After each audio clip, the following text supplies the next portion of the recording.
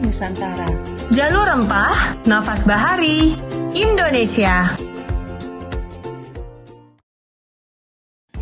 Sejak ratusan tahun lalu, Nusantara telah menjadi pusat dari jalur rempah dunia. Lada, pala, dan cengkeh merupakan 3 komoditas utama rempah Nusantara yang sangat terkenal saat itu di seluruh dunia. Lada misalnya, pada abad ke-16, Kesultanan Banten telah mengekspor lada ke Eropa dan Asia. Kemudian cengkeh dan pala, 2 rempah yang tumbuh subur di Kepulauan Maluku merupakan rempah kelas 1 di Eropa. Harganya pun sangat tinggi. 1 kilogram pala sama dengan 14 ekor sapi jantan dewasa. Sedangkan 1 kilogram cengkeh senilai dengan 7 gram emas. Kepopuleran rempah inilah yang membuat ribuan kapal dari berbagai negara Eropa dan Asia berlayar ke Nusantara, sehingga menjadi jalur rempah sebagai simbol peradaban bahari Nusantara. Jalur Rempah, Nafas Bahari, Indonesia. Sejak ratusan tahun lalu, Nusantara telah menjadi pusat dari jalur rempah dunia. Lada, pala, dan cengkeh merupakan 3 komoditas utama rempah Nusantara yang sangat terkenal saat itu di seluruh dunia. Lada misalnya, pada abad ke-16, Kesultanan Banten telah mengekspor lada ke Eropa dan Asia. Kemudian cengkeh dan pala, 2 rempah yang tumbuh subur di Kepulauan Maluku merupakan rempah kelas 1 di Eropa. Harganya pun sangat tinggi. 1 kilogram pala sama dengan 14 ekor sapi jantan dewasa. Sedangkan 1 kilogram cengkeh senilai dengan 7 gram emas. Kepopuleran rempah inilah yang membuat ribuan kapal dari berbagai negara Eropa dan Asia berlayar ke Nusantara, sehingga menjadi jalur rempah sebagai simbol peradaban bahari Nusantara. Jalur Rempah, Nafas Bahari, Indonesia. Sejak ratusan tahun lalu, Nusantara telah menjadi pusat dari jalur rempah dunia.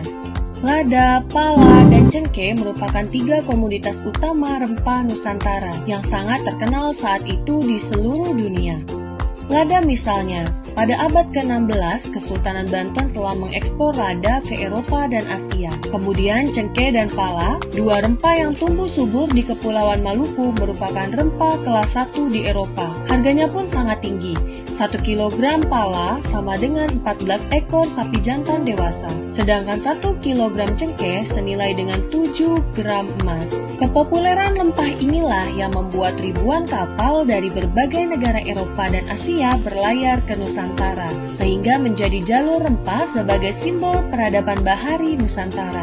Jalur Rempah, Nafas Bahari, Indonesia.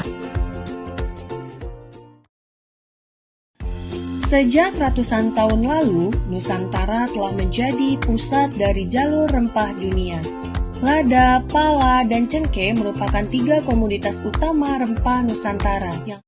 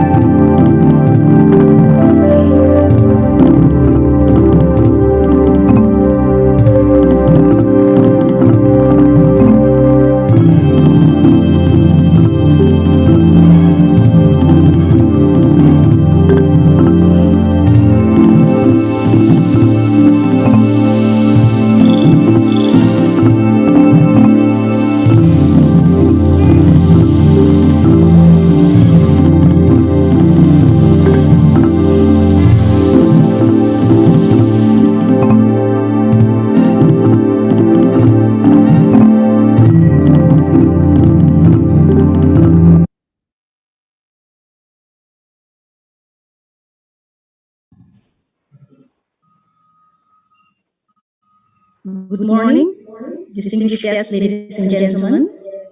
Selamat pagi, Bapak-bapak dan Ibu-ibu Indonesia Raya.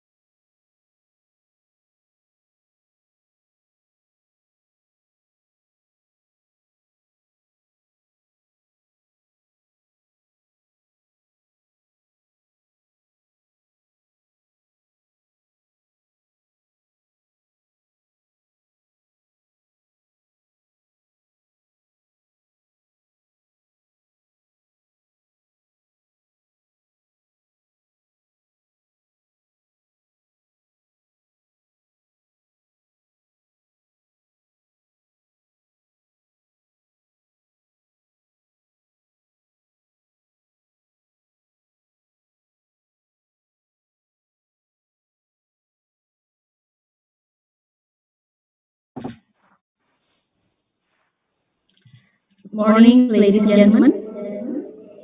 Welcome back to the second International Forum on Spice Route 2020. Today we will have 4 programs, and we will start with the first program, which is public lecture from Dr. Wawan Sujarwo from Indonesian Institute of Sciences, LIPI, the Ethnobiological Society of Indonesia. The presentation will be plant-based spices, an ethnobotanical approach in the case of Indonesia. The second program will be followed with panel discussion, Spice Route, a Southeast Asian perspective. And we will have Ariel Lopez, Ian Alfonso, Prima Nurahmi Mulyasari, and Marina Canetti as presenters. And it will be followed with the second panel discussion, revisiting Spice Route through space and time. We will have Vishwanath Athri, Azad Hith Nanda, and Maulana Ibrahim. The fourth panel discussion will be revisiting spice route through space and time. We will have Annabel Techgalop, Tom Hugerforst, and Dave Lumenta. As to start today's program, we would like to invite Dr. Wawan Sujarwo.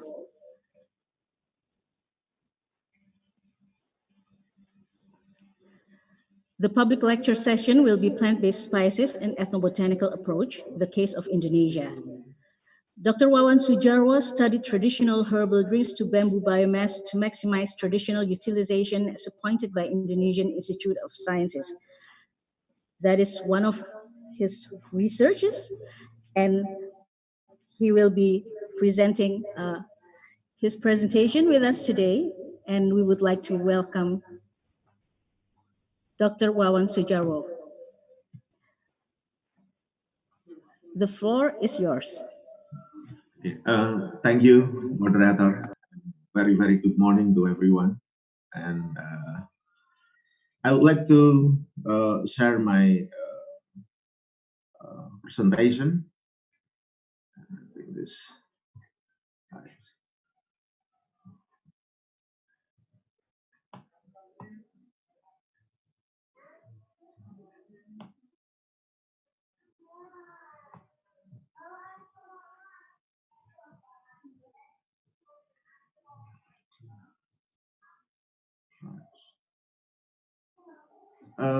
Have you seen my slide presentation?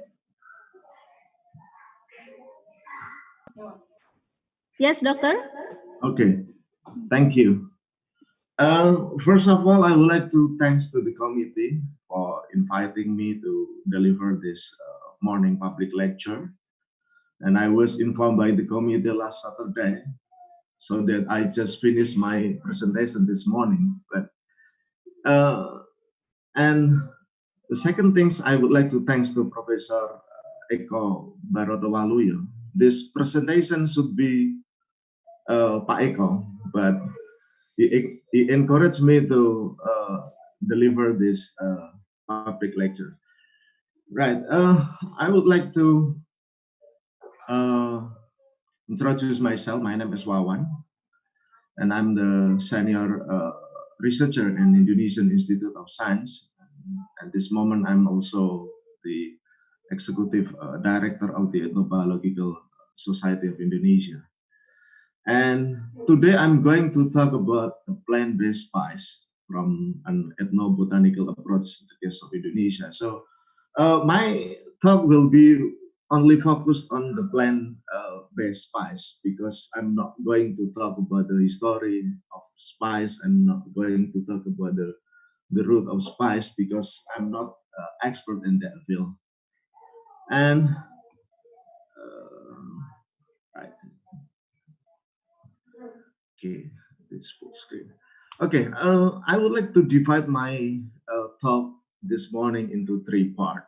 And the first part, I would like to talk about the data on Indonesia vascular plants and spice producing countries. And also ethnobotany, that's my field of study, and a little bit share with all of you about paleo-ethnobotany or archaeobotany. And the last part, of course, the plant-based spice, because what we are talking in the international forum on spice route is the spice. Okay, right. Yesterday I tried to look at the data about spice producing country in the world, and I found the data from FAO. It was in 2011, so I realized that it's almost 10 years ago. So I thought that the data is not valid. So I found this data from YouTube. This is the public domain, and I wish that this data is valid. So starting in 1961, Indonesia was number 6 with the production about 10,000 tons, and you can see India is more than almost 200,000 tons, and almost 60 years ago. And we moved to 1979 and the end of 1970s, and Indonesia was number two with the production almost 50,000 tons of spice, and in India was moving very high, almost 300,000 tons. And in the 1980s, you can see in this screen that Indonesia was not on the top 10 list. I don't know if this data is correct or not, but Indonesia is not in the top 10 list in the 1980s. And starting in the millennial period in 2005, we moved to number two spice producing country in the world with the production more than 100,000 tons. If you see, India is almost 10 times with our production. And in 2020, you can see here that we are still in the top 10 list, but we are number 5 after India, Turkey, Bangladesh, and China. And with the production not so much different, because if you see this data, our production is about 106,000 tons. It's been that our production is decreasing about 500 tons, and you can see India is more than 2 million tons spice production in 2020. So if, uh, in the next slide, I would like to share with you about the biodiversity, natural and cultural richness of Indonesia, but I'm not going to talk about this topic. I just want to point out about the species of vascular plants in Indonesia, which is about 7.5% of the global vascular plants in the world. I took this slide from international one-day webinar on Indonesian biodiversity last week, which was presented by Professor Rosikon. He's also our colleague in LIPI. And you can see here in this slide, and 7.5% vascular plants of the world vascular plants. So we have almost 30,000 plant species growing in Indonesia. So we are number 4 in the world, with the endemism is about 60%, and the threatened species is less than 500 species. So I think it's not so many species are going threatened. So in this slide, I would like to compare the data from Professor Rosikon with the data from Mongabai. As we can see here that we are number 4 after Brazil, Colombia, and China. But if you look at India, India is number 9 with less than 20,000 species of vascular plants. But we are almost 30,000 species of vascular plants. So it's mean that the sources of plant based spice should be many that we can explore, or we do detailed study on these topics. And the second part, I would like to talk about the ethnobotany and a little bit about paleo-ethnobotany. This is my field of study.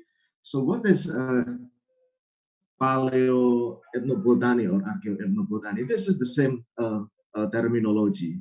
Paleo-ethnobotany is archaeobotany of human and plant interaction in the past.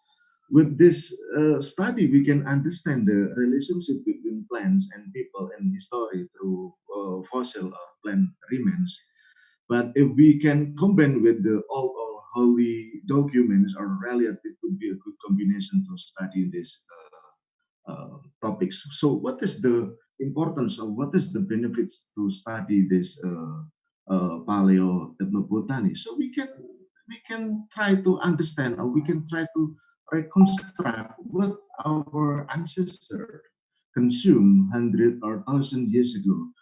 And talking about these two terms, paleo-ethnobotany is the term that people and the Northern America use, and but the European people, they prefer to say archaeobotany.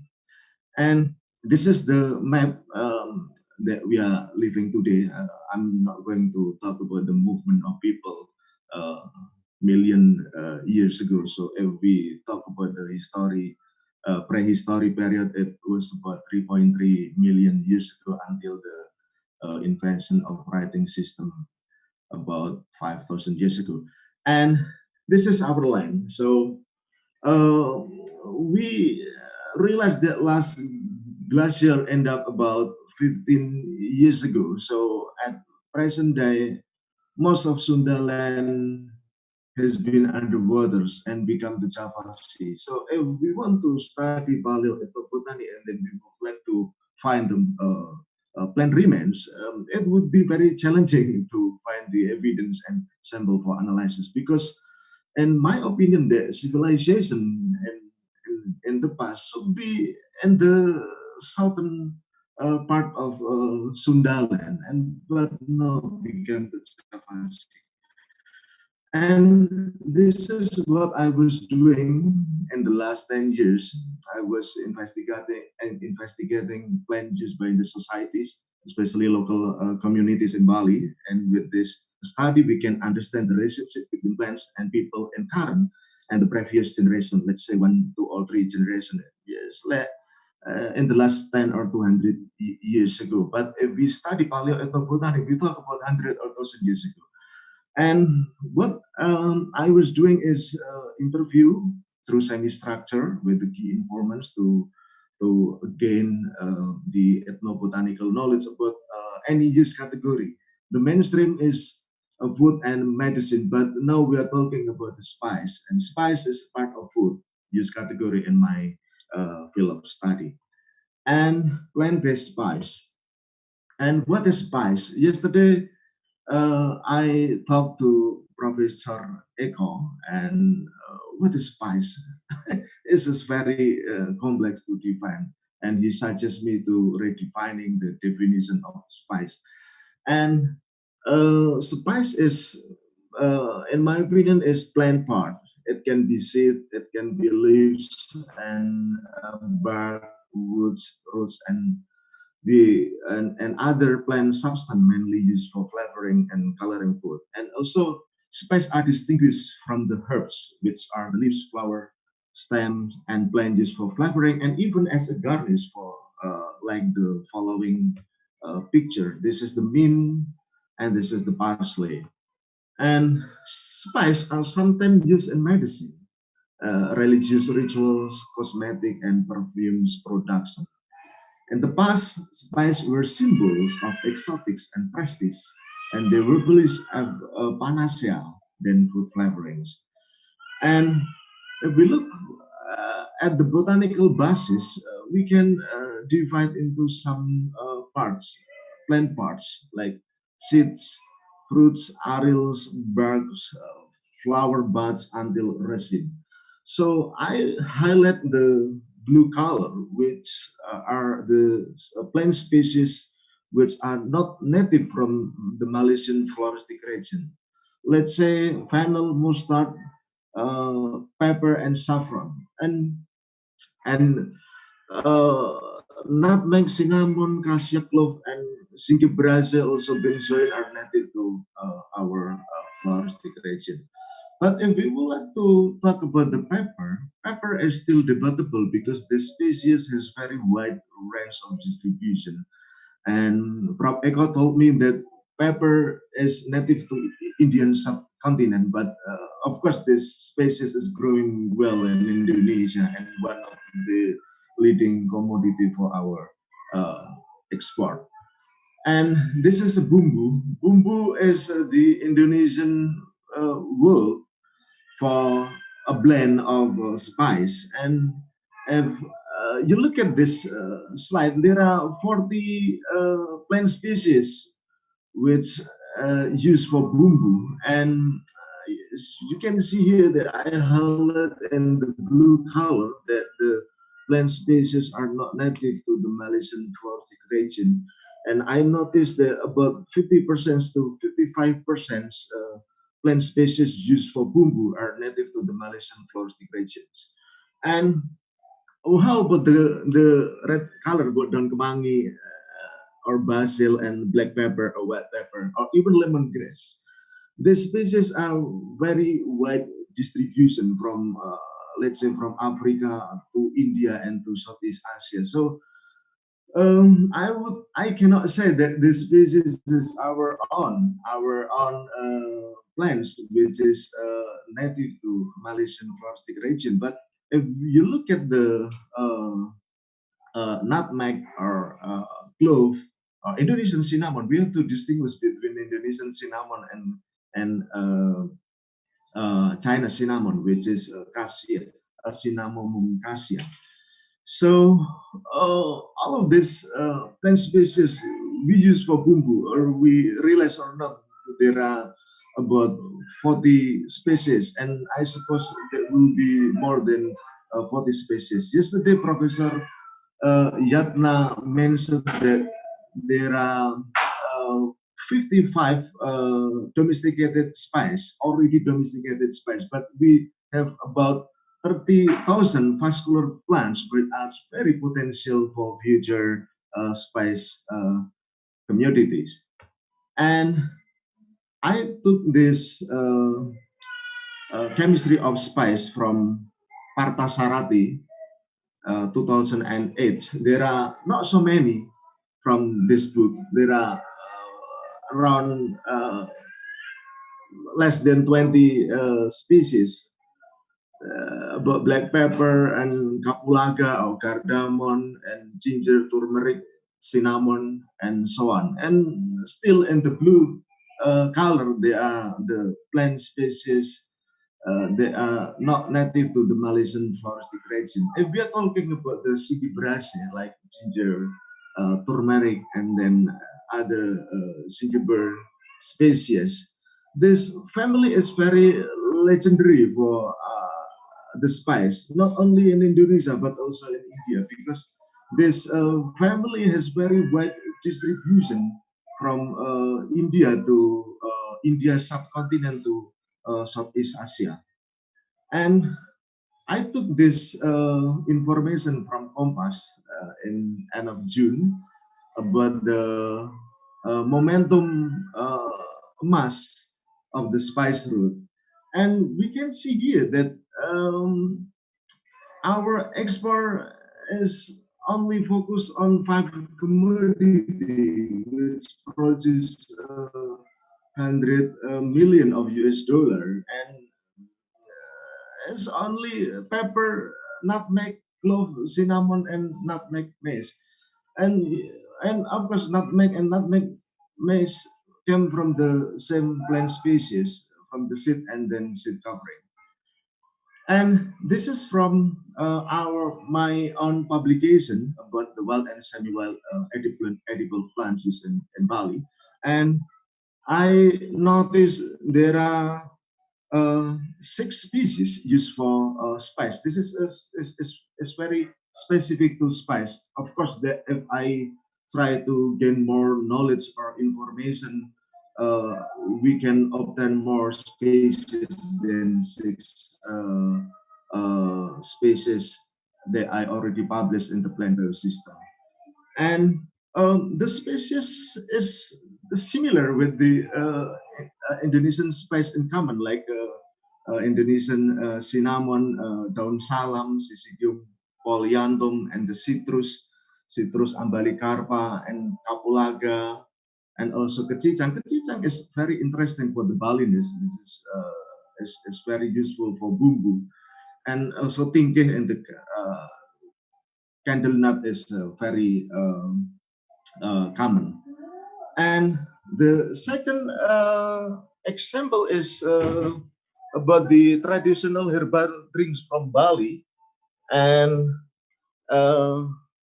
this is the study about my study about herbal drinks in Bali, and I found there are 51 plant species used for herbal drinks, but the main species used for lolo is Alstonia scolaris, which is pule, and balsamifera, Blumea balsamifera, we call it sambong, and of course Indonesian cinnamon and pepper betel. And this is from my recent publication about Cinnamomum burmani, and so this species is one of my favorite plants. It can be used for medicines, it can be used for perfumes and food flavoring and the other use category. So at this moment, there is a trend about the Indonesian cinnamon during the COVID-19 pandemic, because the bark of Cinnamomum burmani is believed in preventing and combating the virus. For example, the wedang uwo is the legendary Javanese herbal drink in which the major component are secang, kaisal pinia sapan, and of course the ginger and Indonesian cinnamon, of course, the kayu manis. And this is another plans to be considered, like paper retrofractum, Singiber surumbet, and other plant species. Not more, but it's about 10 species. But if we look at this species, these species are not mainly native to the Malaysian floristic region, because some species they are very wide distribution from Africa to Indian subcontinent and then to Southeast Asia. Like Spondia spinata, because I have a publication in Spondia spinata. It's very strong evidence that this species could be considered for future spice commodity. Not only Spondia spinata, but also another species in this slide could be very promising if we can do research further on this species. And I would like also talk about the domestication process. What is domestication? Domestication is to bring the wild or semi-wild plant species to be cultivated. So it's mean that people know the use of this species. So it's mean that people know they will cultivate and then spread very wide. And this is about the Pandanus conoideus. This species is native to eastern part of Indonesia. Of course, this is very native. And I thought that some of you maybe know about this species, buah merah or red fruits. And this is our upcoming books about Spondias pinnata, used for treating the diabetes mellitus, will be published in Kompas. And another example is about kayu galedupa or Sindora galedupa. We published this article in Journal of Tropical Ethnobiology, and the people in Sulawesi use this wood of the species for the incense before benzoin replaced the Sindora galedupa. And another example is Notophagus brasii. This species is native to Papua, and our study record that the Dani of the Balium Valley in Jayawijaya believe the use of leaves and bark of this species to cure many illness that are difficult to be cured by other traditional medicine. So it would be very promising if we can study more about this species. And this is the picture about Notophagus brasii. You can see the leaves and the barks, and we can use the barks for future spice commodity.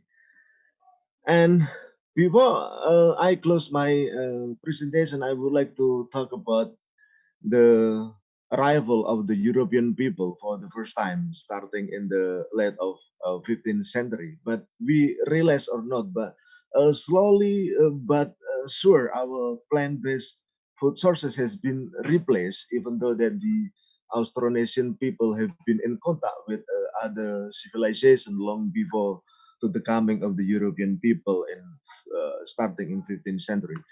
And I took this picture from the relief of Borobudur Temple, and we realize or not that about 70% plant-based food sources that we eat today introduce plant species mainly coming from South America. For example, like potato, chili, tomato, cassava, sweet potato, maize, avocado, cacao, vanilla are native to the South America floristic region. And onion and salad are native to Central Asia from Irano-Turanian floristic region. Mango is also native to Indian subcontinent. And soybean is native to Eastern Asia floristic region. That's why we are not surprising if tofu is very famous in Eastern Asia. And cabbage is native to Europe. Coffee and oil palm are native to Africa. And this is the history of the big companies. If you look at this slide, you look at this data, and the Dutch East Indie or VOC is the largest company in our history with the market capital more than 7 trillion US dollars. So if you go, you can compare with Apple or Microsoft is not comparable. And what makes that it's India is so rich. And one of the product that they produce is the spice. And we know that the spice that they produce so much money for the VOC coming from the eastern part of Indonesia. And they traded the clove, traded the nutmeg, Indonesian cinnamon and pepper. So this is the two um, topics that we can try to discuss after I finish my talk. Uh, and if we look at in the past, the international market was China, from China, India to Middle East. So it was before to the coming of the European people in the 15th century. But after the 15th century, that our market will be a little bit wide because not only from Asia but also to Europe. But in the modern period, is the product is all over the world. But if we look at the commodity, the commodity were cinnamon. I'm little bit sure that cinnamon here is Indonesian cinnamon, which is cinnamon burmani, and also clove, nutmeg, including mace and pepper, candle nut, gambir, chambar, and benzoin. But if we look at benzoin, chambar, and gambir, these three species are native in Sundaland, which is now a Sumatra island. And if we consider the mummy in Egypt 1,000 years ago, there was strong evidence that they used chamber or benzoin to the mummy. And it could be another evidence that our ancestors, the Austronesian people, have been in contact with the other civilization in the Middle East and surrounding area. So this is very old commodity, but all of these plant species are growing in our land in Indonesia. And if we look at the domestic market, I would like to distinguish between the West Indonesia and East Indonesia.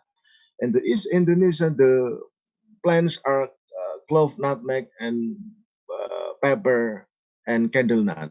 And in the West, cinnamon, chamber, benzoin, and gambir. So there was an exchange between the West Indonesia and East Indonesia. It happened a long time ago, but in this moment, yeah, we know it's, this moment is very global, so it's very easy to trade the commodity among countries in the world. And this is my last slide. I would like to say that Indonesia is blessed with a good soil and climate, which are suitable for spice cultivation. And eastern part of Indonesia has very good potential for agroecological based industry. And unfortunately, that lack of exploration result lack of information of plant-based spice in the area.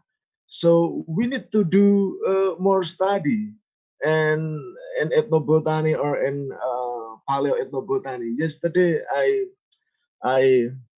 I heard that Professor Yatna has many students doing ethnobotanical study with Prof.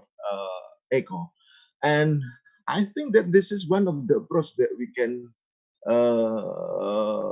document or discover the new spice community in the future. And of course, this is only one of the approach. Probably there are many approach to study about the spice. And the second things that I would like to say is from archaeobotanical and ethnobotanical approach, we can raise the theory of the bioconnection and how biological aspect influence the connection among countries.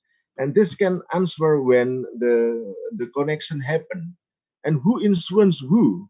And yesterday I talked to Prof. Eko, and he asked me, "Do you know? Are you sure that you have the old or sacred document that explain about the spice route?" And we still do not know about that, but probably historian or another expert can answer this question. And talking about who influenced who, we need to study further. Or even the Austronesian people influence the Indian people, or the Indian people influence the Austronesian people. We can answer this hypothesis by the research. And that is my presentation. And if you still have some question and of course we still have the time to Q&A session, because I like to discuss with all of you about these topics. But if you still have a specific question, you can email me, or if you want to see my profile, I provide my research kit or Scopus or even Google Scholar. If you want to read my publication, you can do it. Thank you for your attention. Thank you, Dr. Sujarwo. We still have time for Q&A, so I will let you raise hand for all the participants who have any question. You could use the raise hand feature from the Zoom. Thank you.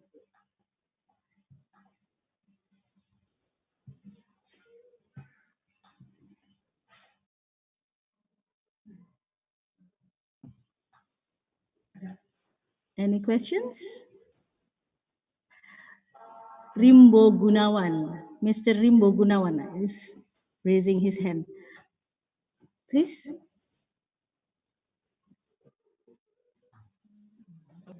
I cannot say anything. Well, can you hear me? Yes. Oh, yes, thank you. Dr. Wawan, Dr. Sujarwo, I like your presentation. I really enjoy your presentation. But somehow I need a more clarification on the definition of spice that you have mentioned in the early in your presentation. So for me, it's something not something to do with the defining or describing the parts of a plant used by human, but for me it's more on the way we organize our knowledge and our information about the function of that plant. So yeah, it's more on the way we human organize our information about that plant and then place it into our category. Then we use it, we name it according to our terms. In Indonesia, we have the term bumbu. Bumbu is a different time. So bumbu for me is not something to do with the substance, but it's the way we organize the thing into that fit to our system of knowledge. And I think this is also the way we learn ethnobotany. I think ethnobotany is more referred to the way the people organize the knowledge about the environments, not only the environment, especially the plants and its function in fulfilling their needs. So basically, for me, it's about definitions, not definition of function, not definition of parts or denote to the plant uh, function, or not the denote to the plant Parts. parts. So Yeah. basically, that's my question. So what do you think? Yes, thank you, Pak Rimbo, for the question. And I was thinking, so you know that I'm not really expert in the spice field of study, because you know that when I try to look at the reference, spice refers to the plant parts. It can be leaves, it can be roots, barks, woods, roots, and so on. And then the plant part that can produce substance for food flavorings and coloring. So another things that we can consider as spice refers to the use category. It can be medicine. It can be, of course, that we all agree that spice is for food flavoring and coloring, right? And for another uses beside food flavoring and coloring, we can consider spice for the incense, Yes. spice for the medicine, space for the perfume or cosmetic production. So there are many definitions that we can raise for the spice. That's why yesterday I talked to Prof. Eko that he told me that probably we could try to redefining what is spice, because for the businessman, spices look for the commodity that can produce the benefits, right? That we can sell the barks, we can sell the woods, roots, or the leaves that can give the flavoring to the food. So that could be my answer, Pak Rimbo. But if you would like to elaborate some more, please. Yeah, so far it's okay, but probably I will have a contact with you through email or something so we can discuss more.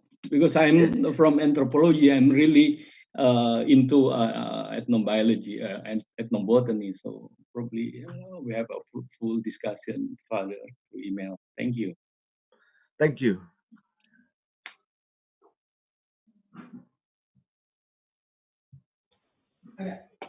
Next, we have Pak Suherman. Please.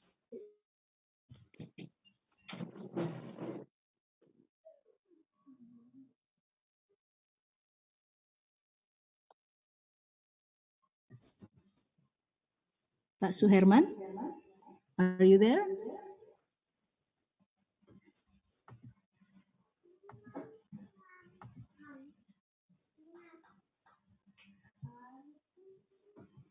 While we're waiting for Pak Suherman, maybe other participants would like to raise hand for questions.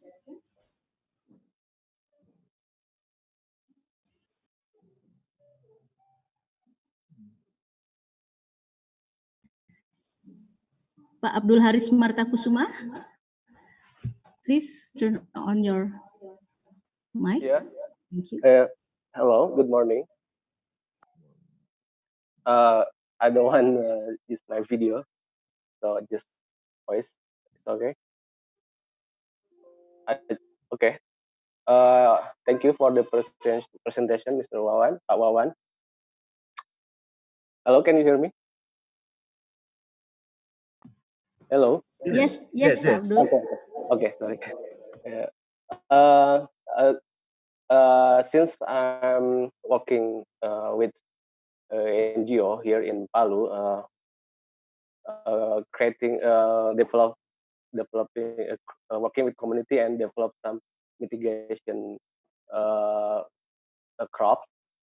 Can you suggest me, is there any basic crops or plant that has a function mitigation as well as that crop or plants is defined as spice? That's it, my question. Thank you very much. Okay. Thank you for the question, Pak Aris. And I would say that Indonesia is very rich on vascular plants. You know that I have saw to all of you that almost 30,000 species of plants. But our community is only lie on four plant species: clove, peppers, nutmeg, and Indonesian cinnamon, which is kayu manis. So in Sulawesi, we found from our own study that was Sindora Galedupa. It was an incense that the people in Sulawesi burned before the Stirak benzoin replaced the Sindora Galedupa. Probably a long time ago. We still have the plant species, and then we already published the paper in the Journal of Tropical Ethnobiology. Of course, for another plant species that I can suggest so many plant sources that we can use for spice. And 20 years ago, we published in Prussia, right?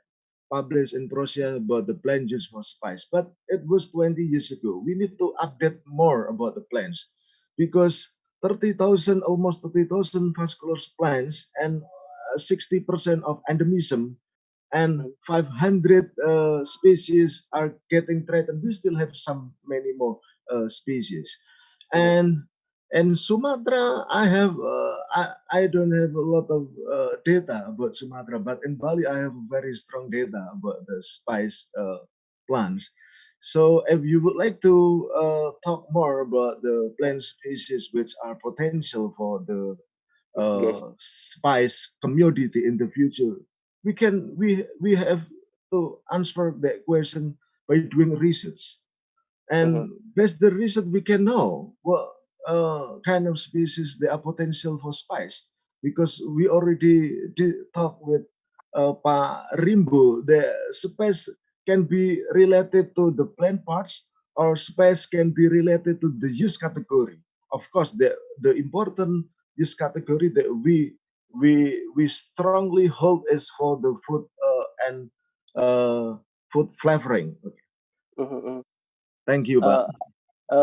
Sorry, I can relate to the answer that, I mean, the plan or a spicy plan that has function to reduce or prevent the disaster or flash flood, hydrometeorological flash flood disaster like flash flood or a landslide like that, has function like that. If you can mention in Bahasa what the plan or spicy tree you suggest here in Sulawesi, or yeah, Sulawesi, endemic eastern part of Indonesia. Okay, thank you, Pak Abdul. But I think that is a little bit out of the topics, because if we are talking about the plan used for the landslide or for the disaster mitigation, it's not related to the spice. Yes. Okay, I mean, Yeah, you can email me. Yeah. Okay, you yeah, can email me. Okay, sorry.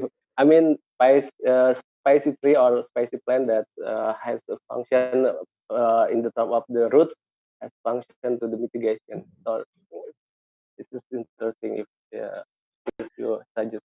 Okay, No, I will email.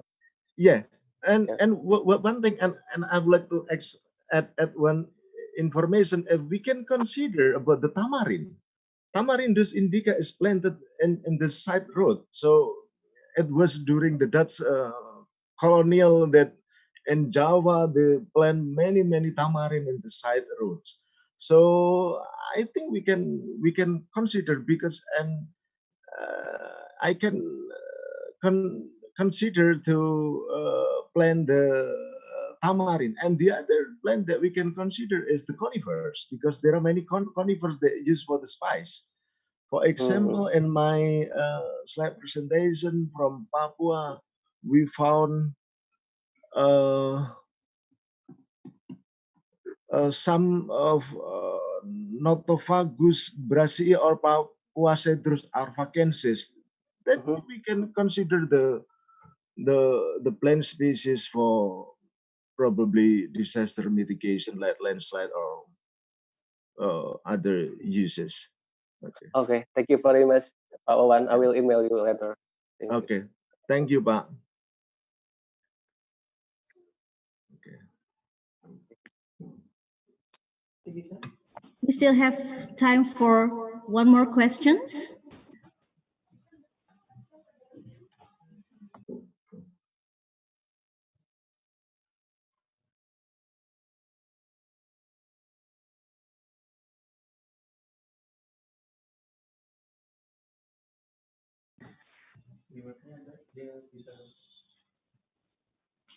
Any more questions?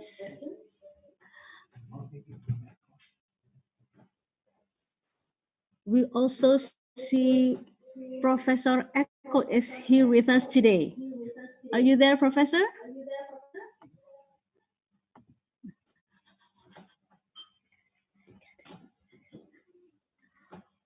Oh, we have Pak Nicholas and Ibu Dian Purbasari for question. Okay, that's okay. We still have time for question. Please, Pak Nicholas. Ya. Okay. Can you hear me? Sir, Pak Wawan? Yes, Pak. Yes. Can I speak in bahasa? Yes, of course. Ya, Okay. ya Pak, tentu saja. Silakan Pak. Ya, saya lihat karena ini sebagian besar kita di Indonesia. Saya Nicholas Jembris dari LSM Gemapala, dari Fakfak, Pak, Papua Barat. Ya, saya lihat apa yang Bapak presentasikan itu menarik sekali karena negeri kita itu sangat kaya dengan hal-hal yang terkait dengan etnobotani dan ada banyak hal. Dan terus terang salah satunya seperti di daerah saya ini di Fakfak yang terkenal dengan nutmeg-nya, pala ya. Bahkan mungkin di Papua itu kalau tanya kota pala ya kota Fakfak. Ya, jadi jenis apa? Pala di sini kan dia beda dengan pala Banda. Jadi Myristica argentea warp. Dan memang dari sisi penampilannya juga sangat berbeda, kandungannya juga memang agak berbeda, tetapi memang produksinya memang tidak besar, sekalipun daerah kami cukup besar, memang ini tantangan, dan belum banyak tulisan, Pak. Belum banyak tulisan, atau banyak mungkin yang belum meneliti juga di daerah kami. Dan ada banyak jenis-jenis lokal di sini, seperti selain pala di sini bilang pala Papua atau pala Fakfak, yang Myristica argentea warp itu, kemudian ada juga masoi, ya kayu masoi. Dan ini dalam tradisi masyarakat lokal di sini itu sangat penuh dengan nilai-nilai kearifan lokal mereka, begitu. Jadi kalau mau panen itu ada ritual dan penanaman dan seterusnya, Pak. Jadi sangat kaya sekali negeri kita. Di Fakfak saja seperti itu, Pak.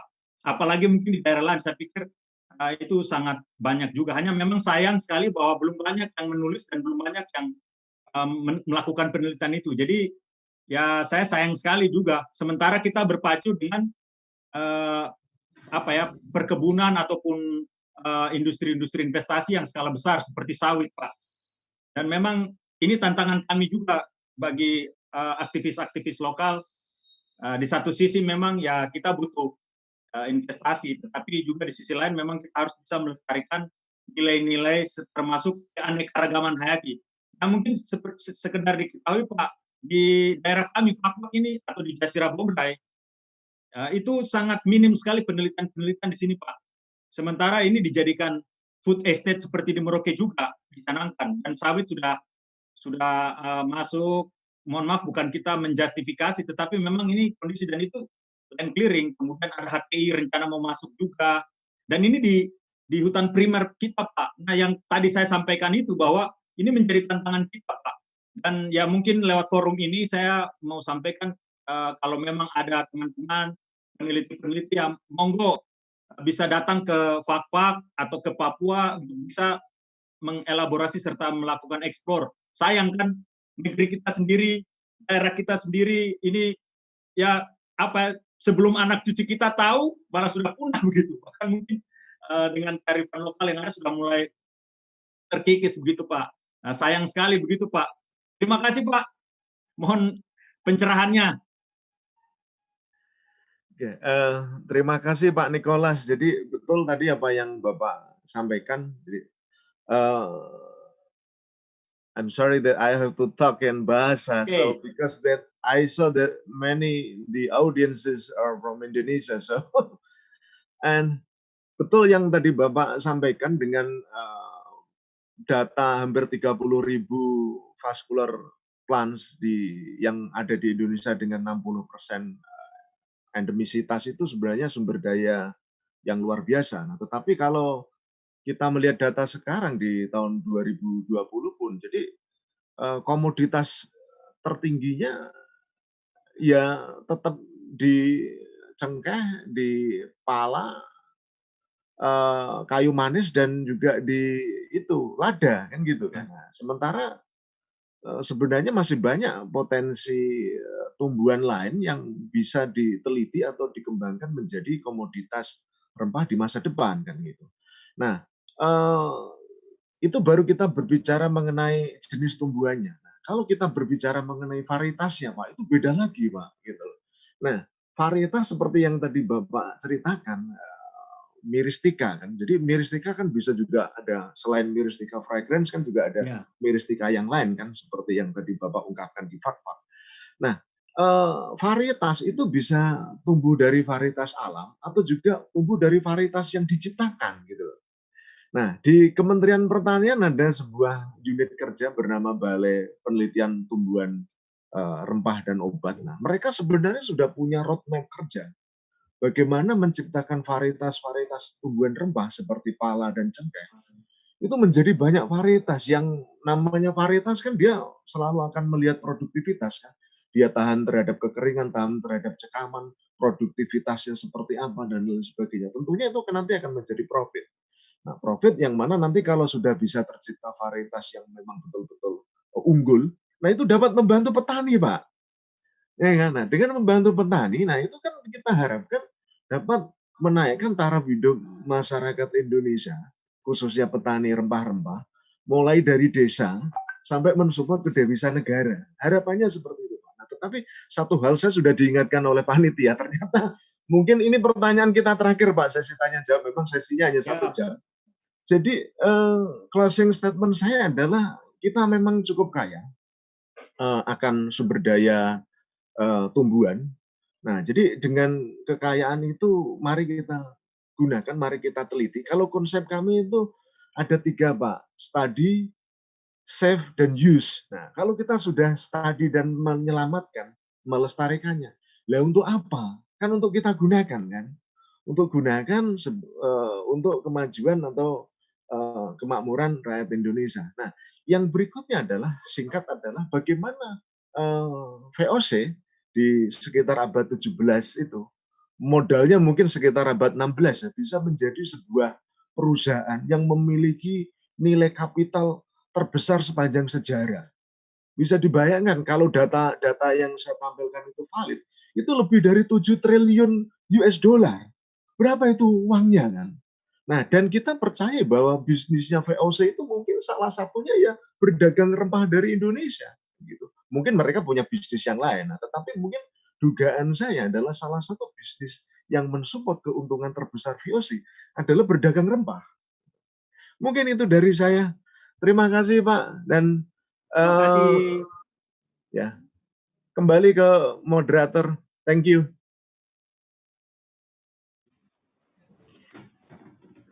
Thank you very much, Dr. Sujarwo.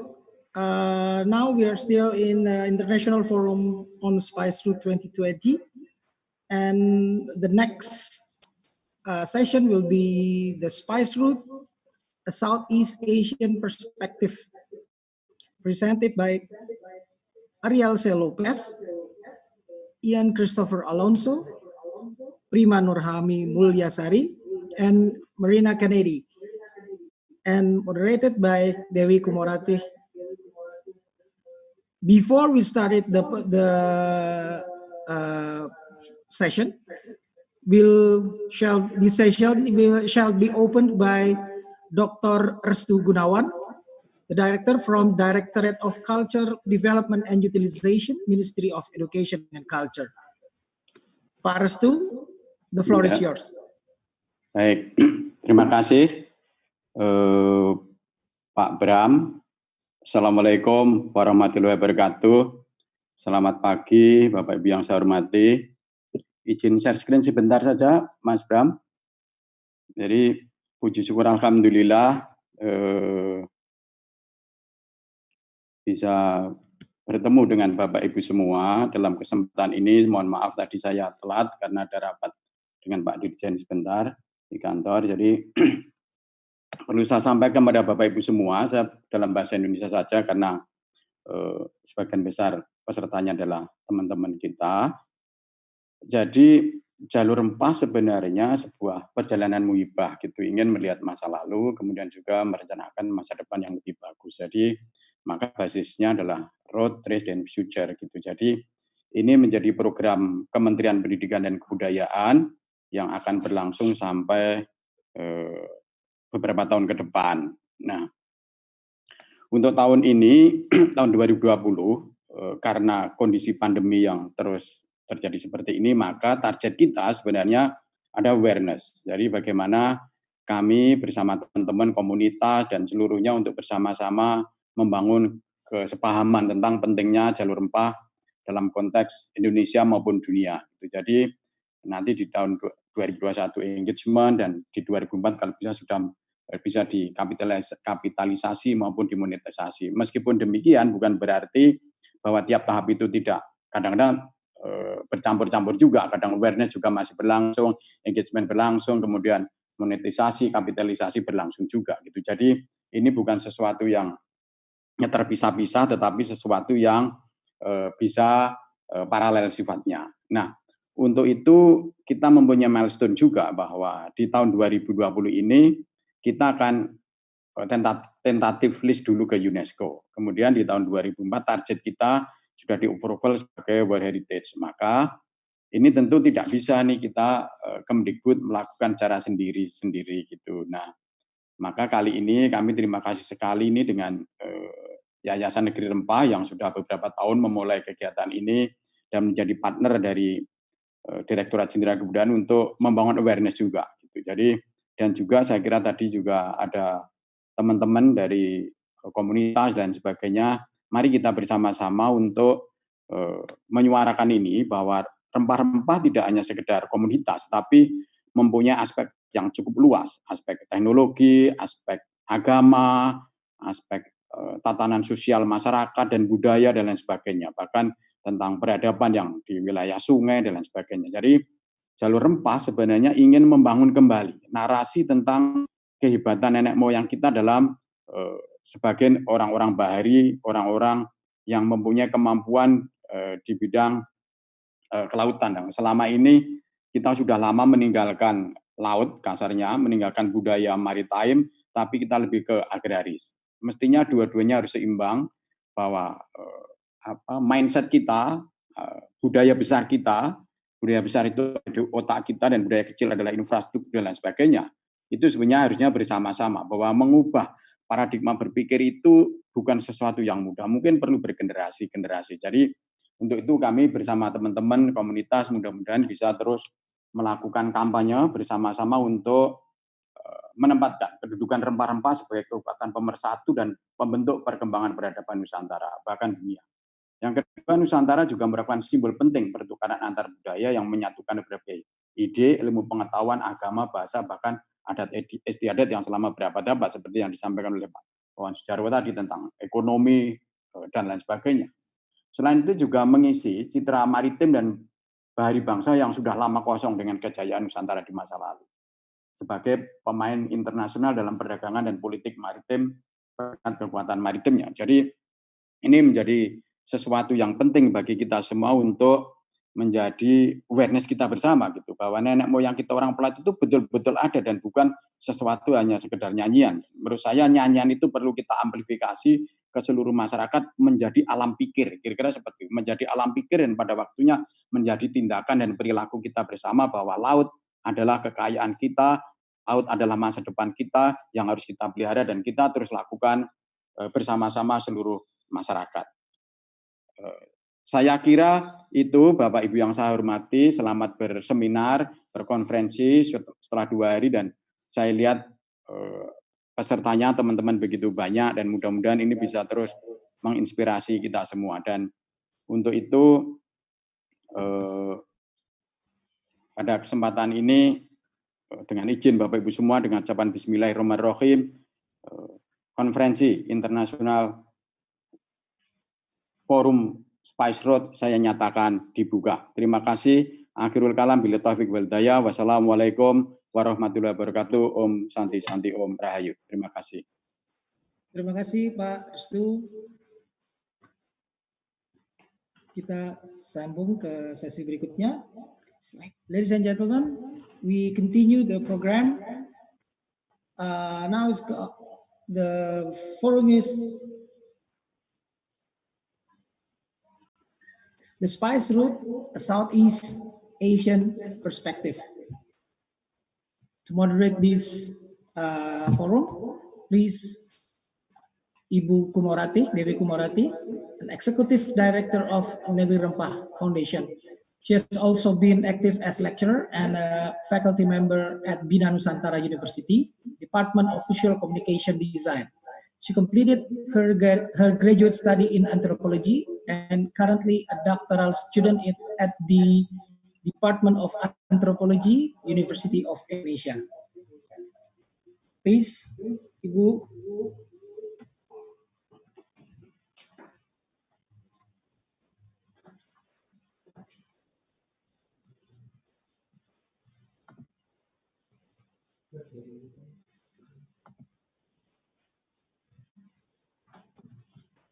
Good morning, all participants. Nice meeting you today.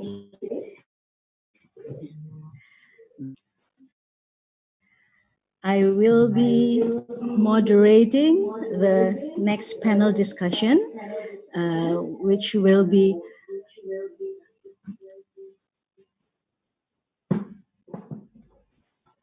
titled Spice Route from Southeast Asian Perspective. I would like to invite all the speakers in this session. Today we have, excuse me, I think there's technical problems in the, is it the sound okay?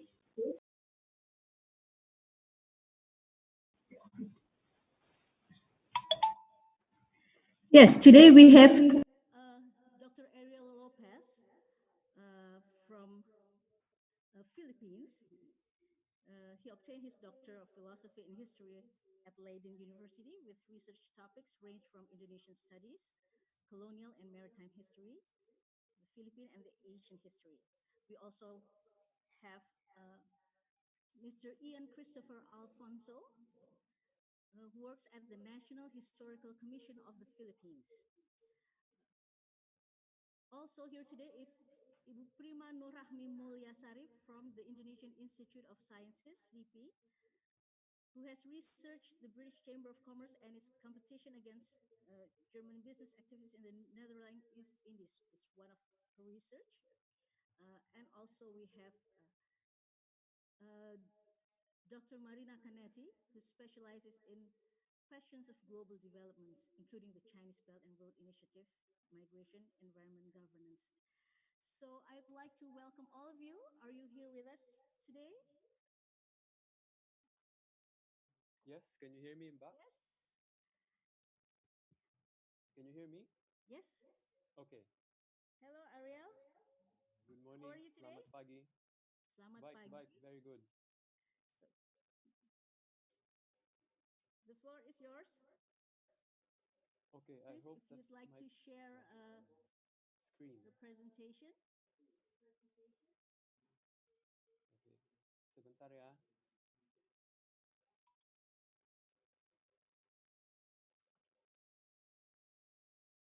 Oke, selamat pagi. Assalamualaikum warahmatullahi wabarakatuh. I'm Arya Lopez, and my partner is Christopher Ian Alfonso. I am from the University of the Philippines, and my partner, who you will hear later on, works for the National Historical Commission of the Philippines. And wait.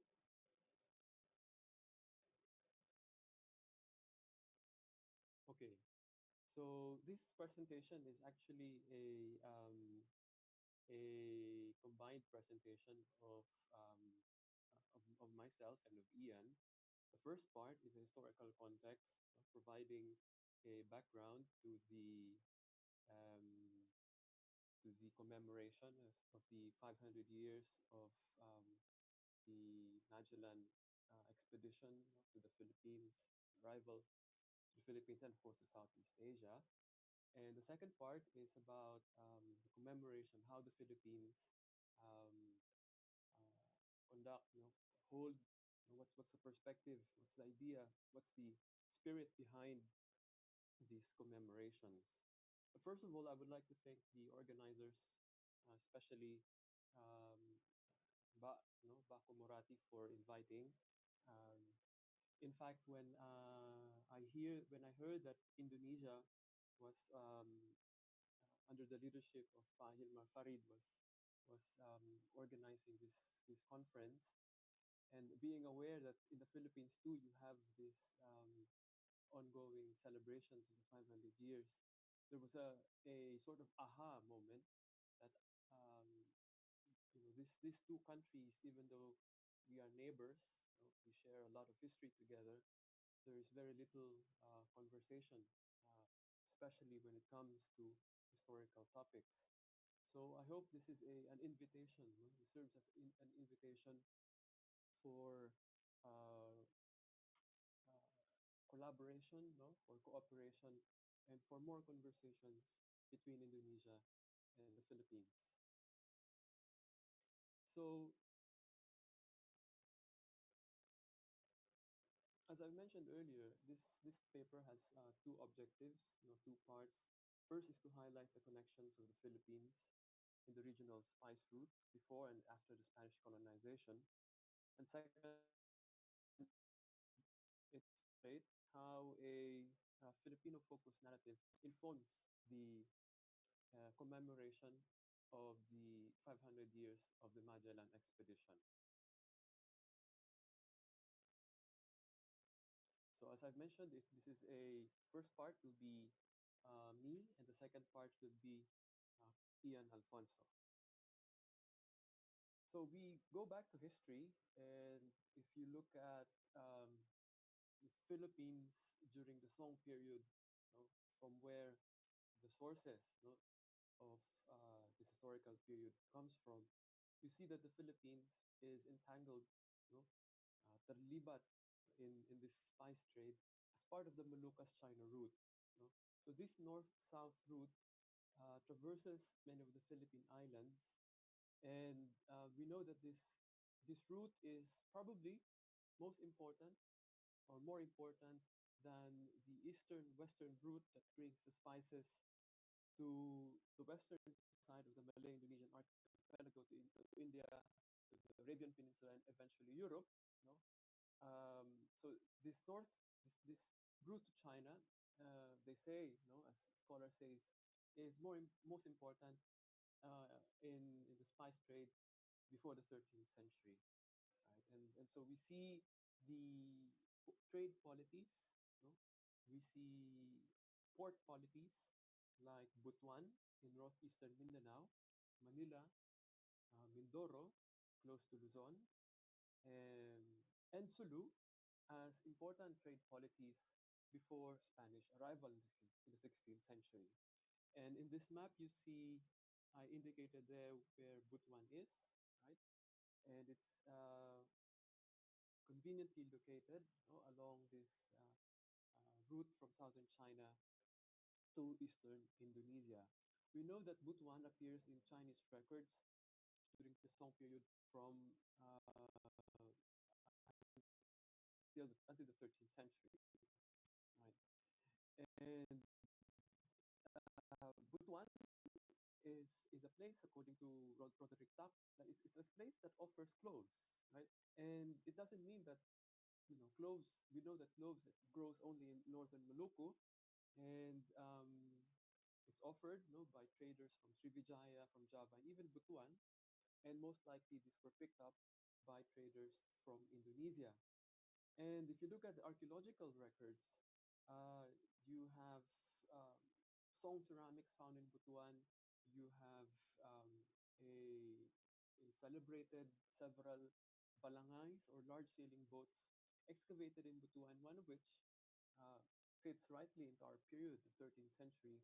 And this one is exhibited, not the one in the photo, but one exhibited in the National Museum dates back to around 1250 AD, towards the end of the Song period. Meanwhile, if you look at other trade polities, and they seem to have, they seem to to rise a bit later than Butuan, say, example of Sulu and Manila in 14th and 15th centuries. Uh, so Sulu, some scholars say, and probably this is true, that like Brunei, was under the influence, of the Majapahit, and through the course of time, it was able uh, to to remove itself from the influence of Majapahit. In fact, in 1368, Sulu attacked Brunei, but its attack was repulsed, by the help of Majapahit forces of who came to Brunei and to help came to Brunei to help Brunei and to fend off the attack from Sulu. I think one clue, one um, hint to this emerging, regional trade is quite a rare find, the Pandanan shipwreck found very close to Sulu at the bottom tip of the island of Palawan, also in the Philippines. And here you find thousands of artifacts, um, ceramics, coming from southern China, from Thailand, and most especially also from Vietnam. And while they don't have evidence of this carrying spices, right? Most likely in the return trip, from wherever this ship came from, most likely in the return trip to southern China, perhaps to Champa, to Vietnam, it likely carried spices.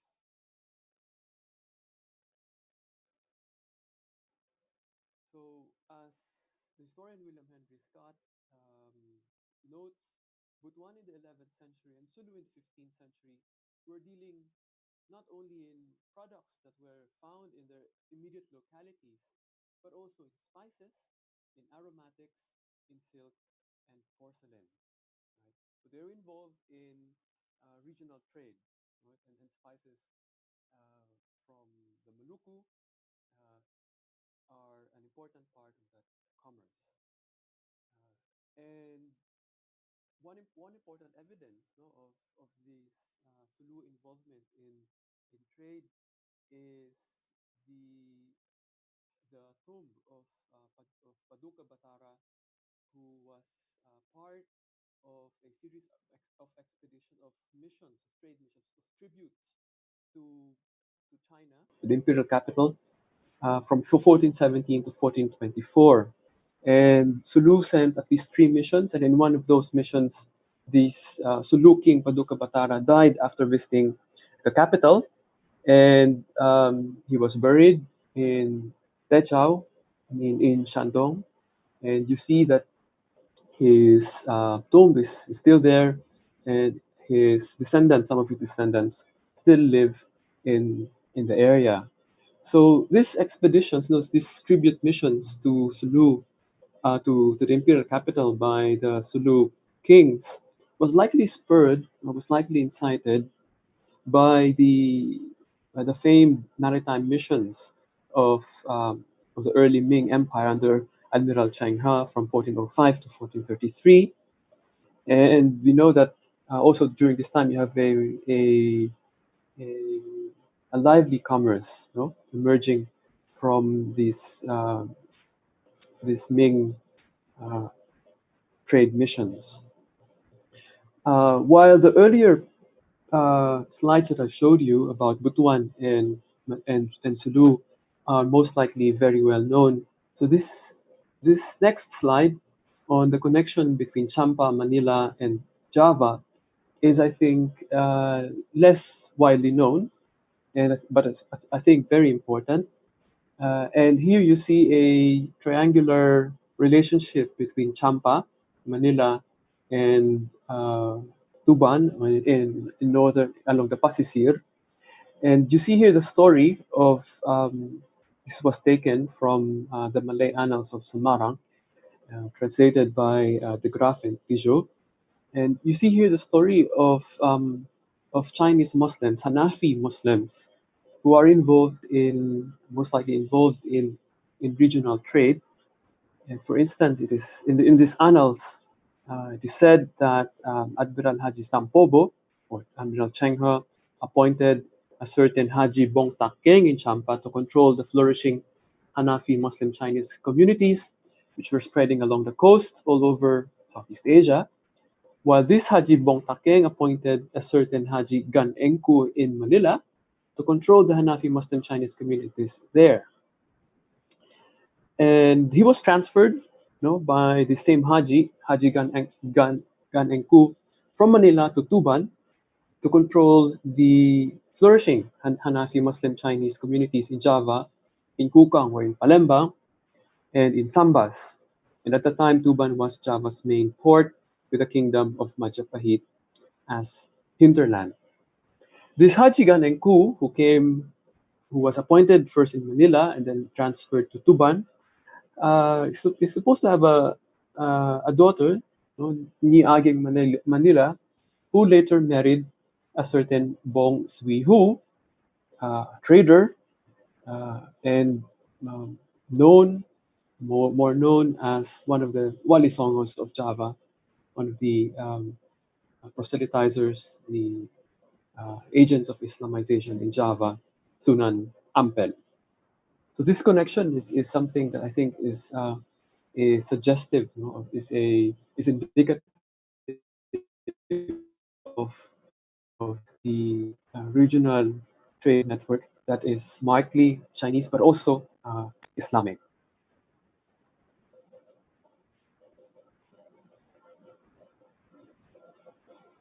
By the early 16th century, 1500s, we see in the literature, people of Luzon, the Lusoes, were active throughout the Malay-Indonesian archipelago.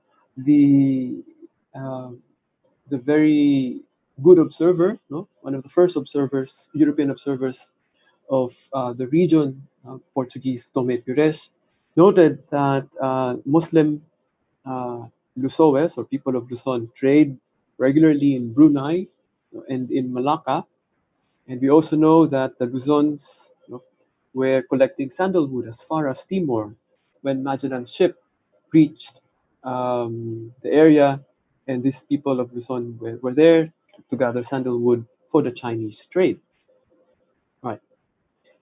But all of this, of course, would have a dramatic turnaround when these Spaniards arrived in the 16th century. And what is not very emphasized in the literature is that what the Spaniards actually did was to cut and to benefit from the former Islamic trade networks that they saw when they arrived. So they know that without these trade connections of the Philippine archipelago with the wider region, these trade polities of Manila, Mindoro, Sulu, they would not survive. So they need it. The Spaniards need to cut it to destroy the connections of the Philippines with Indonesia, with China, in order for them um, to to be successful in their colonizing enterprise. So this is what they do. First, according to William Henry Scott, Mindoro must be neutralized. Mindoro is that island close to Luzon.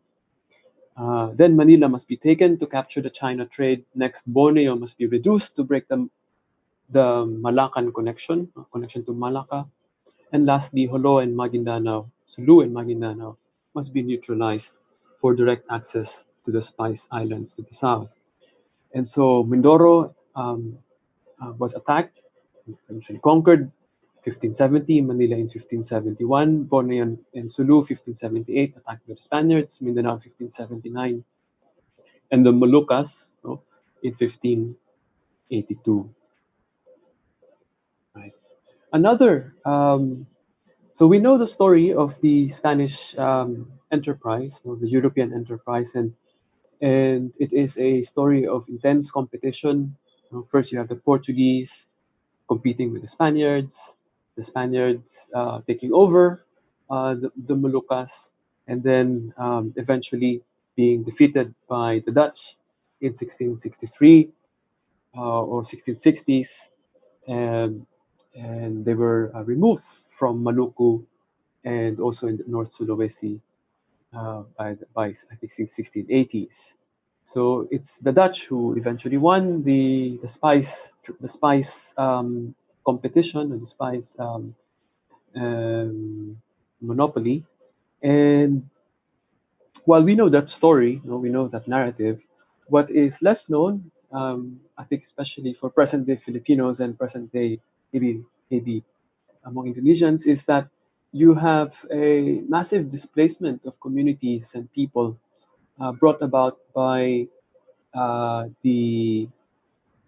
by this spice um, competition.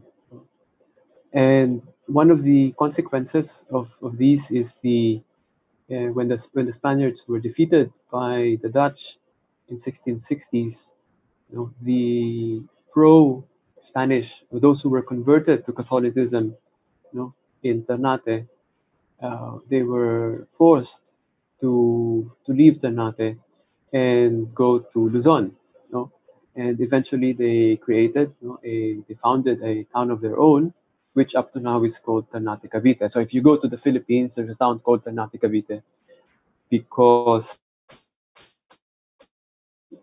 original inhabitants came with the Spaniards from Ternate in Maluku and founded their own town. And this is a photo of a book, that tells the story of the Ternateños, people from Ternate, and they have a certain language. It's a it's a Creole language. It's a mixture of local language and most especially of Spanish. So while you have people from what is now Indonesia going to the Philippines, you also have people from the Philippines, going to Indonesia.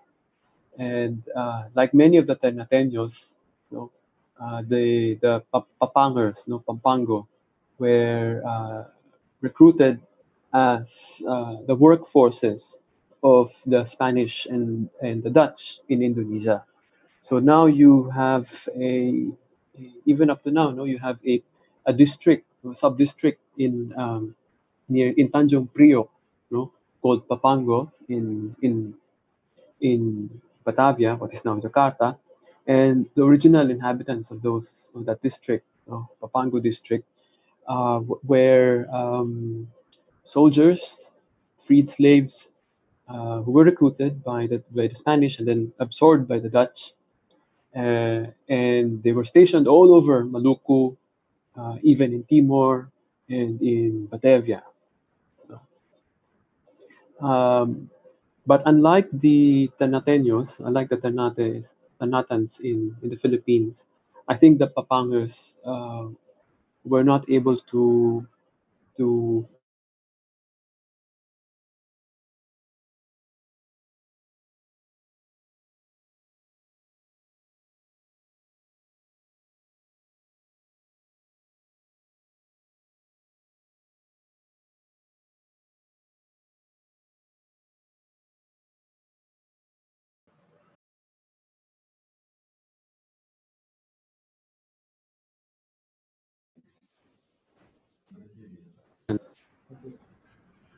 Ariel, are you there?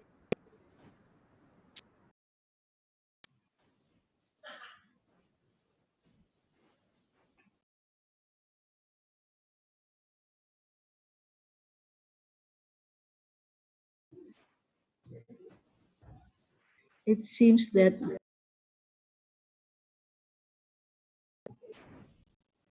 has technical problems, I suppose.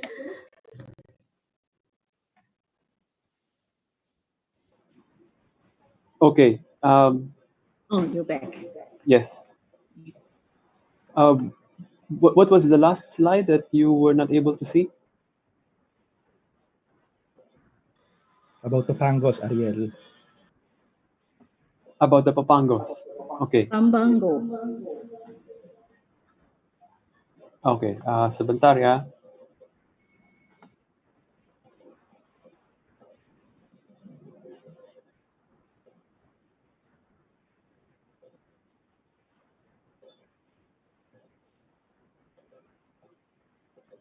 Yep. Okay. So, so as I mentioned earlier, while you have people from the Malay-Indonesian archipelago going to the Philippines, and wait, I think my video is not there. Yep. So, so while you have people from the Philippines, going to and settling in what is now Cavite in Luzon, you also have people from the Philippines um, being recruited, settling down in Indonesia. And what is not very widely known is that the Papango district, in Jakarta, in Tanjung Priok, was originally founded by people from the Philippine province of Pampanga. And like the Ternatans, they were originally recruited as the workforce of the Spanish and the Dutch. Many of them were originally freed slaves, right? And so while the Ternatans of Cavite spoke a Creole language, based on Spanish, what the Papangers spoke most likely first generations would be Malay. And it seems to me that the Tanatans of Cavite were able to keep their ethnic identity much longer than the Pangers did, in Indonesia.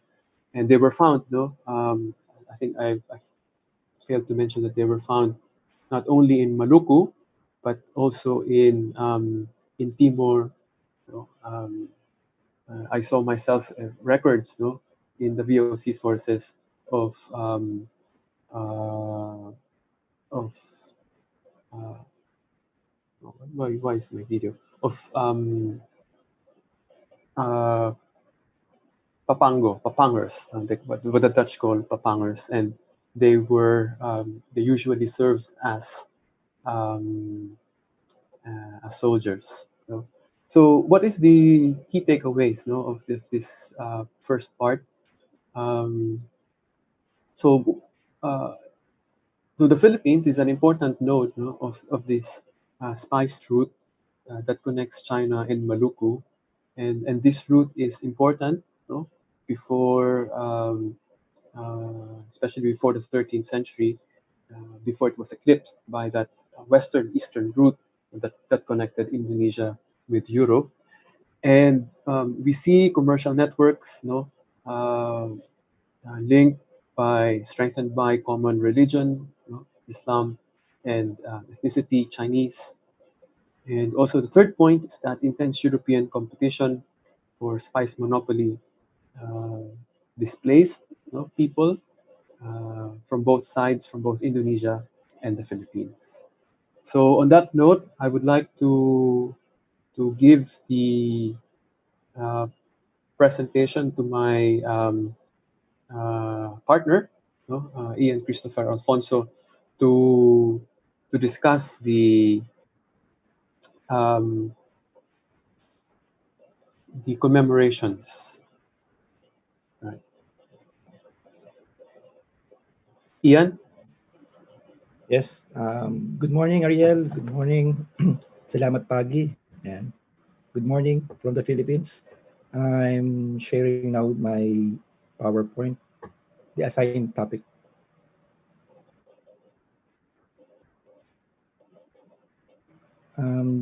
As Ariel mentioned a while ago,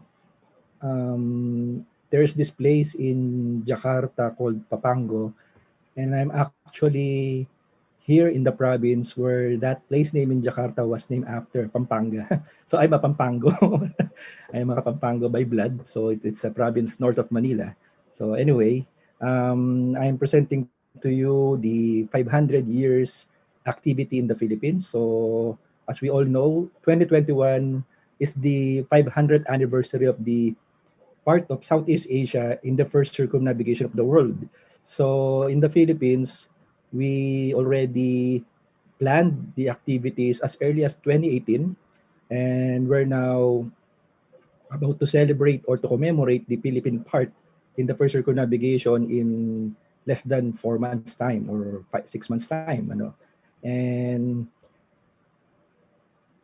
the national government of the Philippines is the one spearheading the commemoration, and we branded it as the 2021 quincentennial commemorations in the Philippines. It was sponsored by the Office of the President of the Philippines, and yours truly is part of the Office of the President under the National Historical Commission of the Philippines. And for the particular commemoration, the President of the Philippines organized an office called the National Quincentennial Committee. It's an interagency ad hoc committee composed of the Ministry of Foreign Affairs, the Ministry of Tourism, the Ministry on Culture and the Arts, Ministry on History, Ministry on Interior and Local Government, and the Presidential Communications. So what we are highlighting in this commemoration is not Magellan or the arrival of the expedition itself, but we are highlighting the 500th anniversary of the victory at Mactan. As we all know, Ferdinand Magellan um, entered into local politics in central Philippines, which caused his death. and and and that event in Philippine history, the death of Magellan, is being celebrated by our heroes up until 19th century in the 1800s, when the Philippines was established as a nation. They appropriated the memory of the Battle of Mactan, the victory at Mactan, as a symbolic victory against colonizers. So the Philippine government wants that event in 1521 to be the highlight of the quincentennial or the 500th anniversary. And of course, the meta narrative or the grand narrative of the quincentennial will be the circumnavigation of the planet.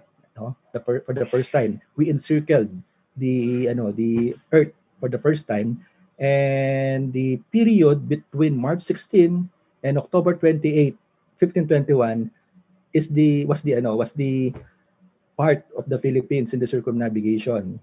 And for as we all know, the Philippines the majority of the Philippine population is Roman Catholic or Christian. It is also the 500th anniversary of the Christianity in the Philippines. Also during the arrival of the expedition, of the Magellan expedition, whose purpose was actually to get to Maluku, particularly Ternate. Because of that expedition, our ancestors got acquainted with the Christianity. So Magellan introduced Christian faith to the Filipinos, and for majority of the Filipinos, 2021 is a great milestone for them as a Christian. And there are two institutions in the country, in the Philippines, spearheading the 500 years. There's this government-led, which is more on historical and cultural aspect of the quincentennial or the 500 years, and the church-led, because as I mentioned a while ago, it's the 500 years of the introduction of Christianity. So just to differentiate the two, the government is focusing on the historical aspect of the circumnavigation of the trade route, and then the victory at Mactan, and then the church, of course, the Christianity. And then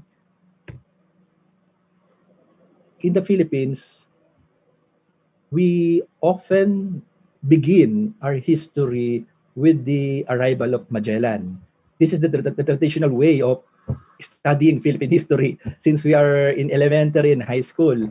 But for almost a century now, historians and scholars wanted to remove that idea that the Philippine history should begin in 1521, in the arrival of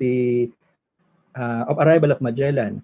So for a century, there were advocacies, there were attempts to trace back Philippine history as early as the things Ariel Lopez mentioning a while ago, our interactions with the Majapahit Empire, anything about pre-colonial Philippines. So the good thing now for this commemoration, the government wants to emphasize the pre-colonial, what was the Philippines before the arrival of these colonizers, of these Spaniards, so of the Europeans. So we want to highlight the Filipino perspective of this commemoration. That's why even on the praising, even on the context we are favoring, you can feel, or you can see the Filipino-centric point of view. So, and then we are also promoting the to re-educate our countrymen, and of course the other peoples or the foreigners, that 1521 was not the year the Philippines was discovered, because for a long time it is being ascribed as the discovery of the Philippines, which was an insult to our ancestors, because our ancestors were being here for thousands of years as part of the Austronesian world. So, and then it is also one way of rediscovering our ties with our neighboring countries. So it is to dispel the notion, the misconceptions that the Filipinos were discovered, or the Europeans or the Spaniards introduced civilization to our ancestors, which is very below the belt. It's a very insulting thing to fed your people that you were civilized by the colonizers. So we want that to be dispelled in this commemoration. So, and then just a while ago, what I said, we begin this re-education by the proper usage, of the proper phrasing of the celebration. So instead of 500 years of the discovery of the Philippines, which by the way, in 1921, when we were under the Americans, the U.S. insular government of the Philippines, they actually sponsored the 400 years of the discovery of the Philippines. So it was of course given because we were under the colonizers, and then the point of view of national history is very colonial. So 100 years hence, in 2021, we don't want to follow that. We don't want to follow that tradition. So instead of 500 years of discovery of the Philippines, we favored to use instead 500th anniversary of the Philippine part in the first circumnavigation of the world, because the grand narrative here is the circumnavigation, not the colonial thing. So we are one with the world in celebrating, in commemorating this achievement of humanity. Now, for the first time, we empirically prove that the Earth is round, and then and because of the trade route, the West and East had this unprecedented connection, and the globalization and etc. The cross-cultural exchanges, and then we understand our planet, our home planet, well because of this achievement of humanity, and because there are several commemorations in 1521, we collectively call it as the 2021 quincentennial commemorations in the Philippines. And then our team actually revolves on two aspects of that historical event. The victory symbolizes of course, the triumph of our ancestors in defeating Magellan in 1521 in Mactan. So, and then actually, your Panglima Awang, Enrique de Malacca, actually was part and parcel, or part of that, actually after the victory at Mactan on April 27, 1521, Panglima Awang or Enrique de Malacca, the translator of Magellan here in Southeast Asia, actually um, plotted to massacre these Europeans in Cebu. So that aspect of the circumnavigation should be highlighted. Our love of freedom, sovereignty, and also a call to anyone to respect the territoriality of the peoples.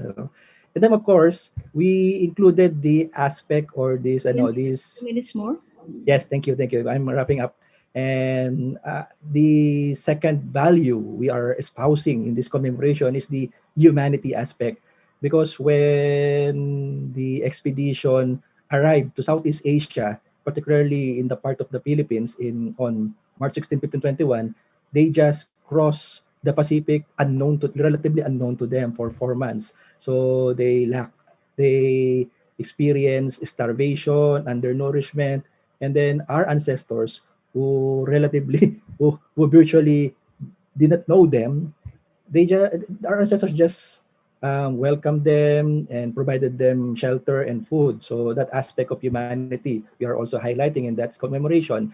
And then just as a conclusion, one of the contributions of this commemoration to Philippine history and of course to world history is to trace the route of the expedition, of the Magellan-Elcano expedition in the Philippines. So when you open a book about the circumnavigation, the routes, the maps in those materials are quite garbled, or maybe because the foreign authors are not familiar on our geography. So the National Historical Commission of the Philippines led an extensive research to trace the place names mentioned in the accounts of the circumnavigation, and happened to trace 33 out of 36 place names mentioned along the route of the first circumnavigation of the world. So if you will see, the map ends at Ternate in the Maluku. So this is the what we call this. So far um, the product of an extensive research of the government to trace the landing sites, the places visited by the expedition in the Philippines. So, and we are also marking these sites with historical marker and a humble monument, and then there's this relief depicting the event in that particular place. So even in the artworks we are installing, these are the sketches of the reliefs we are installing per site along the route of the expedition. We emphasize we favored our ancestors to be the highlight of the artworks. No? So if you will see here, our ancestors were tattooed because they were documented as tattooed people. And then here's Enrique de Malacca bridging the two rulers, a certain ruler among our ancestors and then Magellan. So these are just some of the example sketches. So just to show the even in the artworks we are favoring our ancestors in this circumnavigation. So in the Battle of Mactan, and okay, that's it. So thank you very much for giving us opportunity to present the Philippine commemoration of the first circumnavigation in 2021. Thank you, Ariel and Ian. Hello, Mbak. Yes. Oh, you. I think we have a video. Oh yes, 1 minute video. Yes. We'll share it from here.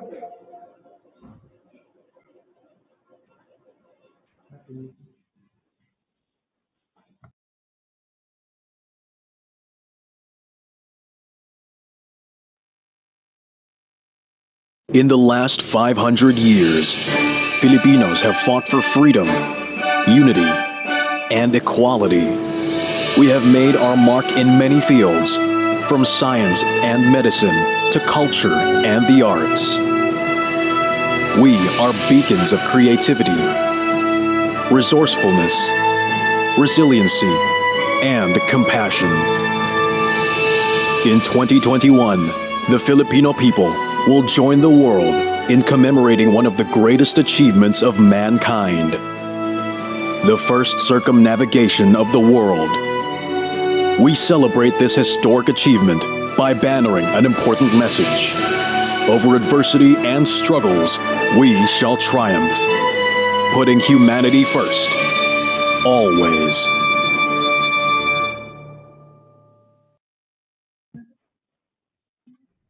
Thank you. So that concludes your presentation. Yes, thank you very much. Ian. Thank you. Now we'll proceed with Ibu Prima. Are you ready with your presentation?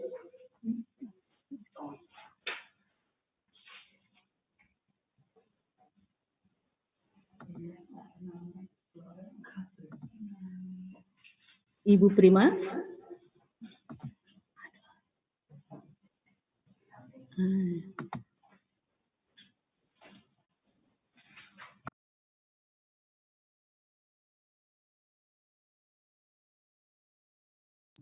Okay, thank you. Thank you very much. Firstly, thank you very much, Mbak Kumo, as the moderator of this panel discussion and the organizer of this International Forum on Spice Road for allowing me to deliver my presentation. Secondly, I would like to greet Dr. Ariel Lopez, who's my hostmate when we were studying in Leiden. Hi, Ariel. And also the other two speakers on this panel, Mr. Ian Alfonso from the Philippines and Dr. Martina Canetti from Singapore. Good morning.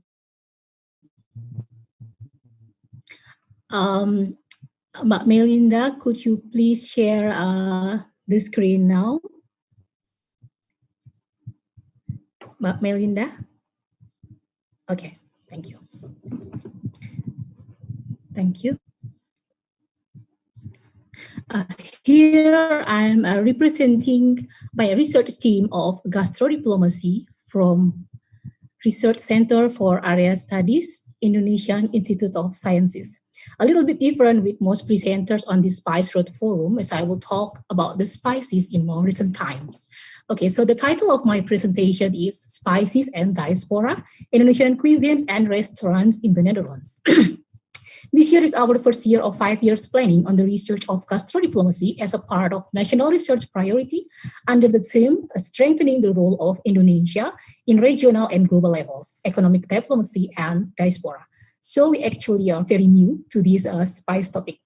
The output we expect from this project is a policy recommendation to Indonesian government related to gastrodiplomacy. Gastrodiplomacy is a public diplomacy carried out by mixing and matching cultural diplomacy, culinary diplomacy, and the essence of nation branding to make foreign cultures such as food and food narratives become real in other countries. Mbak Melinda, please, next slide.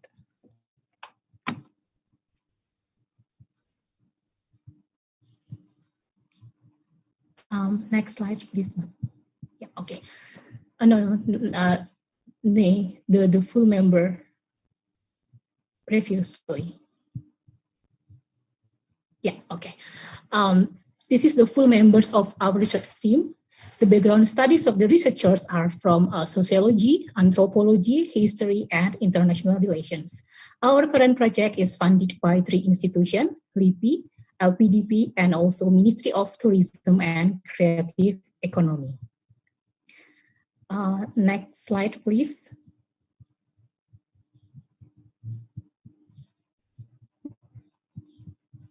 Yeah, this is the outline of today's presentation. To get started, let's look at the following slides. Next, please.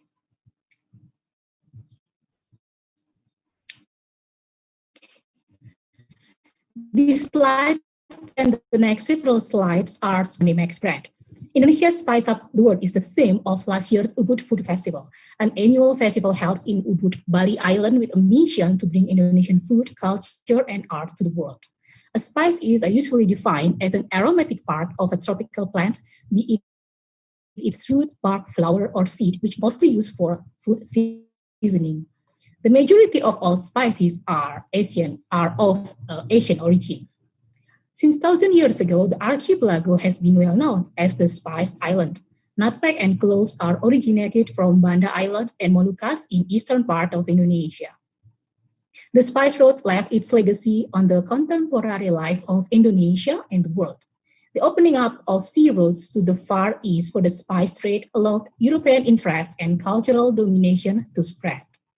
In regard to the spices that have been sought after, the worldwide Ministry of Education and Culture of Republic Indonesia has recommended the great story of the spice trail be recognized by the UNESCO World Heritage Committee. One of the targets of the Indonesian government to make the Spice Road a UNESCO heritage is to present the past for Indonesia's future. To this day, Indonesia is still the prominent producers of major spice commodities. Its leading products are pepper, nutmeg, cloves, mace, and cinnamon. The top destination for Indonesian spices exports are United States, Germany, Netherlands, Singapore, and Japan. In the present time, the spice trail might be used to promote Indonesian food, arts, and culture. Food can be an instrument to form a cross-cultural understanding to enhance international interaction and cooperation. Indonesian food that is very rich in spices, therefore, provide an alternative role in international relations, particularly concerning public and cultural diplomacy. Overseas diaspora abroad can play an important actor as the agent of cultural diplomacy with host countries. In this slide, we are reading an article of a Canadian citizen of Dutch descent about her staple food at home, nasi goreng, a comfort food she got from her mother who come from Friesland, a province in the Netherlands. Like any other Dutch diaspora abroad, they still maintain close relation with the homeland cuisine. Nonetheless, the staple food in her Canadian household is not European food, where the Low Country is situated, but an Asian food originated from Indonesia, the former colony of the Netherlands. By way of the ex-colonizer, the Netherlands, the Indonesian spices and recipes found the way to the North American. Between 1946 and 1972, 481,000 Dutch citizens emigrated from their homeland mainly to traditional immigrant countries like Canada, the United States, Australia, and New Zealand. Within the diaspora community, food is a universal language to share belonging to their origin. Thus, these exotic cuisines like Indonesian food, which were starting to exist in the Netherlands after the Second World War, followed the Dutch diaspora to the northern and southern hemisphere. And the way those online Dutch shops in Canada, United States, Australia, New Zealand market the Dutch brand is that they still use the name of Indonesian food as a separate name, although the brand itself comes from the Netherlands. Mbak Melinda, please, next slide. This is in Australia, and next.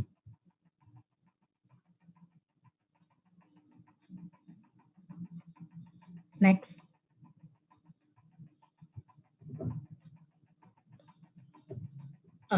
Next again. Next again. Okay. Next again. Yeah. Next again. Next again. Next again. Okay. Okay. Thank you. So what is Konimax? It stands for the Conservan Import Export Maskapai, a Dutch leading food company for Indonesian and Asian spices and recipes. It was established in 1932 in Baarn, the Netherlands by Tony Schouten and von Sternerberg. At the time, Konimax imported spices from the Dutch East Indies through the connection of Wim Millenaar, an ex-Royal Netherlands Indies Army, or KNIL, who returned to the Netherlands. Millenar's wife then helped with the recipes knowledge she got during her stay in Netherlands East Indies to sell their food products. The colonial era had some effects on Dutch kitchens at the beginning of the 20th century.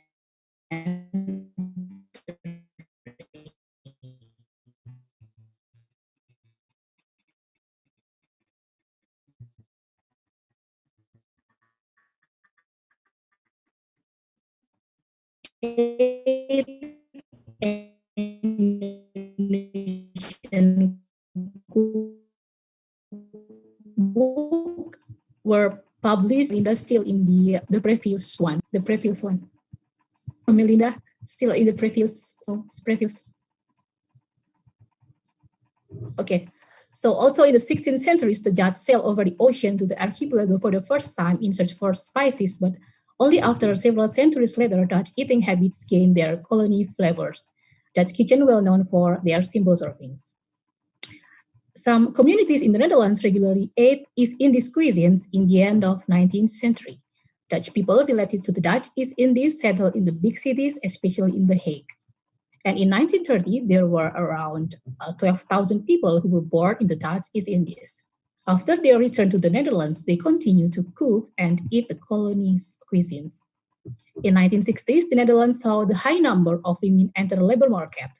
Therefore, the need for convenience food increased rapidly. Here, the Conimax offering help to the Dutch households. The other younger food companies such as Gotan and Improba followed the steps. During 1980s, the way Conimax promoted their products was to put more detail on the design of its products. They used a map of Indonesia, images of tropical plants and animals, ships, and particularly spices. More and more decades, the selling of Indonesian food products growing largely. Some Dutch brands selling Indonesian food and spices products like Conimax, Gotan, Improba are easily found in almost every supermarket in the Netherlands, such as Jumbo, Dirk, De Groot, Albert Heijn. In 2007, Conimax sold more than 60 million products and export to more than 20 countries those Indonesian food. Their mostly consumers are Dutch people, Dutch diaspora, and Asian diaspora. Next slide, please, Mbak Melinda. Next slide. Yeah. Yep. Okay. So the Indonesian spices and recipes in the Netherlands, an overview. In the early 1900s, in The Hague, an Indies restaurant was first opened. The Vereniging Oost en West, or East and West Association, a club for people who wanted to promote the Dutch East Indies among Dutch audiences, started serving rice tafel to members and visitors around. The association finally evolved into a restaurant. For some time, this was the only Indies restaurant in town, but the next 2 decades, more Indies restaurants were also founded. In colonial times, the word Indies here refers to everything related to Dutch East Indies. An important obstacle for the acceptance of Indies cuisine in the Netherlands in early 20th century was the negative association many people had with rice. Rice might have been a widely consumed staple food in Dutch colony in Asia, but was ultimately still seen as foreign by the Dutch in the Netherlands. Between 1945 and 1959, approximately 300,000 migrants left Indonesia to the Netherlands. Following the repatriated, the Dutch were increasingly encountered Indonesian eating habits.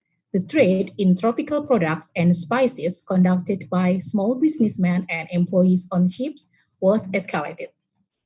In Amsterdam, the number of Chinese Indonesian restaurants increased from 2 in 1945 to 44 in 1960. In the same period, Indonesian restaurants increased in number from 0 to 6. Attracted by the increasing interest of the Dutch in dining out, ever more Chinese people came to try their luck in the restaurant business. The newly arrived Chinese in the ethnic restaurants adjusted their ethnic product to the local demand, the Indonesian food without increasing its popularity. They therefore advertised their eating houses as Chinese Indonesian, which implied that they served Indonesian dishes as well as their own Chinese servings. bakmi, satay, and nasi goreng became the most favorite Indonesian cuisine in Netherlands at that time. In 1950s, Tong Tong Fair was started to promote Indies and Indonesian cuisines. Tong Tong Fair is an annual celebration of Indies cultural heritage which takes place every year in The Hague until now. Next, please. Yeah. Okay. Several decades after the Second World War, the Netherlands changed rapidly and the Indonesian food became more popular. However, it didn't come easily. Nevertheless, Margaret, women magazine with the most subscribers in the Netherlands, started to include Chinese Indonesian recipes in early 1950s. So did Libelle, the other women magazine. The Chinese Indonesian recipe article in Margaret comprised 6 recipes: rice toman, sayur keri, dendeng ati, sambal, bakmi, and lumpia.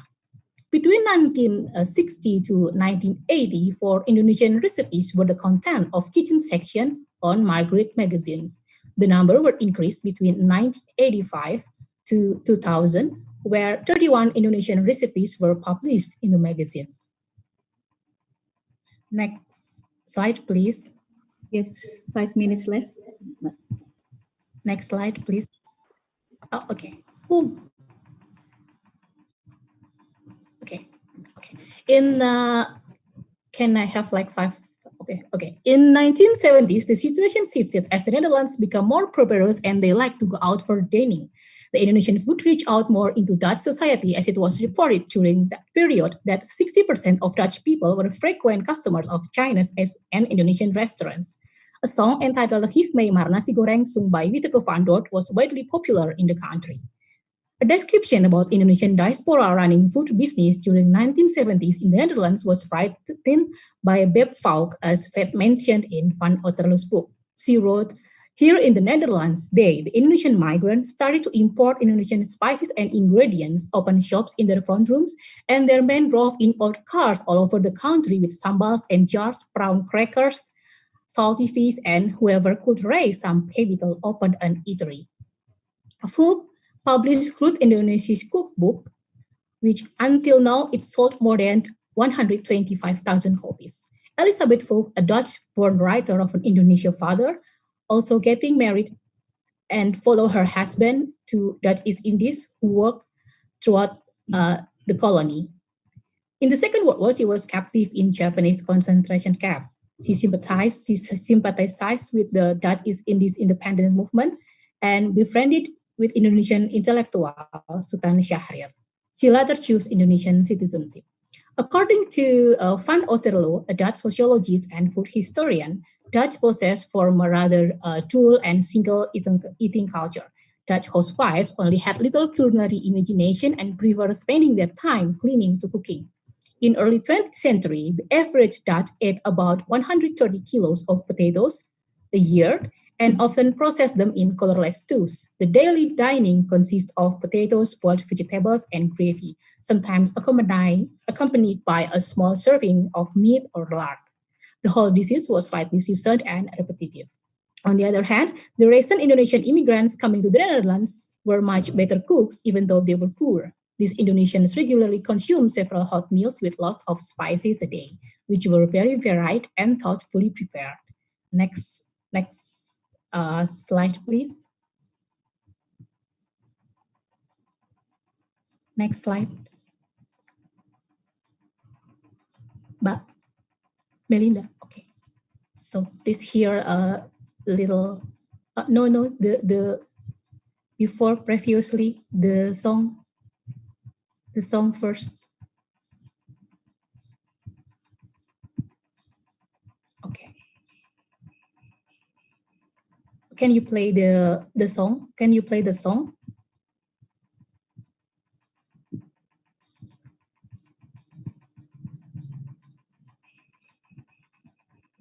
No? Okay. Oh, it cannot play. Okay, so it's okay.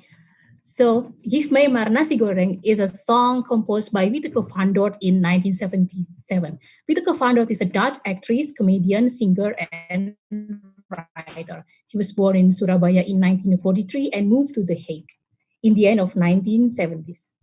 She preserved her memory and love of various Indonesian food into the Chef My Mar Nasi Goreng, which was very popular during 1970s.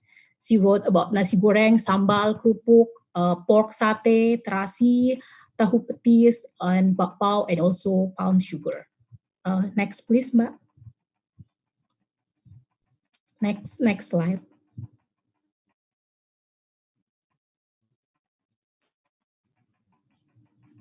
In 2006, on intangible cultural heritage of the Netherlands, studied that the Indische group has profoundly affected Dutch society, and of course by the taste and sense of the Indische cuisine, in which the main dishes rice tafel is surely included. Rice tafel is the most luxurious Dutch colonial or Indies cuisine. In the Indonesian culinary history, it is regarded as modern dining culture concept, which was created from the acculturation process of the Dutch East Indies and the Dutch culinaries, which developed since the mid-19th century. The servings usually consist of rice, rendang, gado-gado, kerupuk, satay, babi kecap, etc. Starting from 1970s, more and more Indies, Chinese, Indonesia, and Indonesia restaurants serving rice tafel. No wonder it became so popular that in December 2011, rice tafel was officially added to the National Inventory Cultural Heritage in the Netherlands. In the same year, when asked what his favorite is, the Dutch Prime Minister Mark Rutte said, "Airbal is aanrader, maar rice tafel blijft favoriet," which means airbal, a popular Dutch snack, is recommended, but rice tafel remains his favorite. Next slide, please. Next slide. Okay. This is the acknowledgement page of rice tafel as the Dutch intangible national heritage. It reads, Indische rice tafel is a traditional and elaborate meal whose dishes come from various Indonesian culinary cultures. Many cookbooks and even television programs in the Netherlands were dedicated to this festive phenomenon. Indische rice tafel is still popular even among the younger generation, and not only those with ties to Indonesia. Next.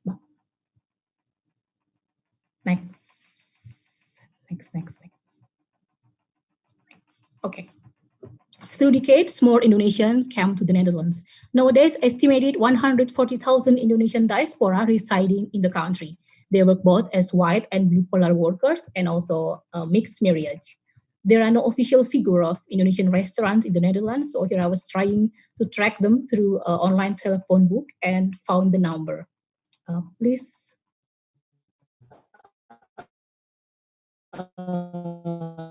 Next slide, Mbak. Next. Okay. There are around 150 Indonesian restaurants in the Netherlands.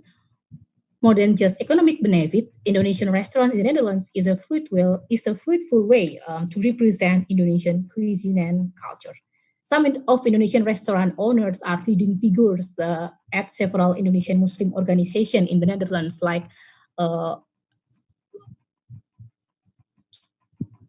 PCINU, pengurus cabang istimewa Nahdlatul Ulama, pengurus cabang istimewa Muhammadiyah, and also Persatuan Pelajar Muslim se-Eropa, which was established by the late President Abdurrahman Wahid.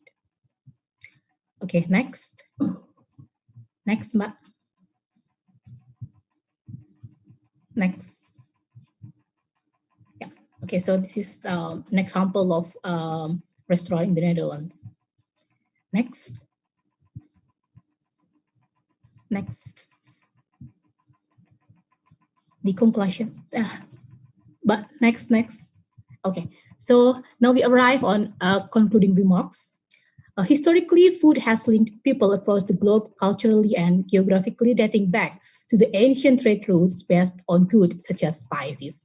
In the case of Indonesia and the Netherlands relations, for example, Indonesian food has enriched the Dutch cuisine, the Dutch national cuisine, as the Dutch people, who previously a big potatoes eater, eventually could accept the rice, the staple food of their former colony. On top of that, the rice tafel has been officially acknowledged as one of the Dutch intangible cultural heritage. This formal status is closely tied with the coming of the Dutch repatriated from the Netherlands East Indies and the flow of Indonesian diaspora to the Netherlands since the 1950s. They have been promoting Indonesian eating culture via people-to-people contact to the host society. Some of them established Indonesian restaurants. The Dutch diaspora, later to some extent, also brought together the rich spices eating culture to their new homes, far away from the Low Country. The story of the spices is generally associated merely with the socio-political dynamics of the past time, whereas in the current Indonesian context, spices and Indonesian food are related to the possibility of future dynamics. Even without official Indonesian public and cultural diplomacy, the current spice trail turns out to have been connecting people in various countries. Dutch diaspora families in North America, for example, they can easily enjoy Indonesian food, nasi goreng, as their comfort food. The eating habits they got from their homeland, the Netherlands, which gained the eating culture from its former colony, Indonesia. Thus, Indonesian public and cultural diplomacy will run easier if the decision makers continue and intensify the existing ones. The foundations are already there. Spices are not the only elements that can show off that these products are originally from the archipelago, but also can strengthen Indonesian identity as a nation. The history of spice routes centuries ago paved the way to colonialism. Colonialism then contributed to Indonesian nationalism. The spices have shaped the country. Hence, placing spices as part of Indonesia's cultural diplomacy is not impossible. Through spices, Indonesian cultural diplomacy will have more flavor. Next, please, Mbak. Your time is up, Next. Mbak Prima. Okay, so based on this narration, we suggest possibility for the studies like a spices-based gastro-diplomacy and or political economy of spices and Asian identity. Okay, this is the end of my presentation. Thank you very much for listening. Thank you, Ibu Prima Nurahmi, for the presentation. Now I would like to invite Dr. Marina Canetti for your presentation. Dr. Marina, are you there? Yes. Yes, hello. Hello. Just give me 1 second to share my presentation.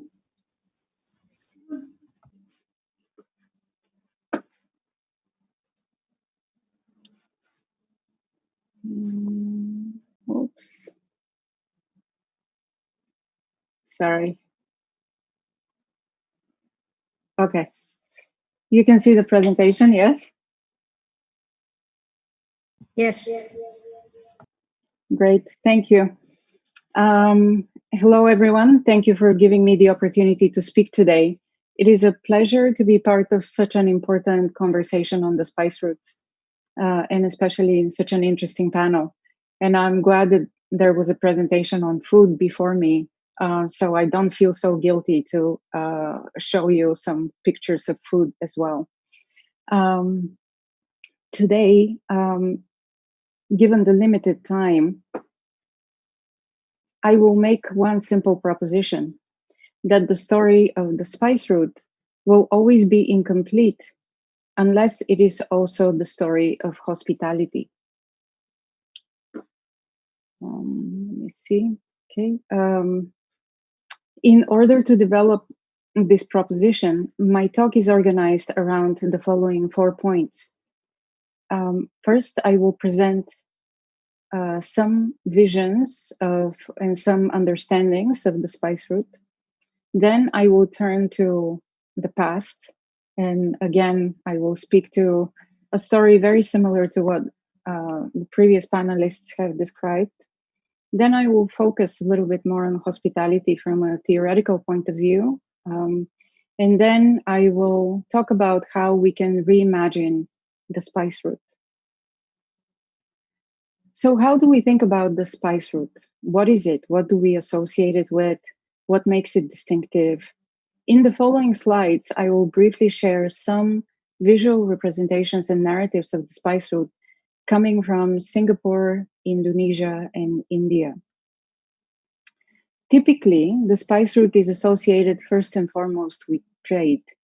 A congregation of people around the trading ports along the Indian Ocean world and beyond the Indian Ocean world, exchanges of religion, knowledge, and ideas. And central to these interactions is the demand for spice. This is particularly because, from the point of view of Europeans especially, for many centuries, the Arab merchants were able to monopolize the trade going into Europe. Of course, the spice route is also associated with explorers, their daring voyages supposedly further facilitating the networks of connectivity and trade. We heard about Magellan earlier today. There's also Ibn Battuta, there's Janha, there's Vasco da Gama, and so many others. At the same time, we can also think of the spice route as a chronology of colonialism and memories of resistance, such as the expulsion of the Portuguese from Ternate in the year 1535 after the murder of Sultan Cairon. And of course, it was alluded at the start of this conference today, we should also not forget that the maritime spice route is also considered on its merits to bring economic benefits and cultural prominence to a country and community by obtaining a UNESCO heritage status, similar to the one granted to Malacca. These fairly modern preoccupations and representations of what transpired on the spice routes have clearly commercial edge. Hence, the extensive emphasis falls usually on trade, whereas phenomena such as violence, slavery, or diseases is rarely discussed when talking about spice routes. And there is also a rush to produce ideas and distinctiveness that may grant international, or more specifically, UNESCO recognition. With this, I want to propose a slightly different way of looking at events of the past and consider another very critical characteristic of the spice route interactions, which brings me to the question of hospitality. And in order to understand hospitality, a blast from the past. As a way to introduce hospitality, I want to briefly take you back to the year 1511. As you might remember from your history lessons, this is a time when the Portuguese Alfonso de Albuquerque had just defeated the Sultan of Malacca after subjugating part of the West Indian coast. This was also part of his strategy to solidify the reach of the Portuguese Empire into Southeast Asia, as well as to overturn the Arab monopoly on the sale of spices to Europe. Of course, this also had a very religious connotation as well, with Alfonso being Christian, going against so-called Muslim traders. Yet there was one geostrategic piece that Albuquerque was still missing: knowledge and direct access to the actual location of the most coveted spices, nutmeg and clove. In the year 1511, he dispatched ships in search of the Moluccas. Although the crew were successful in reaching Banda and eventually Ambon, the one ship attempting to reach the North Moluccas ran into trouble and left the mariners of the ship stranded. Sultan Bayan Surula of Ternate, upon hearing of the troubles of the Portuguese, sent for rescue and escort, welcoming the Portuguese to their ultimate dream destination, the island of Ternate. And there was mention of Ternate before in the previous panelist's presentation, just to underscore that everybody in the world coming from Europe at that time was looking for Ternate and Tidore. And so the Sultan of Ternate giving access of the Portuguese to the island and showing them the precise location of the island was a quite significant geopolitical moment in history.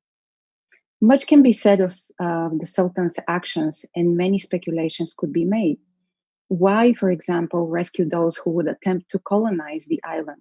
Why show the money-thirsty Portuguese the location of the spice? Historians tend to say that the Sultan saw an opportunity for an alliance with a very powerful new player in the region, possibly without much consideration of the price and consequences of such an alliance. Or perhaps the Sultan of Ternate was fully aware of the defeat of Malacca, where the Sultan of Malacca, Mahmud Shah, had imprisoned some Portuguese, and Albuquerque used this as an excuse to invade the port. Hence, the Sultan of Ternate did not want to suffer a similar fate. But it could also very well be that these considerations were only secondary or only as equal to another factor: a universal code of hospitality, the deeply ingrained practice of welcoming and assisting strangers. So, what is hospitality? What's in it? In other words, how is hospitality important to this narrative? According to the Oxford Dictionary, hospitality is the reception of entertainment of guests or strangers with liberality and goodwill. Of course, this is a very dry description that hardly tells us anything interesting about hospitality. That's why I also brought up some phrases from Bahasa Indonesia that you're probably more familiar with than I am, such as the guest is king, or the notion of collaboration, which is particularly prominent in Ternate and extends even further than just the idea of being collaborative. It also means being polite to others, doing things with others. There is also the concept of pemulia jame, and I'm completely mispronouncing this, which has at least two distinct meanings. The narrow meaning refers to a ritual within a welcome dance ceremony where drinks are shared with the guest. The broader meaning is more encompassing of culture of respecting guests and welcoming strangers. It can be a kind of catchphrase that signals the collective act of friendly welcome and solidarity. In conversations, it also works as a code for a complex attitude towards dealing with strangers that does not require much explanation and speaks for itself. In other words, hospitality is such an ingrained concept within the archipelago, with so many different nuances that you don't even have to talk about it. You understand it inherently. According to such understanding of hospitality, people help out of solidarity, no matter who the person is. As long as they're human, they need and should be given help.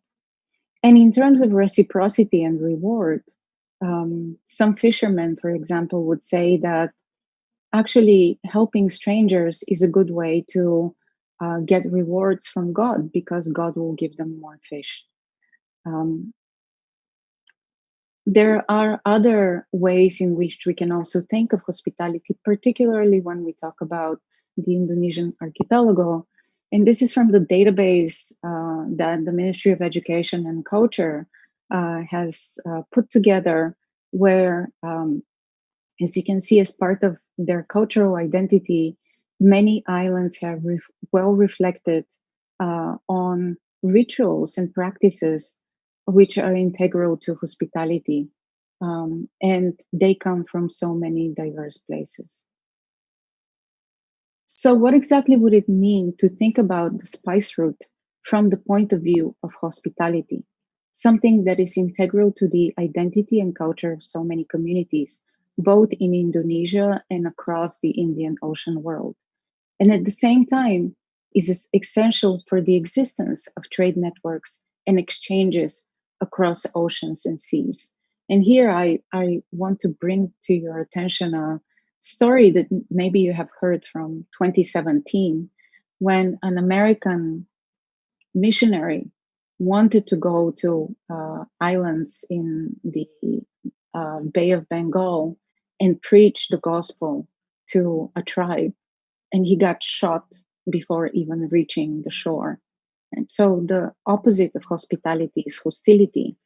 Would there be spice fruit networks if there was only hostility? Of course, you might point to a dark side of hospitality. I have heard some comments from people when I was doing my field work who say that perhaps the islands became colonized because of their culture of welcome and collaboration. According to such commentary, people feel that because the people of the archipelago are naive and trusting, that they don't have education the way the colonizers did, this is the reason why they suffered. So hospitality became a reason for suffering. However, according to others, hospitality was or is still the highest ideal of human civilization. It is the basis for achieving a cosmopolitan community and cosmopolitan peace. Cosmopolitanism, according to this view, was only possible on the basis of hospitality.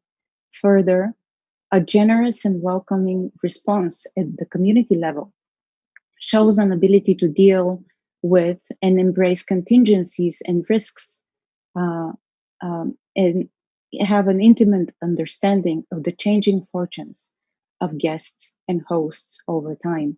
Similarly, the calculus of hospitality is a calculus of a relationship of reciprocity. The Sultan accepted Albuquerque's envoys because he wanted to form an alliance. These are essential for the maintenance of global circulation and exchange. Much of the local development can also be seen as dependent on interactions with others and on the provision of hospitality. Irrespective of how it is perceived and whether it is understood as an opportunity or risk, hospitality is indelible to any interactions across the oceans and seas. Without the reprieve, care, and nourishment that the host community could provide, no mariner would be able to continue their journey further. Perhaps the best way to understand why hospitality matters is to show how Southeast Asian hospitality was crucial for the formation and maintenance of maritime connectivity is by viewing the ocean world from a slightly different perspective. So we should not be taking this map that shows us the Silk Roads and spice routes from the perspective of land, but rather we should view them from the perspective of the water. In order to preserve and persevere in the open waters, mariners have had to have continuous access to resources, supply, and care.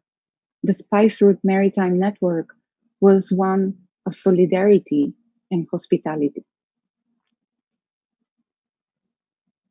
Historian John Mixich starts his magisterial work on the Silk Road of the Sea with the following quote: "If the Indian Ocean, the South China Sea, and the Java Sea are the arteries of Asian sea trade, the Straits of Malacca is its heart." If I may add to his sentence, it would be to say that if the Indian Ocean, the South China Sea, and the Java Sea are the arteries of Asian sea trade, and the Straits of Malacca its heart, then local hospitality is its soul. In other words, as I proposed in the beginning of this presentation, the story of the spice route will always be incomplete unless it is also a story of hospitality. Now it is up to us to decide what telling the story of hospitality would actually mean and how it would allow us to reimagine the narratives of both the silk and spice routes. In this presentation, I have only scratched the surface of what could be a very productive policy enterprise and the type of global recognition that it may garner. Thank you very much for your time. Thank you very much, Dr. Marina Canetti, for your presentation.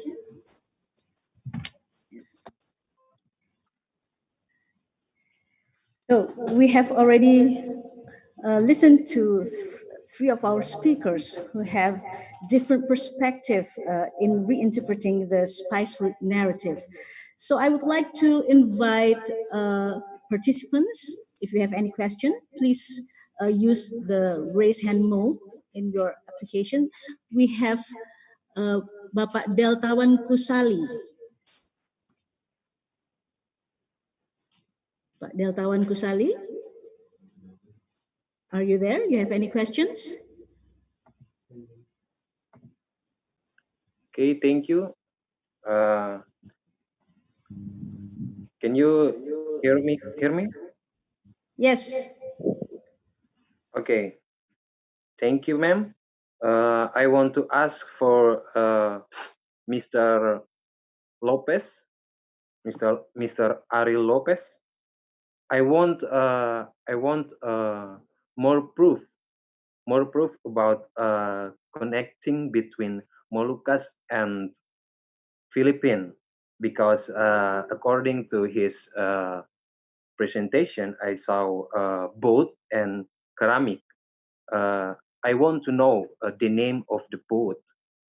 If he know, I want to the name, and I believe that connection between Moluccas and Philippines, it's the key of the connection. It's in Ternate or Kesultanan Ternate, and the boat is the key. But I want to know about the name of the boat first. Just is it? Thank you. Thank you. Would you like to answer it? Ariel or Ian?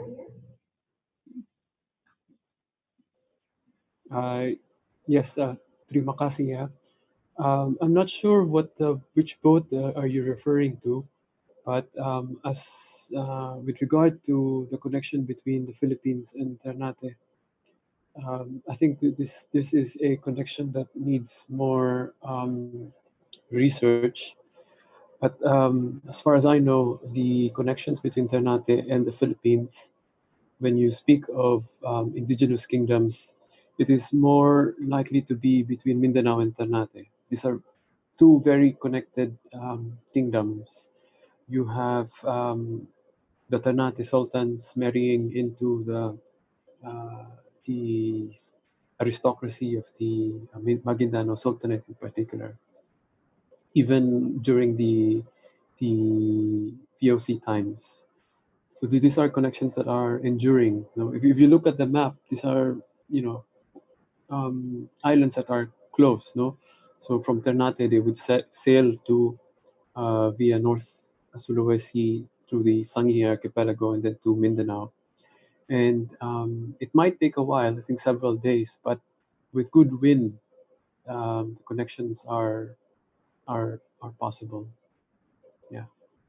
The name of the boat, I'm not sure whether I got it. I understood the which vessel.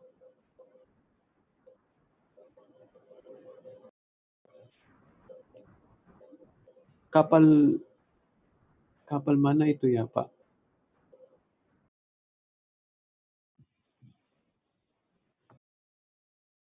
Kapal apa?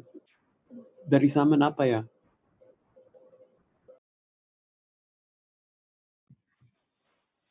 I think we lost Bapak.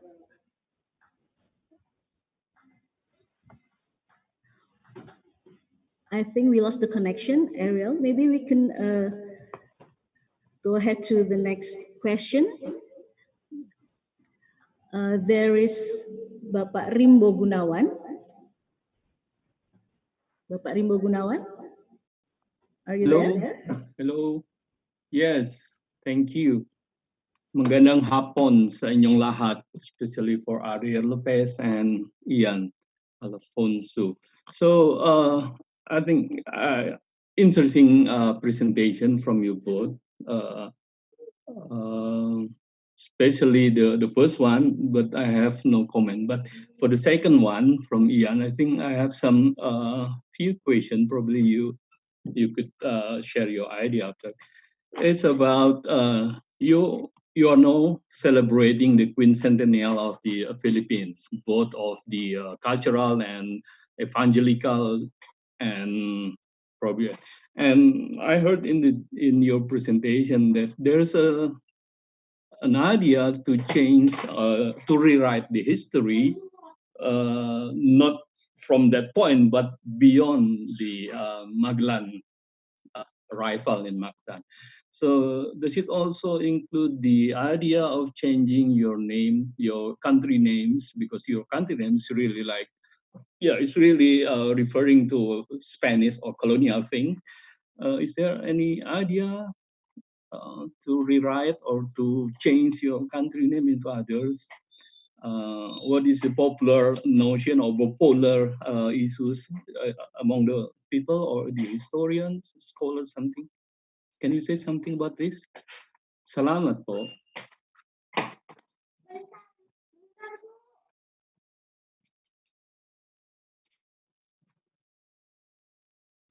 That's my question, actually. Thank you, Pak. Ian, would you like to answer, or Ariel? I think Ian should answer. I think it's directed to Ian. Ian? Yep. I would like also to hear some comment from you, Ariel, if you would Okay. like. But Ian is, I'm not sure whether he's there. No, if Ian is not there, then maybe I'll answer. There's no attempt, no. So this government-led commemoration is just about the 500 years. The renaming of the country is, at the very least, it's very contentious. You're correct that it's named after. It's very Western, very Spanish, Philippines from King Philip. But renamed to what? What would be the alternative? Yeah, I think the old circulation is Maharlika, or probably you can use some of your research that could be raised into a more general circulation about naming a new Filipino. Something. Well, there are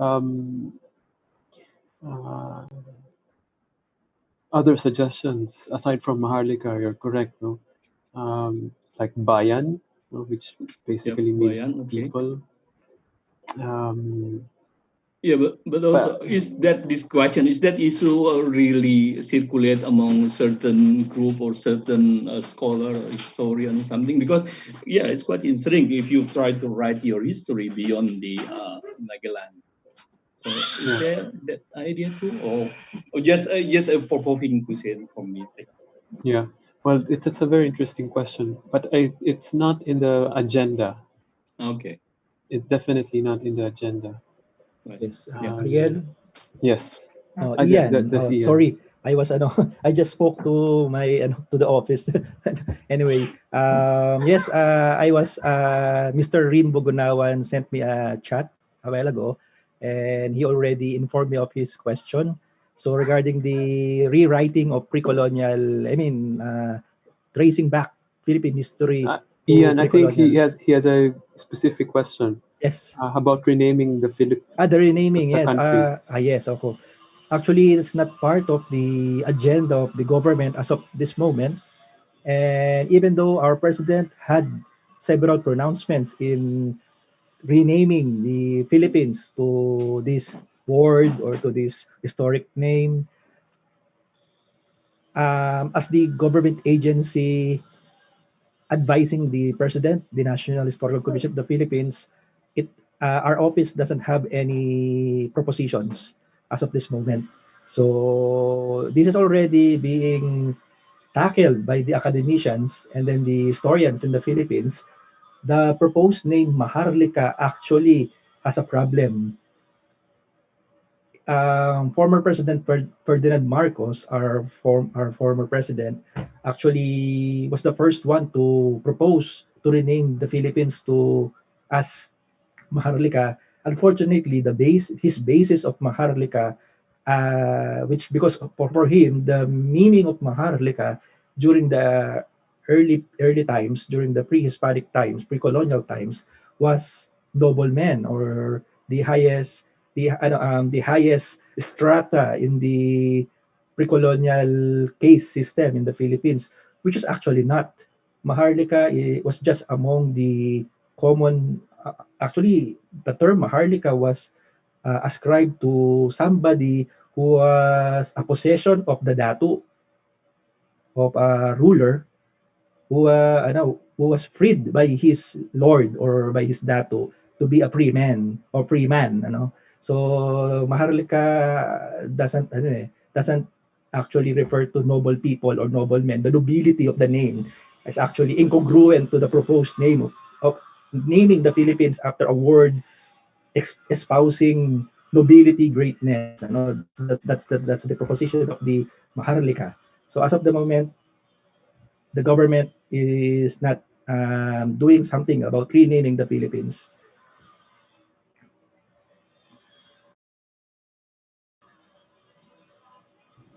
Thank you, Ian.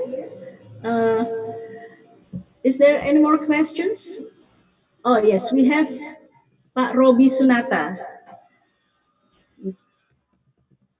Pak Robi? Yeah. Hello. Do you hear me? Yes.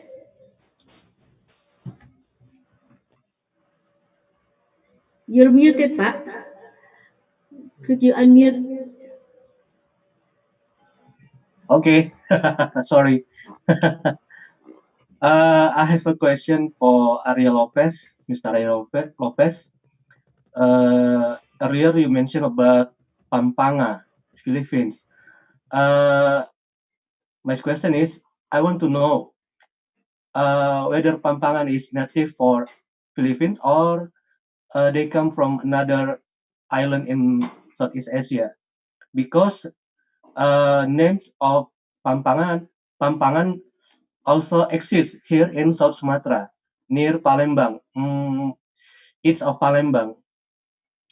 And beside Pampangan, I also noticed some similarities of names of place like Minanga. Minanga also exists in Sumatra, but I can find it in Philippines too. So I want to hear some history, maybe if you have, or about these toponyms. Is it native to Philippines, or they are come from another province, another islands, or these Pampangan people come to Sumatra, like you said before, Pampangan come to Batavia. Thank you.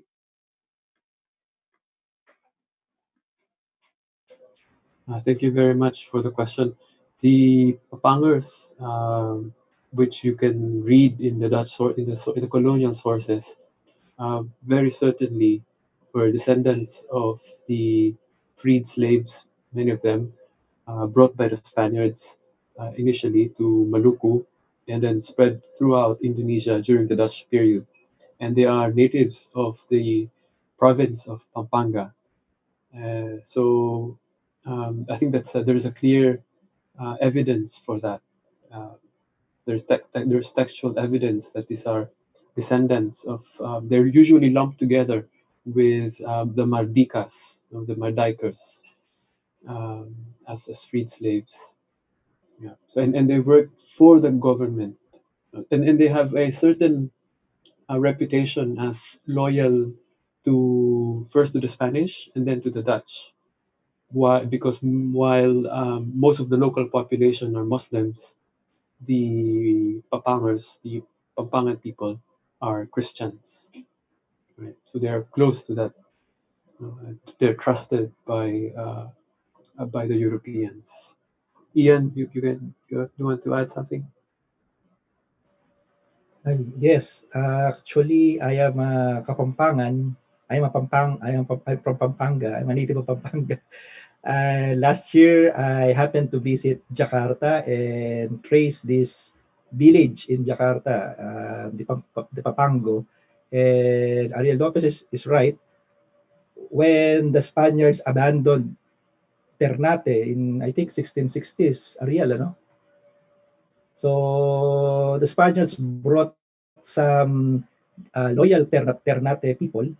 So they were transferred to this province south of Manila called Cavite.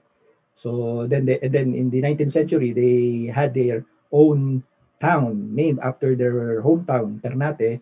And but unfortunately, the natives, the Filipino natives stationed in Ternate, the Kapampangans, were not rescued by the Spaniards, and they were enslaved by the Dutch. And then this Dutch, the Dutch reused them as part of the Dutch army, and they were transferred to Batavia and formed an enclave in Batavia. And actually, up until 20th century, the Indonesians or the Dutch East Indies recognized this village of Pampango, recognized the Pampangos in Jakarta, in Batavia, as one of the ethno-linguistic groups of Jakarta. And then when I visited Jakarta last year, and I was told by a friend of mine from Compass, you can no longer determine who among the people of Papango or Kapampangans, so they already miscegenated with the majority of the people in Jakarta. And I'm actually glad to step in this place in Jakarta. And Pampanga actually was among the loyal the producers of the loyal soldiers of the Spaniards. So they were the first ones to resist Spanish invasion, ironically, in 1571. And in 1898, when we declared our independence, Kapampangans were the last to support or to protect the Spaniards in the Philippines. So and then during the American period, they also formed part of the American army. And then during World War II, Pampanga was known for producing the biggest number of guerrillas against the Japanese. So the history of the Kapampangans were actually associated with militarism, And then and even before the Spanish invasion, the Spanish colonization, there was this people called Luzoes or Luzon people. And there is this theory that these Luzones present in Brunei, in Malacca, in Singapore were actually Kapampangans because of because they travel they love to travel as far as actually as Timor, because in 1521 when the remaining crew of Magellan arrived in Timor, they encountered there the people from Luzon or from the island of Luzon where Pampanga is located. And actually, there's this a new friend of mine here in chat, Astro Sikumbang. I mentioned to him that during the Aceh attack to the Minangkabaus, the Sultanate of Aceh actually imported soldiers from Luzon, and theoretically these were the Kapampangans. And even during the retake of Malacca from the Portuguese, there were also Luzon soldiers who participated in the retaking of the Muslims of the Muslim retaking, supported by the Pasha of Egypt under the protection of the Ottoman Empire. They joined the retaking of Malacca from the Portuguese. So there's this void in the pre-colonial history of the Philippines, which we can trace by tracing the participation of the people of Luzon in the affairs in Malacca, in the state of Malacca. And then theoretically, this military participation for our ancestors in Minangkabao, Aceh, Malacca were being ascribed to the Kapampangans or the Pampangos. So technically, there were natives in there were these Kapampangas or Pampangas are natives of the Philippines. It so happened we have similarities in Bahasa. And then there's this, there's this impression among the Filipinos that Kapampangans are not actually Filipinos because of their language similarity with the Bahasa. We have babi, we have babi for pig, or nasi for rice. So we are the only Philippine language that has a number of vocabularies traceable to Bahasa, or either way, it could be because of the migration, the population, the migration of the Austronesians, it could be that way. So one thing that could one way of tracing or reconstructing our Indonesian Philippine ties is through the Kapampangans or the Pampangos. Actually, our former president, Gloria Macapagal Arroyo, is a Kapampangan. The one who, Pampango, the one that our icon during the People Power Revolution. If you are familiar with this event in the Philippines, which we toppled down the dictatorship of Ferdinand Marcos, the leading figure of that event was a Kapampangan, was a Pampango, Ninoy Aquino.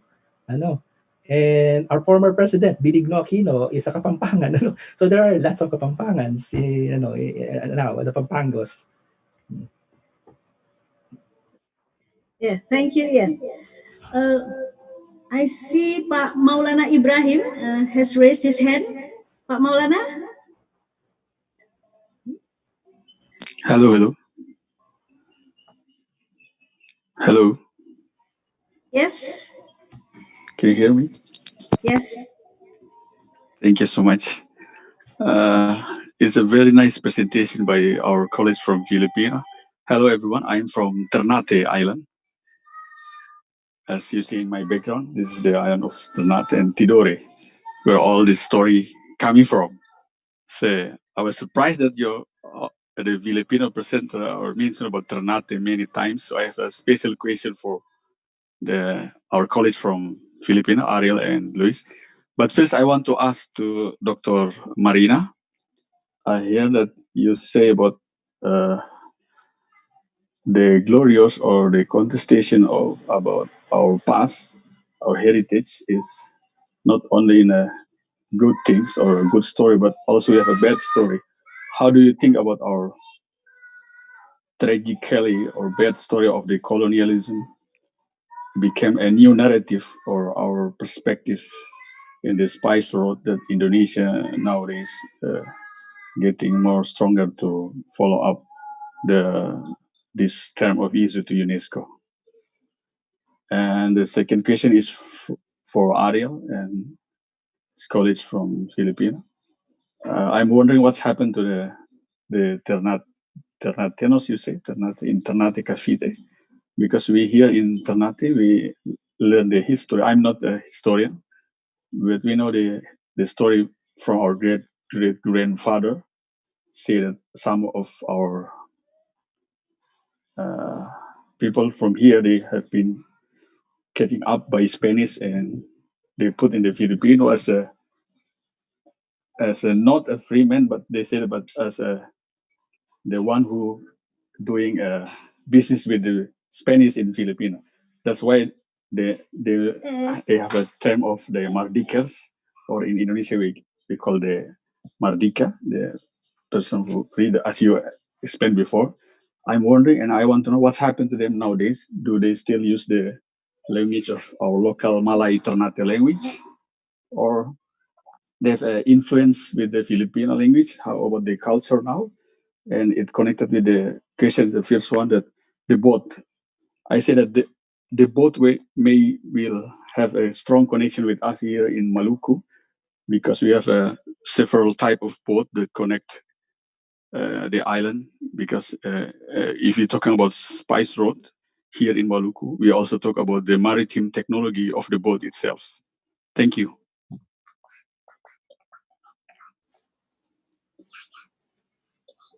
Shall I go first? Sure. Thank you, Mulana, for your question, and good to see you again. let me see if I understood your question correctly. You're basically asking how colonialism should feature in the narratives or applications that Indonesia puts together for UNESCO. If this is the question, I think it's a very important question and something that probably requires a much bigger discussion than the 1 minute that I have.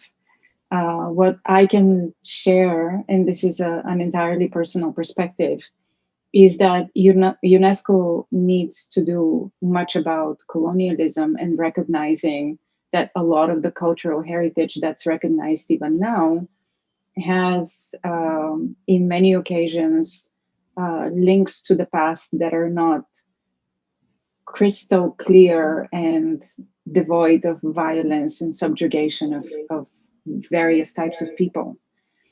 And so pushing UNESCO, particularly in a moment like this, where there have been a lot of narratives of colonial legacy, racism, slavery all around the world, is probably the right time to bring the darker side of the Silk Road to the fore, and actually speak to things and ways in which communities have been able to overcome that, such as what has been done in Ternate, as you and I, or as you have told me so many times. So I'll stop here.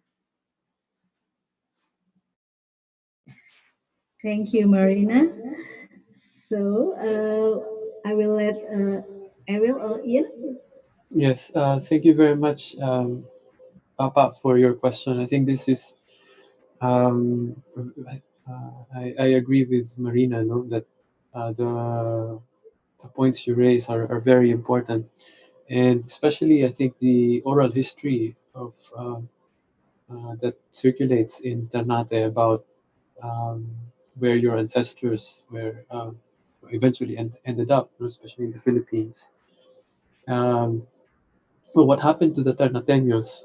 Well, I have to admit that unfortunately there are not enough studies on this, but we know that up to the 20th century, they have there is a recognizable, dialect or Creole language of among the Ternateños. Is a mixture of Spanish and certainly Moluccan words, and also Tagalog. This is a Tagalog area. Ternate is a Tagalog area. As to what happened to them, the lives of the people, we do not know. I do not know. After they founded the town, most likely they worked still for the Spaniards. Remember that Cavite is very close to where the galleons, the Spanish ships, were built. So they most likely also worked for the shipbuilding in Cavite. In the same way that probably that they also worked for building korakoras. In the Philippines, they call it karakoa, those large sailing ships. So there's probably again a continuity of that shipbuilding tradition from the pre-colonial to the colonial period. So aside from the book that I showed, I'm not aware of any other work that deals on the history of the Ternateños. So you see the richness of history, that the possibilities of narratives that we still have to uncover.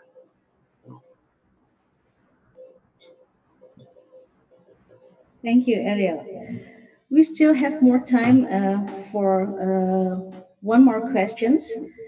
Anybody would like to raise their hand? Please use the raise hand feature from the Zoom application. Anyone?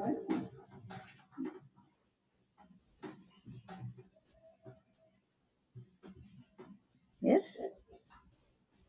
While we're waiting for one more questions, I'd like to ask Ibu Prima about how your research is doing right now with the gastro diplomacy. What challenges do you face while many different recipes of different many heritage from Indonesian many ethnic groups, and how do you think this would be an asset or is it a challenge for your research?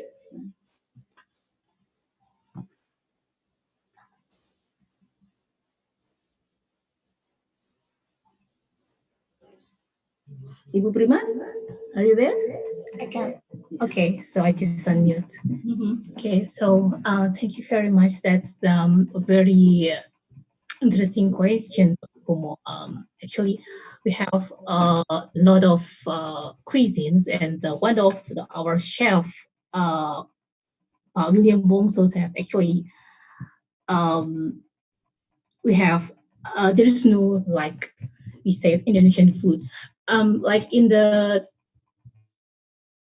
case of Japan or Thailand, they have the special food that is spread around the world. Like in Japan, they have sushi, and everyone will say, "Oh, sushi is Japan." And or also here, I see a good friend of mine from Vietnam who's cooked me a lot of pho when I was in Leiden, and also pho means of Vietnam. And but for Indonesian, I think there are also a lot of argues among some parties which food we should spread throughout the world as Indonesian cuisine.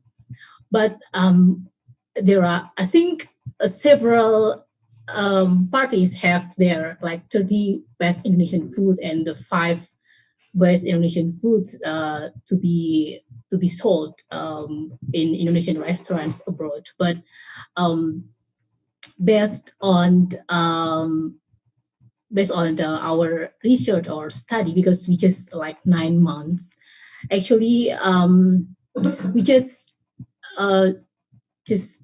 sell what's the best for every region, because we cannot sell just like soto Betawi, which is very very tasty to the touch audiences. Perhaps like soto Betawi, I think is appropriate in the Middle East, because they are usually eat also spices. But for places which are plain taste like Europe, I think satay or bami is the best serving. So we cannot say have or certain foods to be sold as Indonesian food, because we have varied dishes which they have thick spices and also heavy spices. So I think it's the best to sell our products based on the taste in every region. Since that's the best of in the 9 months of our study. Yeah. Thank you. So the research is still going on, right? Yes. Okay, one more question. We have Pak Haidar Saleh. Please, Pak. Hello, Pak Haidar. Yes, good morning, Mbak Rati, everyone. My question would be directed to Mr. Ariel Lopez. Hello, sir. Selamat siang, Pak. Yeah, selamat siang, Ariel. Yeah, I read some narratives which were circulated. First, about the Iranun in Belitung, actually the head of region in Belitung claimed that he was descendant from Iranian pirates. And also the word Bangka for the other island just next to the Belitung was originated from like Australian words common in Philippines for boat. Also, we have the Medang toponym mentioned in Laguna Copper Plate, the founded of Tara Goddess statue in Kalinga, even the Reina Sima narratives from Kalinga people, and the word batik used to distinguish the tattoo pattern of Kalinga people. It's most likely a similar method for us to develop the textile of batik. What would you comment about these narratives circulated many times in internet, of course? That's my question. Yeah, thank you very much. I think some narratives have strong historical foundations, but also some narratives should just be considered as gossips, or as hoax. But I'm very interested in. I think this narratives is, in general, is symptomatic of how our histories, the histories of Indonesia and the Philippines, have been boxed in terms of national histories, right? And therefore, when we look back at the past, we are almost always surprised at how rich connections are between what is now the Philippines and what is now Indonesia. When we talk about history in the Philippines, it's always about the revolution, Philippine nation, and rarely goes back beyond the Spanish period.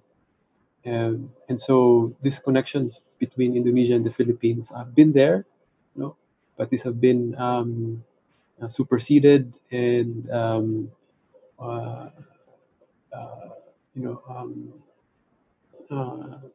put back in the backdrop. Historians in the past have been, on both Indonesia and the Philippines, have been concerned about nation building. So those details that don't fit into that nation building narrative tend to be forgotten. It's only now that we uncover those narratives. Your story about the Bangka or the Belitung, was he an official, a local official descending from Iran? It is, I think if he read his history, it is very possible. Yeah, you have Iranian people from southern Mindanao being recruited by the Sultan of Riau Johor as mercenaries, as soldiers, in the same way that you have in the past people from Pampanga in the Philippines being recruited as soldiers of the Dutch and the Spanish. In fact, the Iranian people from southern Mindanao were the ones used by the Johor Sultan to remove the Dutch in Malacca I think in 1780s or early 19th century. Yeah. Yes.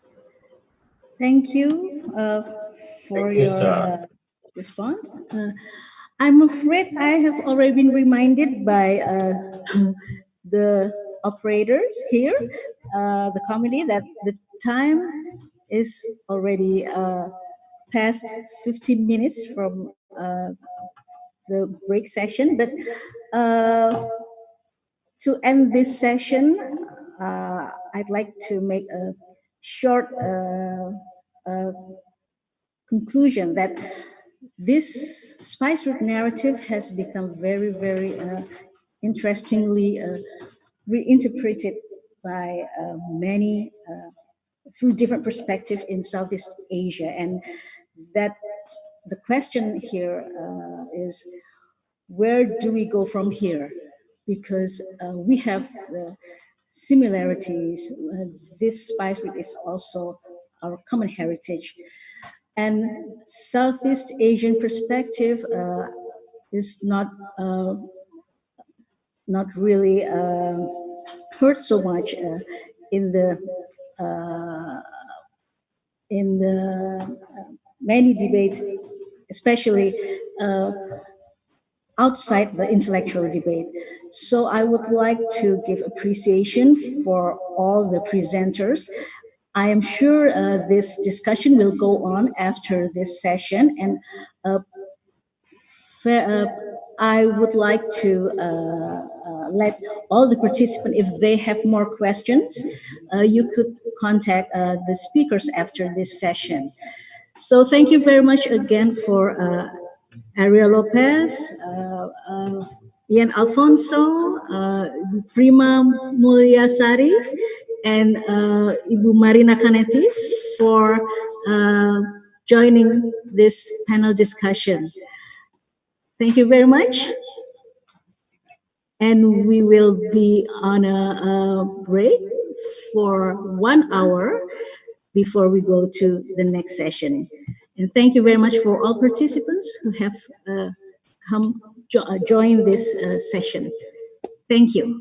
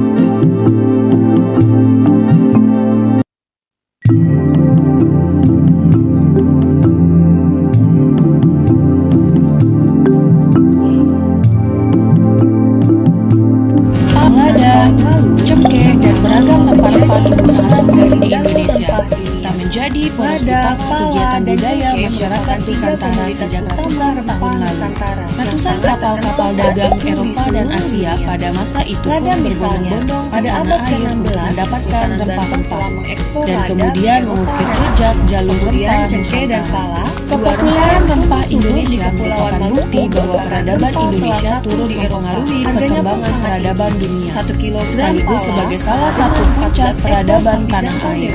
Sehingga penting bagi kita dan terutama generasi muda untuk menjaga dan memahami sejarah jejak jalur rempah Nusantara dari berbagai negara Eropa, warisan budaya sekaligus warisan dunia yang sehingga menjadi jalur rempah sebagai simbol peradaban Jalur Rempah, warisan budaya Jalur Rempah, Indonesia. Nafas Bahari, Indonesia.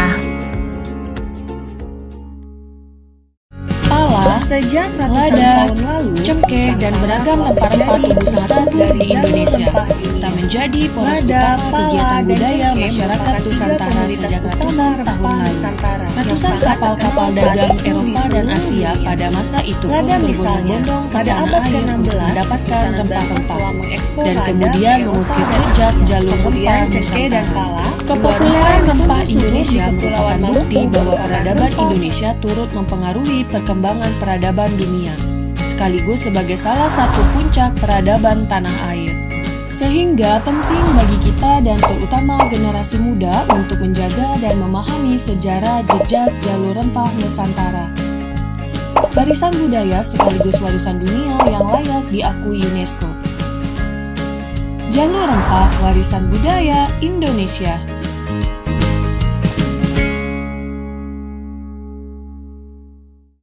Pala, lada, cengkeh, dan beragam rempah-rempah tumbuh sangat subur di Indonesia. Tak menjadi poros utama kegiatan budaya masyarakat Nusantara sejak ratusan tahun lalu. Sejak ratusan tahun lalu, Nusantara telah menjadi pusat dari jalur rempah dunia. Lada, pala, dan cengkeh merupakan 3 komoditas utama rempah Nusantara yang sangat terkenal saat itu di seluruh dunia. Lada misalnya, pada abad ke-16, Kesultanan Banten telah mengekspor lada ke Eropa dan Asia. Kemudian cengkeh dan pala, 2 rempah yang tumbuh subur di Kepulauan Maluku merupakan rempah kelas 1 di Eropa. Harganya pun sangat tinggi. 1 kilogram pala sama dengan 14 ekor sapi jantan dewasa. Sedangkan 1 kilogram cengkeh senilai dengan 7 gram emas. Kepopuleran rempah inilah yang membuat ribuan kapal dari berbagai negara Eropa dan Asia berlayar ke Nusantara, sehingga menjadi jalur rempah sebagai simbol peradaban bahari Nusantara. Jalur Rempah, nafas bahari Indonesia. Sejak ratusan tahun lalu, Nusantara telah menjadi pusat dari jalur rempah. Sejak ratusan tahun lalu, Nusantara telah menjadi pusat dari jalur rempah dunia. Lada, pala, dan cengkeh merupakan 3 komoditas utama rempah Nusantara yang sangat terkenal saat itu di seluruh dunia. Lada misalnya, pada abad ke-16, Kesultanan Banten telah mengekspor lada ke Eropa dan Asia. Kemudian cengkeh dan pala, 2 rempah yang tumbuh subur di Kepulauan Maluku merupakan rempah kelas 1 di Eropa. Harganya pun sangat tinggi. 1 kilogram pala sama dengan 14 ekor sapi jantan dewasa. Sedangkan 1 kilogram cengkeh senilai dengan 7 gram emas. Kepopuleran rempah inilah yang membuat ribuan kapal dari berbagai negara Eropa dan Asia berlayar ke Nusantara, sehingga menjadi jalur rempah sebagai simbol peradaban bahari Nusantara. Jalur Rempah, nafas bahari Indonesia. Sejak ratusan tahun lalu, Nusantara telah menjadi pusat dari jalur rempah dunia. Lada, pala, dan cengkeh merupakan 3 komoditas utama rempah Nusantara yang sangat terkenal saat itu di seluruh dunia. Lada misalnya, pada abad ke-16, Kesultanan Banten telah mengekspor lada ke Eropa dan Asia. Kemudian cengkeh dan pala, 2 rempah yang tumbuh subur di Kepulauan Maluku merupakan rempah kelas 1 di Eropa. Harganya pun sangat tinggi. 1 kilogram pala sama dengan 14 ekor sapi jantan dewasa. Sedangkan 1 kilogram cengkeh senilai dengan 7 gram emas. Kepopuleran rempah inilah yang membuat ribuan kapal dari berbagai negara Eropa dan Asia berlayar ke Nusantara, sehingga menjadi jalur rempah sebagai simbol peradaban bahari Nusantara. Jalur Rempah, nafas bahari Indonesia. Sejak ratusan tahun lalu, Nusantara telah menjadi pusat dari jalur rempah dunia. Lada, pala, dan cengkeh merupakan 3 komoditas utama rempah Nusantara yang sangat terkenal saat itu di seluruh dunia. Lada misalnya, pada abad ke-16, Kesultanan Banten telah mengekspor lada ke Eropa dan Asia. Kemudian cengkeh dan pala, 2 rempah yang tumbuh subur di Kepulauan Maluku merupakan rempah kelas 1 di Eropa. Harganya pun sangat tinggi. 1 kilogram pala sama dengan 14 ekor sapi jantan dewasa. Sedangkan 1 kilogram cengkeh senilai dengan 7 gram emas. Kepopuleran rempah inilah yang membuat ribuan kapal dari berbagai negara Eropa dan Asia berlayar ke Nusantara, Nusantara, sehingga menjadi jalur rempah sebagai simbol peradaban bahari Nusantara. Jalur Rempah, Nafas Bahari, Indonesia. Sejak ratusan tahun lalu, Nusantara telah menjadi pusat dari jalur rempah dunia. Lada, pala, dan cengkeh merupakan 3 komoditas utama rempah Nusantara yang sangat terkenal saat itu di seluruh dunia.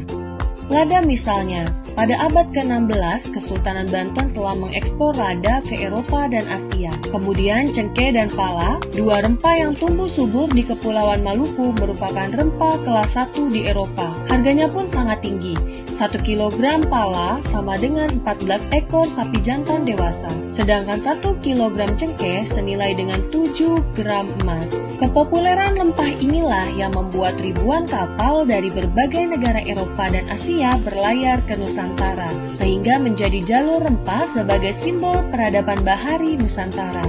Jalur Rempah, Nafas Bahari, Indonesia. Sejak ratusan tahun lalu, Nusantara telah menjadi pusat dari jalur rempah dunia. Lada, pala, dan cengkeh merupakan 3 komoditas utama rempah Nusantara yang sangat terkenal saat itu di seluruh dunia. Lada misalnya, pada abad ke-16, Kesultanan Banten telah mengekspor lada ke Eropa dan Asia. Kemudian cengkeh dan pala, 2 rempah yang tumbuh subur di Kepulauan Maluku, merupakan rempah kelas 1 di Eropa. Harganya pun sangat tinggi. 1 kilogram pala sama dengan 14 ekor sapi jantan dewasa. Sedangkan 1 kilogram cengkeh senilai dengan 7 gram emas. Kepopuleran rempah inilah yang membuat ribuan kapal dari berbagai negara Eropa dan Asia berlayar ke Nusantara, sehingga menjadi jalur rempah sebagai simbol peradaban bahari Nusantara. Jalur Rempah, Nafas Bahari, Indonesia. Sejak ratusan tahun lalu, Nusantara telah menjadi pusat dari jalur rempah dunia. Lada, pala, dan cengkeh merupakan 3 komoditas utama rempah Nusantara yang sangat terkenal saat itu di seluruh dunia. Lada misalnya, pada abad ke-16, Kesultanan Banten telah mengekspor lada ke Eropa dan Asia. Kemudian cengkeh dan pala, 2 rempah yang tumbuh subur di Kepulauan Maluku, merupakan rempah kelas 1 di Eropa. Harganya pun sangat tinggi.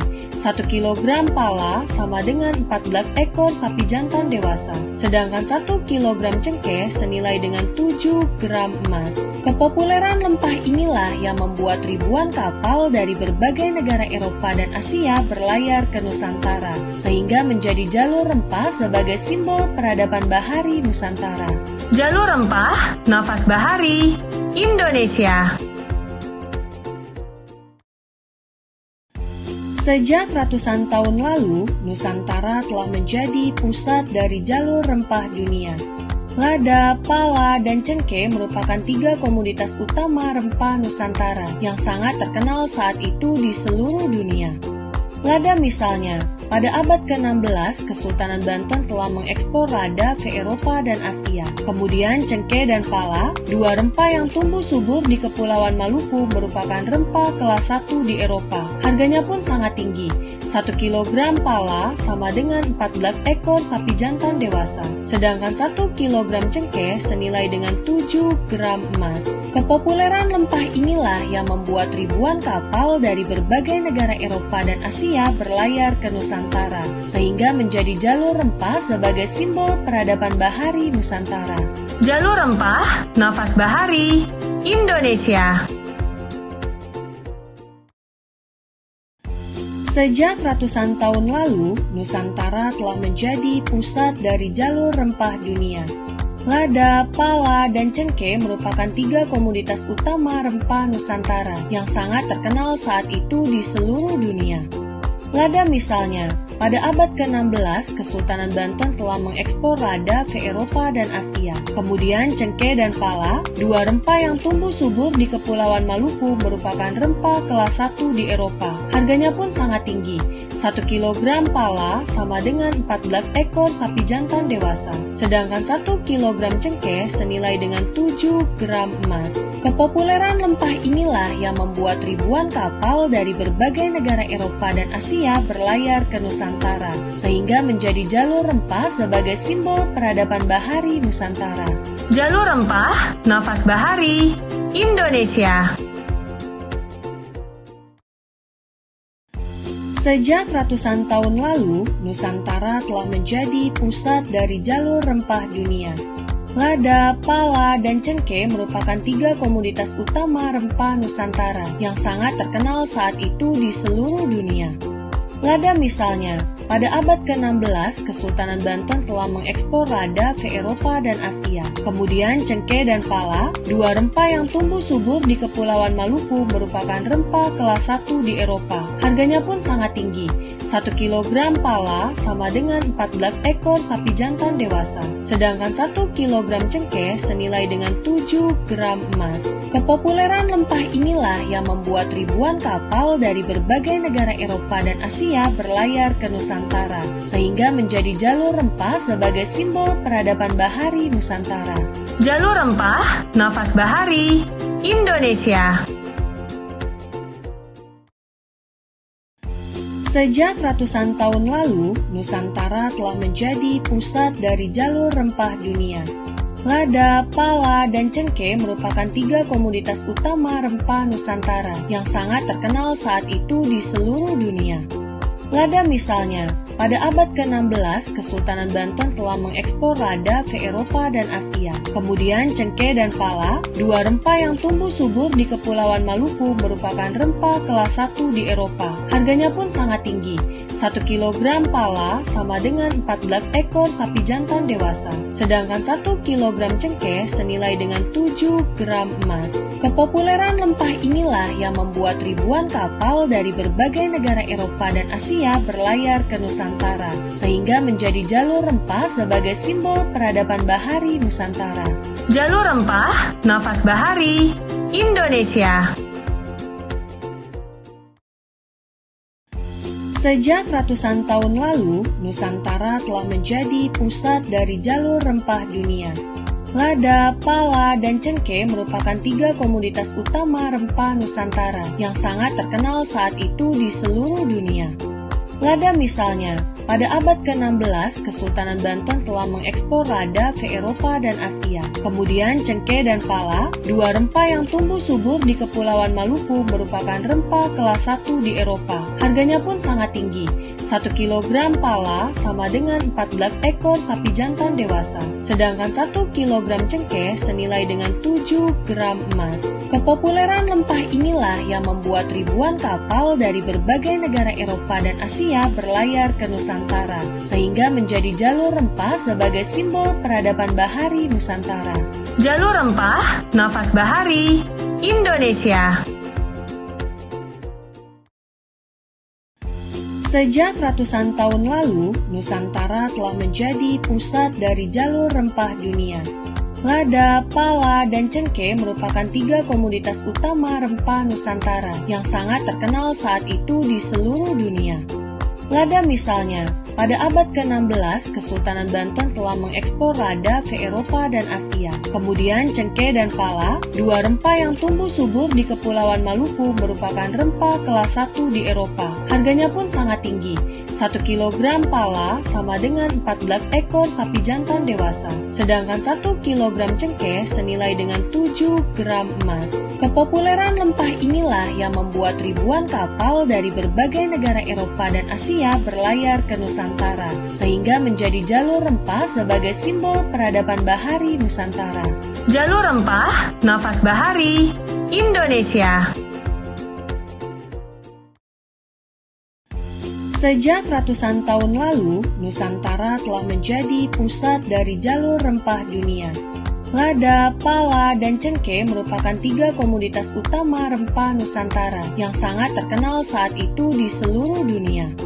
Lada misalnya, pada abad ke-16, Kesultanan Banten telah mengekspor lada ke Eropa dan Asia. Kemudian cengkeh dan pala, dua rempah yang tumbuh subur di Kepulauan Maluku, merupakan rempah kelas 1 di Eropa. Harganya pun sangat tinggi.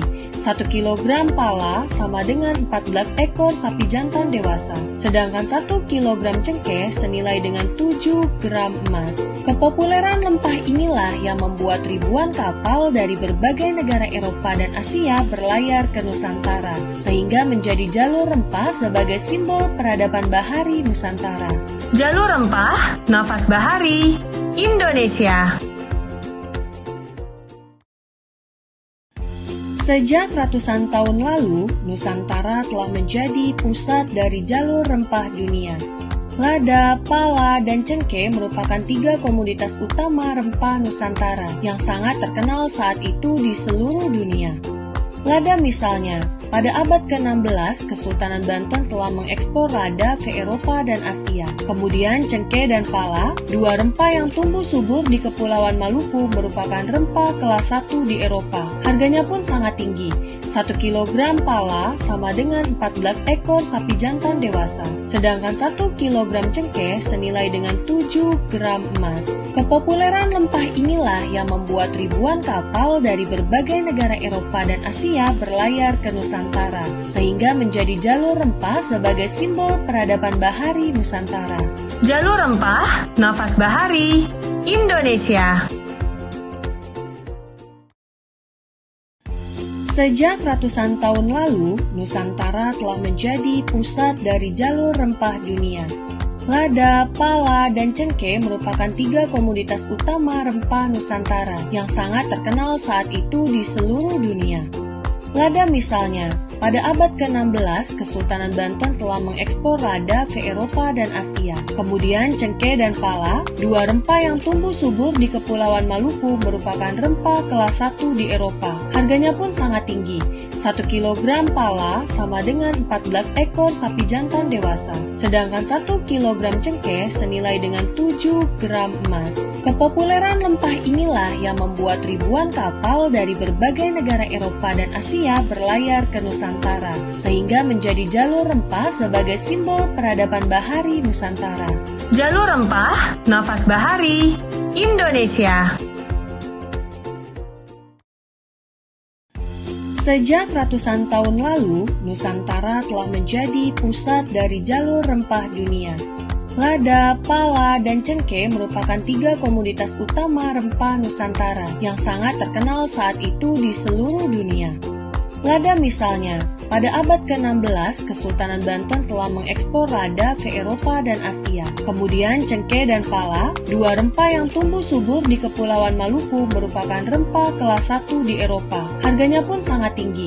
1 kilogram pala sama dengan 14 ekor sapi jantan dewasa. Sedangkan 1 kilogram cengkeh senilai dengan 7 gram emas. Kepopuleran rempah inilah yang membuat ribuan kapal dari berbagai negara Eropa dan Asia berlayar ke Nusantara, sehingga menjadi jalur rempah sebagai simbol peradaban bahari Nusantara. Jalur Rempah, Nafas Bahari, Indonesia. Sejak ratusan tahun lalu, Nusantara telah menjadi pusat dari jalur rempah dunia. Lada, pala, dan cengkeh merupakan 3 komoditas utama rempah Nusantara yang sangat terkenal saat itu di seluruh dunia. Lada misalnya, pada abad ke-16, Kesultanan Banten telah mengekspor lada ke Eropa dan Asia. Kemudian cengkeh dan pala, dua rempah yang tumbuh subur di Kepulauan Maluku, merupakan rempah kelas 1 di Eropa. Harganya pun sangat tinggi. 1 kilogram pala sama dengan 14 ekor sapi jantan dewasa. Sedangkan 1 kilogram cengkeh senilai dengan 7 gram emas. Kepopuleran rempah inilah yang membuat ribuan kapal dari berbagai negara Eropa dan Asia berlayar ke Nusantara, sehingga menjadi jalur rempah sebagai simbol peradaban bahari Nusantara. Jalur Rempah, Nafas Bahari, Indonesia. Sejak ratusan tahun lalu, Nusantara telah menjadi pusat dari jalur rempah dunia. Lada, pala, dan cengkeh merupakan 3 komoditas utama rempah Nusantara yang sangat terkenal saat itu di seluruh dunia. Lada misalnya, pada abad ke-16, Kesultanan Banten telah mengekspor lada ke Eropa dan Asia. Kemudian cengkeh dan pala, dua rempah yang tumbuh subur di Kepulauan Maluku, merupakan rempah kelas 1 di Eropa. Harganya pun sangat tinggi.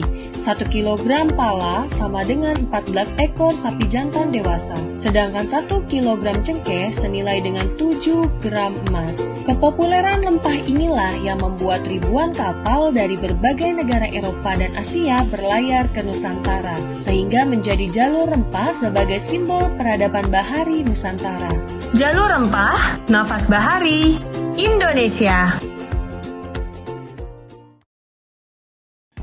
Sejak ratusan tahun lalu, Nusantara telah menjadi pusat dari jalur rempah dunia. Lada, pala, dan cengkeh merupakan 3 komoditas utama rempah Nusantara yang sangat terkenal saat itu di seluruh dunia. Lada misalnya, pada abad ke-16, Kesultanan Banten telah mengekspor lada ke Eropa dan Asia. Kemudian cengkeh dan pala, dua rempah yang tumbuh subur di Kepulauan Maluku, merupakan rempah kelas 1 di Eropa. Harganya pun sangat tinggi. 1 kilogram pala sama dengan 14 ekor sapi jantan dewasa. Sedangkan 1 kilogram cengkeh senilai dengan 7 gram emas. Kepopuleran rempah inilah yang membuat ribuan kapal dari berbagai negara Eropa dan Asia berlayar ke Nusantara, sehingga menjadi jalur rempah sebagai simbol peradaban bahari Nusantara. Jalur Rempah, Nafas Bahari, Indonesia. Sejak ratusan tahun lalu, Nusantara telah menjadi pusat dari jalur rempah dunia. Lada, pala, dan cengkeh merupakan 3 komoditas utama rempah Nusantara yang sangat terkenal saat itu di seluruh dunia. Lada misalnya, pada abad ke-16, Kesultanan Banten telah mengekspor lada ke Eropa dan Asia. Kemudian cengkeh dan pala, dua rempah yang tumbuh subur di Kepulauan Maluku, merupakan rempah kelas 1 di Eropa. Harganya pun sangat tinggi. 1 kilogram pala sama dengan 14 ekor sapi jantan dewasa. Sedangkan 1 kilogram cengkeh senilai dengan 7 gram emas. Kepopuleran rempah inilah yang membuat ribuan kapal dari berbagai negara Eropa dan Asia berlayar ke Nusantara, sehingga menjadi jalur rempah sebagai simbol peradaban bahari Nusantara. Jalur Rempah, Nafas Bahari, Indonesia. Sejak ratusan tahun lalu, Nusantara telah menjadi pusat dari jalur rempah dunia. Lada, pala, dan cengkeh merupakan 3 komoditas utama rempah Nusantara yang sangat terkenal saat itu di seluruh dunia. Lada misalnya, pada abad ke-16, Kesultanan Banten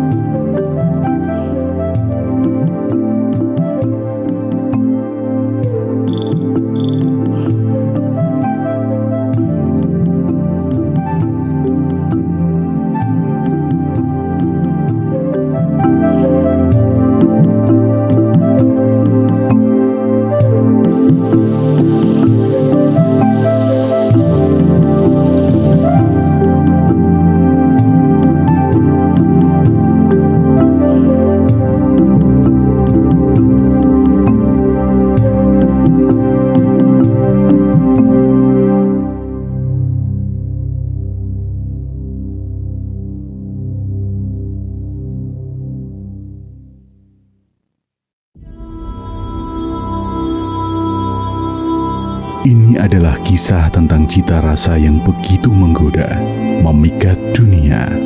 Cita rasanya melayarkan ribuan kapal.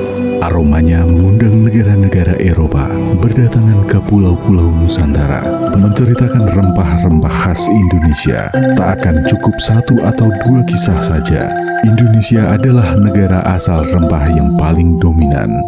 Inilah yang membuat Nusantara mendapatkan julukan Mother of Spices, ibu dari rempah-rempah dunia. Di balik pahit manis perjalanannya, rempah menjadi penanda identitas, simbol yang membuat Nusantara dikenal. Ini adalah pengingat akan kejayaan negeri seribu rempah, negeri kita, Indonesia.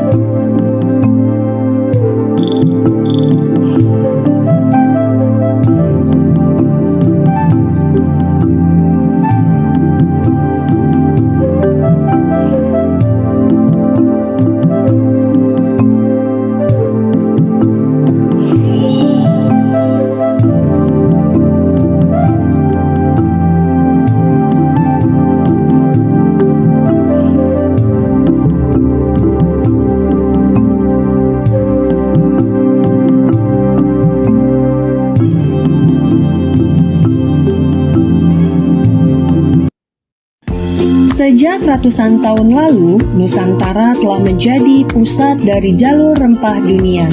Lada, pala, dan cengkeh merupakan 3 komoditas utama rempah Nusantara yang sangat terkenal saat itu di seluruh dunia. Lada misalnya, pada abad ke-16, Kesultanan Banten telah mengekspor lada ke Eropa dan Asia. Kemudian cengkeh dan pala, 2 rempah yang tumbuh subur di Kepulauan Maluku, merupakan rempah kelas 1 di Eropa. Harganya pun sangat tinggi. 1 kilogram pala sama dengan 14 ekor sapi jantan dewasa. Sedangkan 1 kilogram cengkeh senilai dengan 7 gram emas. Kepopuleran rempah inilah yang membuat ribuan kapal dari berbagai negara Eropa dan Asia berlayar ke Nusantara, sehingga menjadi jalur rempah sebagai simbol peradaban bahari Nusantara. Jalur Rempah, Nafas Bahari, Indonesia.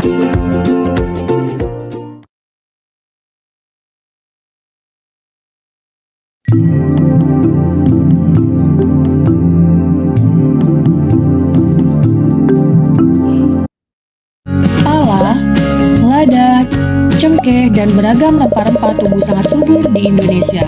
Tak menjadi poros utama kegiatan budaya masyarakat Nusantara sejak ratusan tahun lalu. Ratusan kapal-kapal dagang Eropa dan Asia pada masa itu pun berbondong-bondong ke tanah air untuk mendapatkan rempah-rempah, dan kemudian mengukir jejak jalur rempah Nusantara. Kepopuleran rempah Indonesia merupakan bukti bahwa peradaban Indonesia turut mempengaruhi perkembangan peradaban dunia, sekaligus sebagai salah satu puncak peradaban tanah air. Sehingga penting bagi kita dan terutama generasi muda untuk menjaga dan memahami sejarah jejak jalur rempah Nusantara. Warisan budaya sekaligus warisan dunia yang layak diakui UNESCO. Jalur Rempah, warisan budaya Indonesia.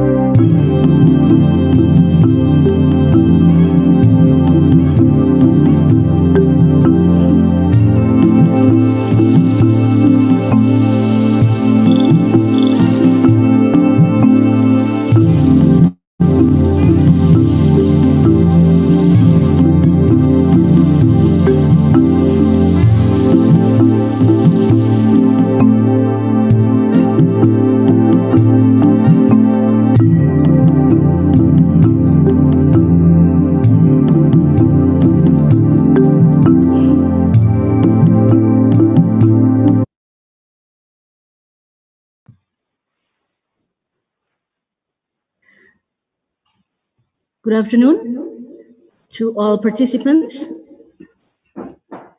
We will now proceed with the next panel discussion. We have the session Revisiting Spice Route Through Space and Time, Part 1, which will be presented by Dr. Azad Hinanda, Professor Dr. Vishwanath Atri, and moderated by Dr. Maulana Ibrahim. I would like to invite Dr. Maulana Ibrahim as moderator.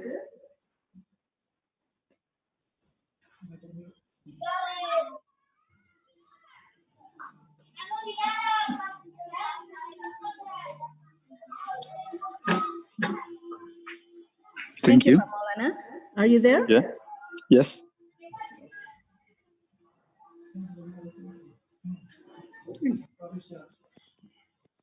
The session is yours. Thank you. Thank you very much. Good afternoon, everyone. Welcome to the next session of the second day on the International Forum on Spice Road. After we follow the first session about the Spice Road through time and space, now we are continue to the session that will provide by Professor Dr. Visa Nat Atiri, Chair in Indian Ocean Studies at Indian Ocean Rim Association. He is also a researcher and an editor of a book, The Blue Economy Handbook of the Indian Ocean Region. Of course, we can learn many things about the aspect of blue economy in the Indian Ocean region. And we also have next speaker is Dr. Azad Hind Guslan Nanda. He is a scholar at Nalanda University, a research fellow at Heritage Society in Patna, India, and he also working as a project coordinator in archaeological survey project. And he is also an expert in the comparative study of cultural exchange in South and Southeast Asia, especially in Buddhist art and heritage. So in this session, we will pleased to welcome the first speaker, Professor Dr. Visa Nat Atiri, to give his presentation for 20 to 30 minutes. Professor Visa Nat Atiri, are you there? Yes. Thank you so much. So the time is yours, please. Okay, thank you. So let me first congratulate the organizers for choosing such a relevant subject. And here in Mauritius, I'm speaking from the Secretariat of IORA. And before I talk about the spice routes, let me just give a brief account of IORA, which was founded in March 1997.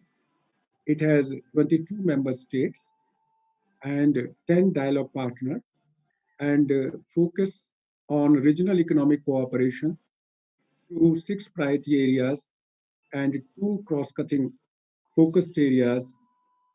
And here, one of the important landmark in the history of IORA occurred when on 7th March 2017 in Jakarta, Leaders Summit was held for the first time.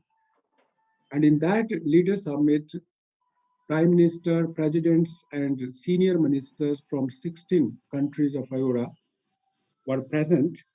And they basically focused on a theme which was adopted in the Leaders Summit, that was promoting regional cooperation for a peaceful, stable, and prosperous Indian Ocean.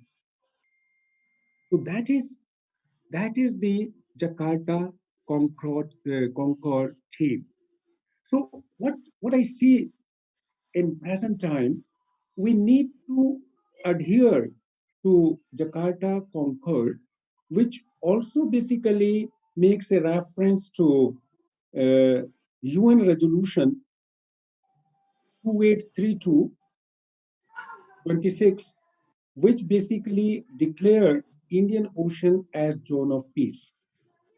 And in the Concord, it was also agreed by all the heads of the states in 2017 that UNCLOS, United Nations Conventions of the Law of the Sea, will be the constitutions of the ocean to govern the further cooperation in the Indian Ocean Rim Association.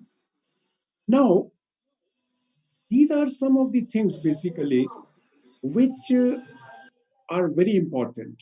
And if we go back in the details of the Jakarta Concord, it basically emphasized maritime safety and security, trade and investment, fisheries management, academic science technology. Then you see tourism and cultural exchange. I remember that in 2016 and 2015, there were 2 or 3 conferences organized by Indonesia on the theme of tourism and cultural exchange. So one thing which is important that tourism and cultural exchange, which is one of the priority area of IORA, has been given little attention. So my presentation basically focuses on revisiting spice routes, implications for IORA. So here, as all of us know, that maritime silk routes, spice route, is the name given to the network of sea routes that link the east with the west. Then the second point which I want to make, that Western Indian Ocean, which is very important from the viewpoint of, you made a reference to the book on blue economy of the Indian Ocean region. So the Western Indian Ocean, basically in terms of capital asset of various species, has been calculated 333 billion US dollar, and it is capable of generating $20 billion inflows, which may be distributed in 10 of the countries of the Indian Western Ocean. So basically, the blue economy has also a flavor, and that I will be talking later on in terms of underwater cultural heritage. So basically, sea provided free lines of communications. That is very important. That is the lesson which we learn from ancient Indian Ocean trade routes. I am also a student of globalization, the student of economics, trade and investment. And if we try to see the wave of globalizations, this present globalization is termed as 4.0. But the earlier globalizations which took place in the 100 BC to 2000 BC, that is basically the whole history of the spice routes, are so fascinating. And if I try to interpret in terms of modern terminology, I would like to make a reference to the World Bank report, which was published in 1999-2000, which focuses on knowledge economy. And here, in the ancient trade routes, basically, there is a reference that with the trade commodities like spices, silk, and other articles, they also exchange the knowledge and the culture. So the exchange of knowledge and the culture, that basically is what I would say missing in the present wave of globalization. So the culture basically has to be defined, and this cultural exchange should also form a part of what we call sustainability, which is the cornerstone of blue economy. So one of the insight which comes from the history of spice routes, ancient spice route, that why not we focus on sustainability, the blue economy, which is basically is going to dictate the prosperity of the globe by 2030, basically is also linked with the sustainable development goal. So here is a lesson for us to go into the history, and the archaeologists and the social scientists, they can pave the way that how or in what way we can try to ensure peace, peaceful and stable, prosperous Indian Ocean, which is the basic idea of Leaders Summit of IORA agreed in 2017.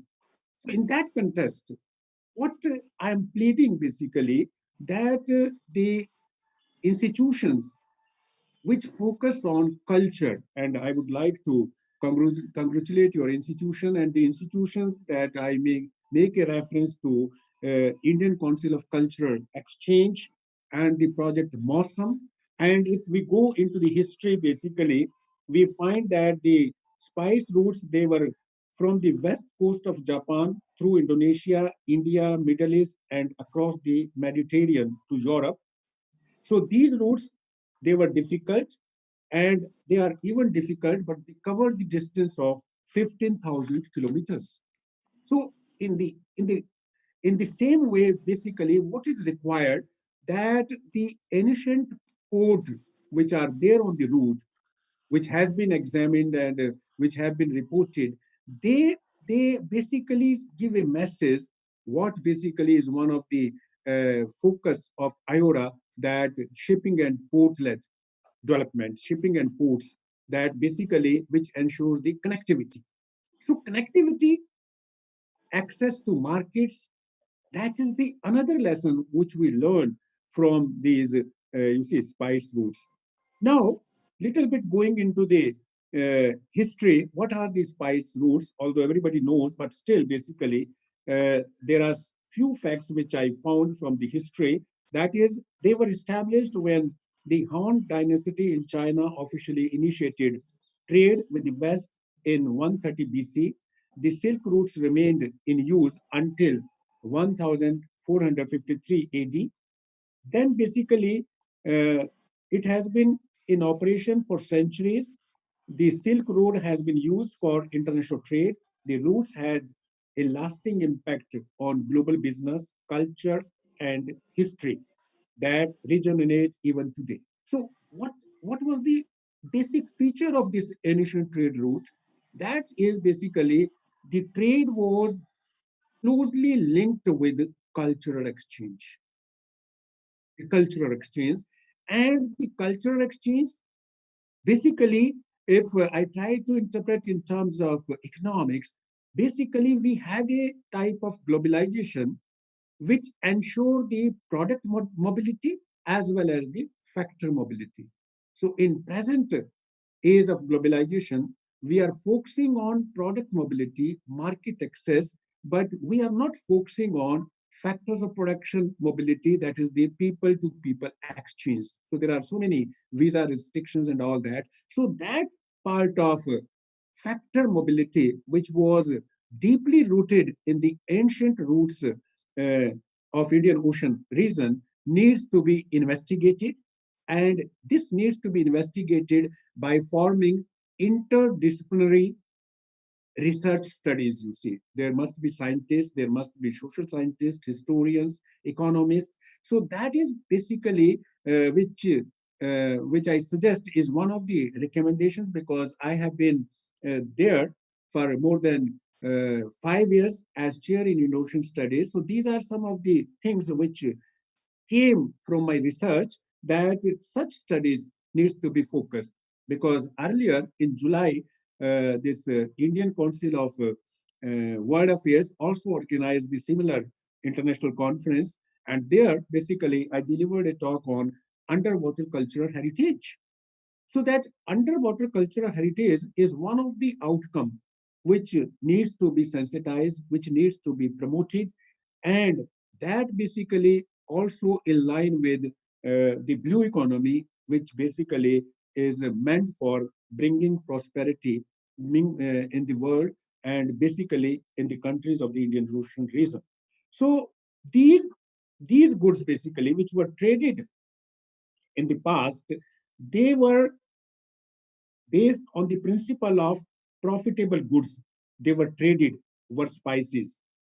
And that is basically spices such as cinnamon from Sri Lanka and cassia from China found their way along the spice routes to the Middle East. And that basically, if we try to make the intensive study of these products, I think these products were good according to the theory of comparative advantage.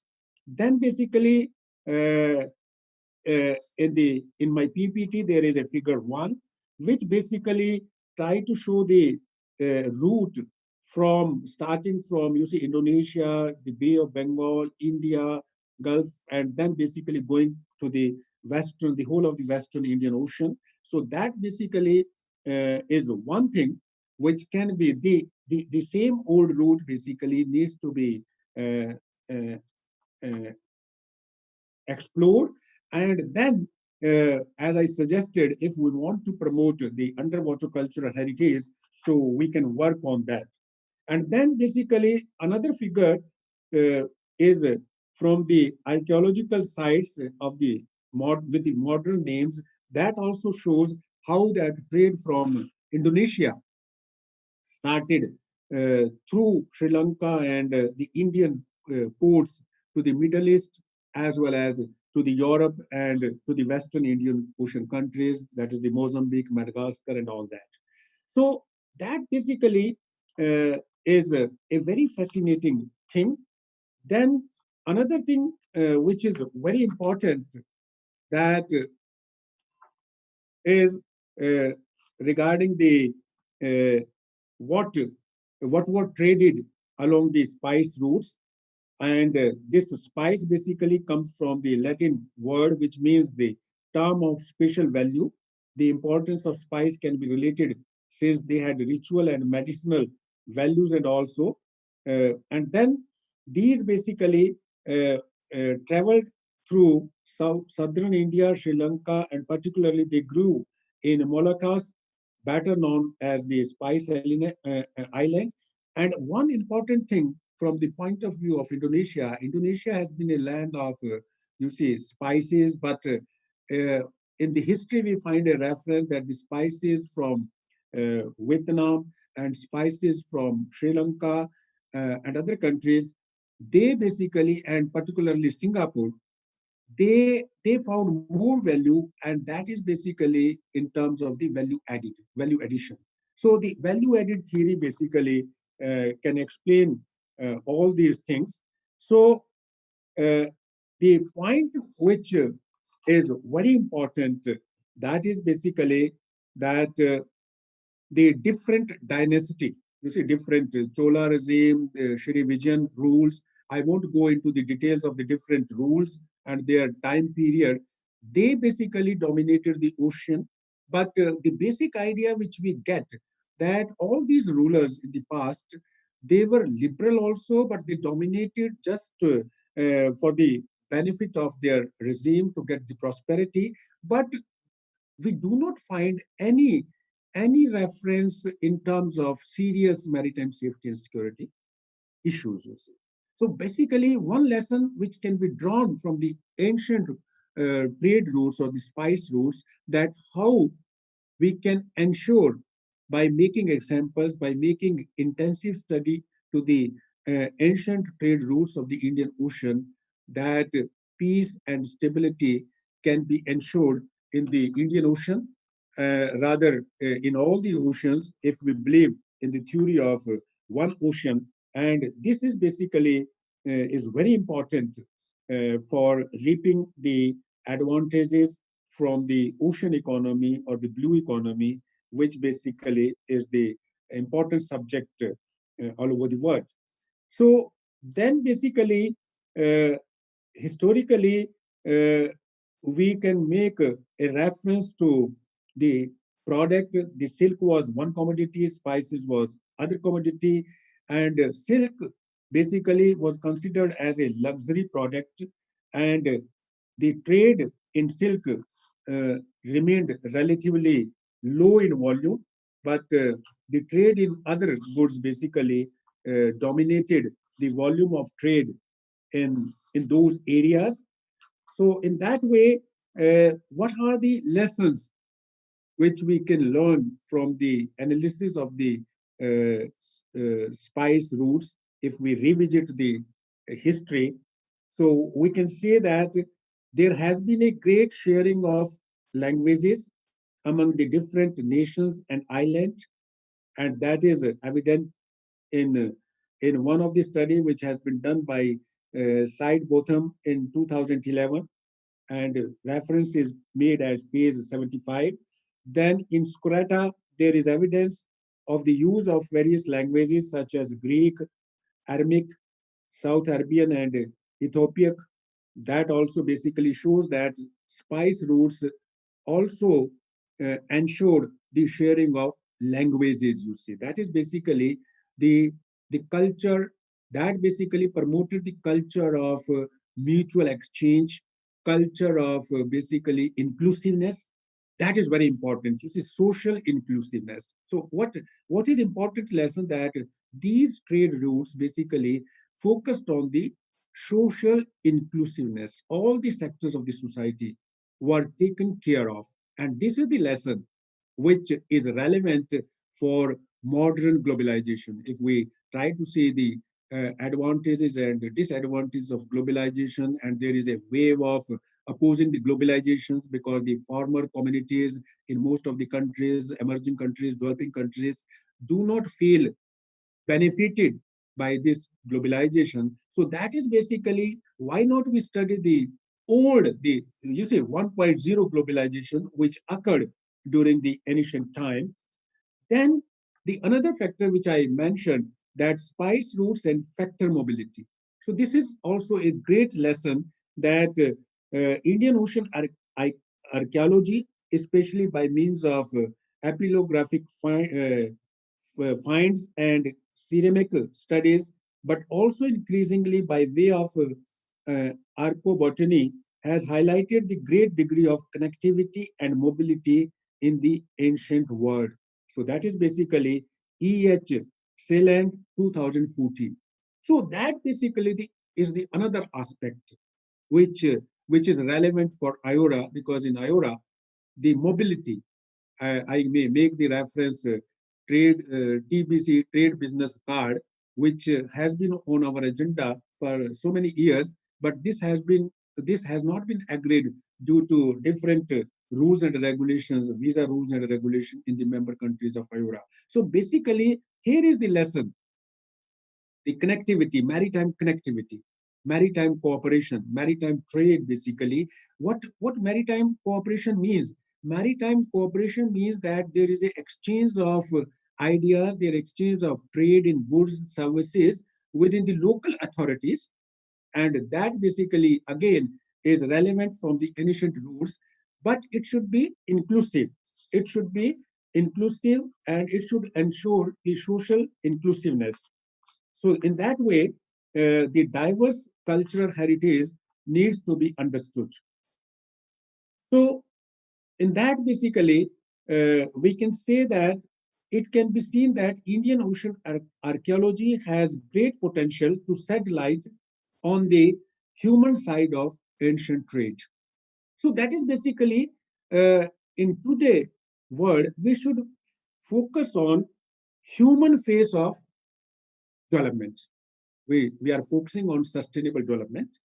Sustainable development is that development which is basically takes into account the concerns of the posterity, coming generations, and the environmental sustainability is there, environmental conservation. The reference is also made the health of the ocean, plastic pollution, and all that.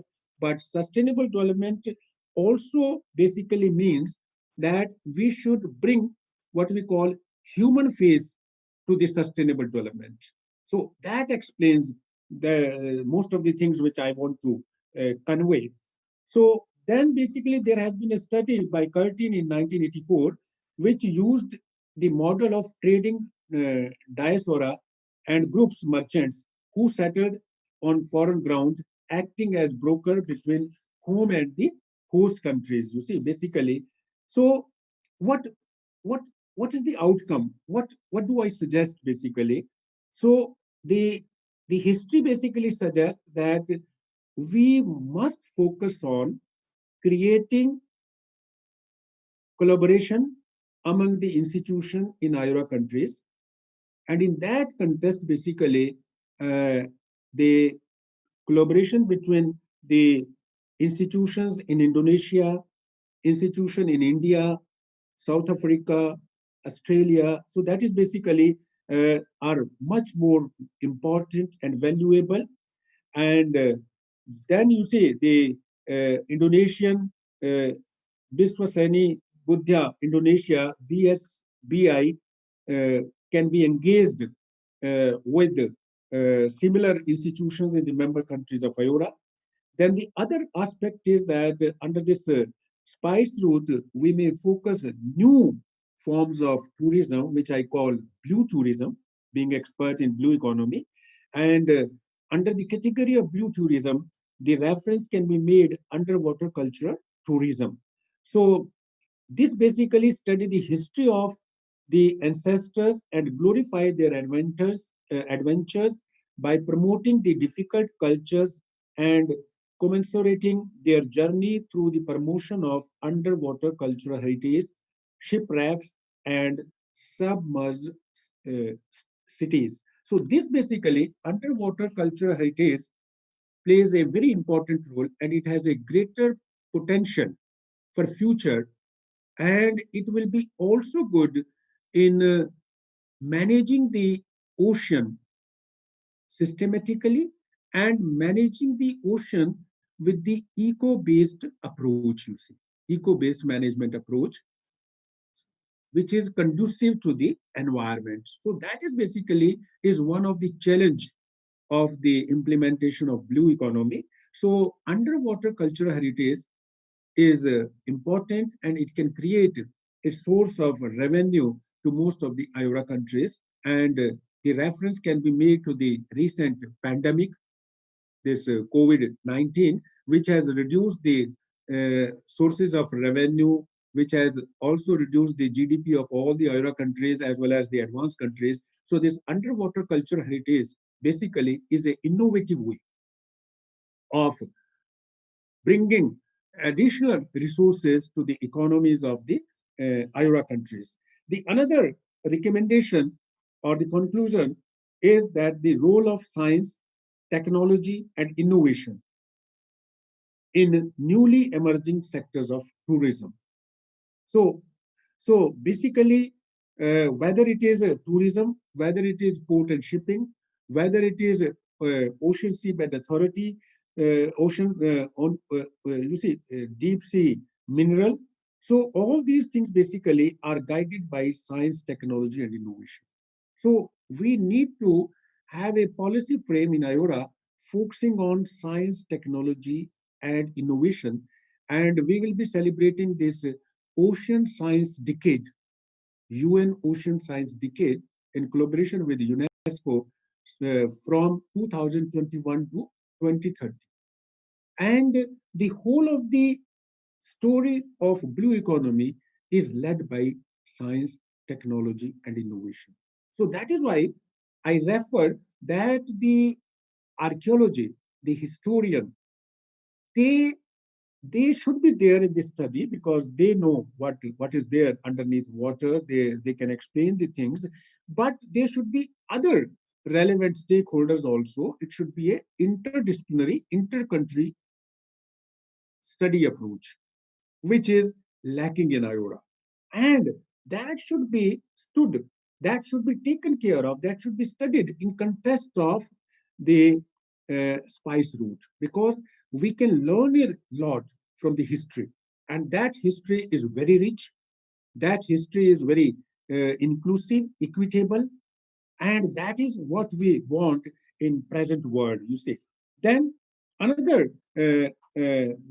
another recommendation is that there is a need for more sensitization among the IORA countries on spice and silk routes. So my suggestion is, and that is why I congratulated the foundation for undertaking this study. I also congratulated India for undertaking these studies. So in future, there should be more frequent brainstorming sessions on these ancient routes, which are very much crucial for strengthening the institutions of IORA countries, for increasing the collaboration and cooperation, and also promoting cultural exchange, the tourism. And my intake is, and I have been talking to my colleagues in the secretariat also, the directors and the secretary general, and I, I experienced a great motivation in Indonesia. Indonesia, as member state of IORA, can take the lead, which already has been taken by Indonesia during 2016 and 17 in promoting these cultural exchanges and undertaking such seminars. But the time has come to constitute a task force of similar institutions to take innovative studies linking the ancient trade routes heritage with the modern contemporary economic issues which are basically surrounding today under the banner of what we call sustainable blue economy, because sustainable blue economy is very comprehensive and tourism can be a part of it. So I'm not going into the details of what the sustainable blue economy is and how it is important and what needs to be done. But the point is that inventiveness, innovativeness is a condition which applies to all. And here, the focus, the last, intake, which I'll be suggesting to the audience, to the scholars, that the time has come to focus on this, spice routes, the revisiting spice routes, and the implications for IORA. In the last, I would say that more focus in coming time on the understanding of spice routes will ensure maritime cooperation, peaceful, stable, and prosperous Indian Ocean, which basically has been accepted by all the heads of states of IORA during March 2017 in the first Leaders Summit. So that is basically is the best way, and it in a way a focused attempt to implement the Jakarta Concord basically. And the theme of the Jakarta Concord, as I mentioned, is basically on the maritime safety and security, maritime trade, maritime cooperation. And I try to define the maritime cooperation in terms of inclusiveness, in terms of understanding. And that understanding basically is enhanced through cultural exchange. And moreover, there should be more contact between people, people to people contact. That is also important, and that people to people contact is missing in IORA. And the people to people contact can be enhanced, can be increased, can be better understood by these cultural exchange or by focusing on our history. What is our history? And the history gives the lesson of inclusiveness, social inclusion, peaceful use of the ocean. And that is what basically we are talking in terms of the UNCLOS, the Constitution of the Oceans has been accepted by all the IORA countries. So the future basically belongs to hosting such conferences, workshops, and that basically will be important for the IORA and for beyond IORA in achieving what we call UN Sustainable Development Goals by the year 2030. I am making a reference to 17 Sustainable development goal, end of hunger, poverty, you say women empowerment, and so many things basically. So that is basically what I perceive as chair in Indo-Asian studies under this revisiting spice routes implications for Ayura. Thank you very much for giving me the time. I will be very happy for questions and queries. Thank you so much. Thank you so much, Professor Visa. It's a pleasure to hear the story about Ayora that you have been done for many years, because the Ayora already focus on the sustainably blue economy that also include the eco-management approach and also guiding by science and technology policy from the background of historical and cultural perspective until the sustainable development goals for the future perspective. It is very nice story for us here, because we are all not always listening about our future history and background, but also provide a better future. So including that, please welcome the second speaker, Mr. Azadhin Guslan Nanda. Also, he is also a researcher of archaeological and historical aspect of Southeast Asia, including. So maybe he can give us many perspective and view of about this session. Dr. Azad, the time is yours. Good evening, everyone. Selamat siang, Bapak-Bapak dan Ibu-Ibu. Let me first thank Negeri Rempah Foundation and the International Forum on Spice Route for giving me an opportunity to present and participate in the session. Thank you to our moderator, Bapak Ibrahim and Professor Atri. I want to begin by saying that the spice route has connected several historical civilizations, nations, communities, and people in all across Asia, Africa, and Europe. The trade in lucrative spices since antiquity paved the path for the rise of several powerful polities in both South and Southeast Asia, and empires like Chola, Srivijaya, and Majapahit greatly benefited from the maritime contacts and the expansion of trading routes in the Indian Ocean littoral. This quest to dominate the spice route in turn pioneered and facilitated the exchange of goods, ideas, people, text, and rituals. In today's presentation, I will focus more on how the spice route boosted the economic, cultural, and civilizational linkages between South and Southeast Asia. As Professor Atri already laid down several recommendations in his presentation and has very beautifully discussed about how Indian Ocean can serve not only as a space of contestation, but also as a place of mutual cooperation.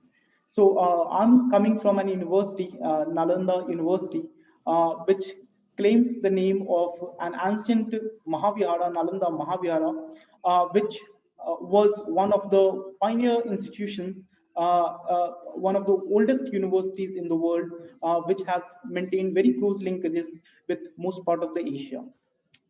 I will discuss more on the ancient linkages and will talk briefly on how we can move forward. So, in ancient time, spices in historic context have not only served as a consumable item, but rather it has been the marker of prosperity, wealth, luxury, and power. Some of the native products of Southeast Asia, such as cloves, pepper, nutmeg, sandalwood, turmeric, all these found their places outside of kitchen to several rituals and social activities. This led to a widespread scale of diffusion of cultures along with expansion of maritime routes. Before, the larger cultural processes of Indianization and localization, which is widely discussed, began in the first millennium CE, there are ample evidences to suggest that trading contacts existed between South and Southeast Asia much before. The earliest traces of maritime commercial activities in the two regions goes back to as early as 2nd millennium BCE, up to mid 2nd millennium BCE. And there was some kind of trade happening between coastal cities of luxurious products such as sandalwoods and beads. And there has been archaeological discoveries of beads in both Java and even on the southern coast of Indian subcontinent in Kerala and Malabar. There are ample archaeological evidences which suggest the maritime contacts between South and Southeast Asia in the first millennium BCE. And there are also references of Southeast Asian islands in several of the South Asian texts, such as in Matsya and Vayu Purana, talks about Malay Dweepa, which possibly refers to Malaysian Peninsula, and says that this was a place which was which was rich in mines for luxurious products such as gold and other items. Along with that, these were also the places which was very fertile in producing spices.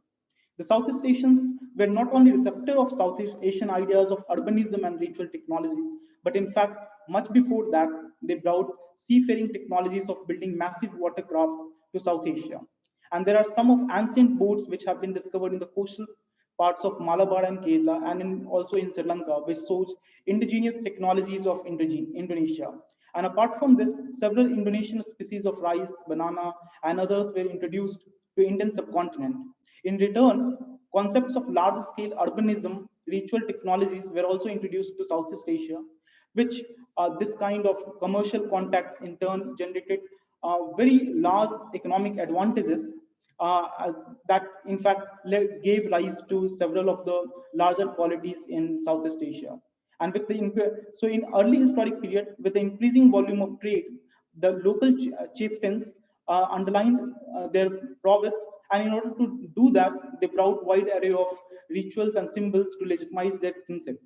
This success of Buddhism and Hinduism along these trade routes are all closely related to the generosity of the urban elite who brought rituals and symbolism in return to the large-scale volume of maritime trade and connections that were happening at that time. So these all of the seafaring activities and the maritime trade connections happened or was enabled by seafaring voyages that was largely amplified by the monsoon winds that were in fact helping all kind of these kind of trade connections. There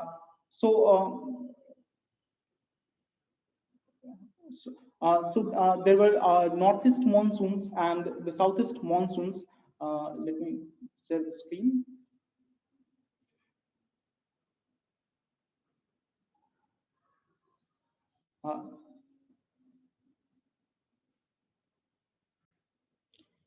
So there were northeast monsoons that helped from the seafaring activities from all the way from the Africa, eastern part of Africa and Middle East to India, and then further to Southeast Asia.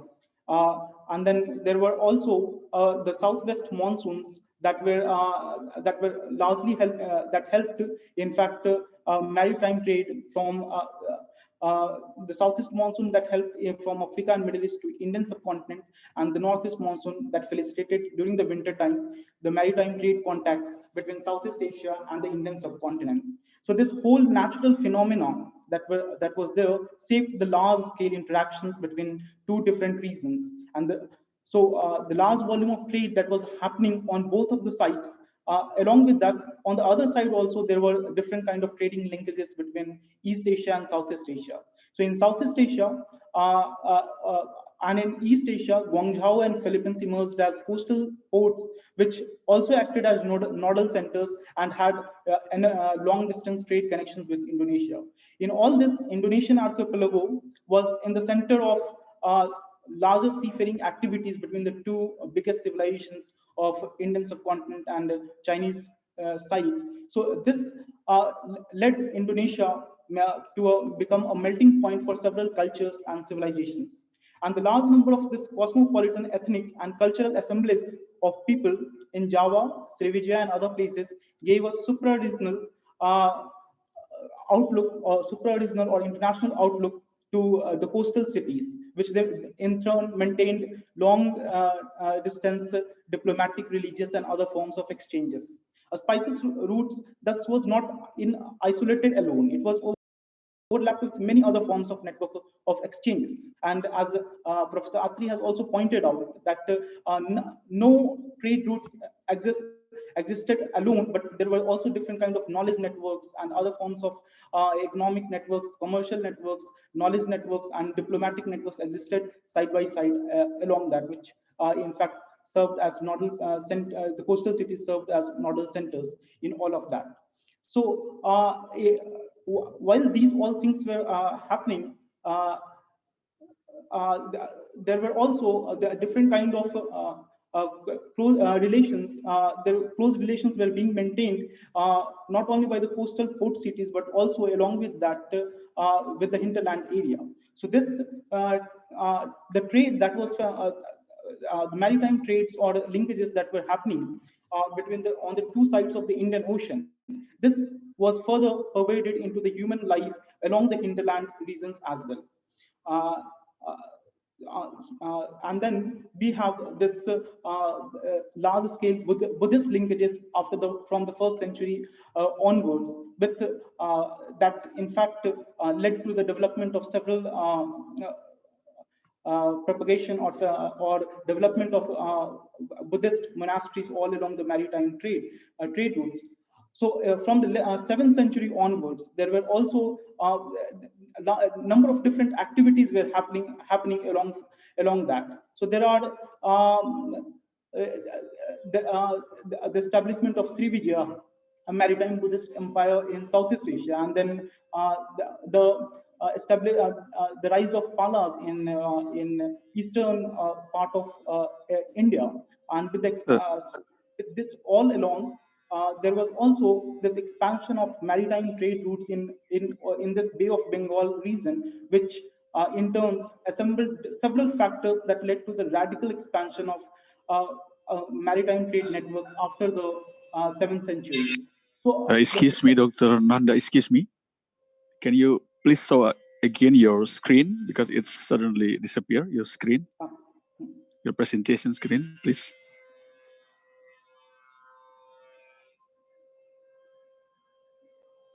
So, okay, good. So with this rising network, with this increasing connections between the on the two sides of the on two sides of Indian Oceans, there were also this this trade linkages were not in isolation, but there was also this pervaded into the human life of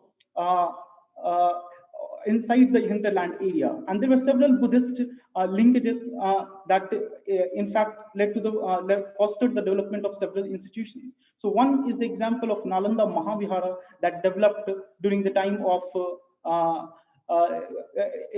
that rose up in the 4th century AD, somewhere in 490 CE. And then we have several references that how the merchant, along with the merchants and travelers, there were the ritual masters and really the scholars and monks traveled all along the maritime trade routes, and this led to, in fact, development and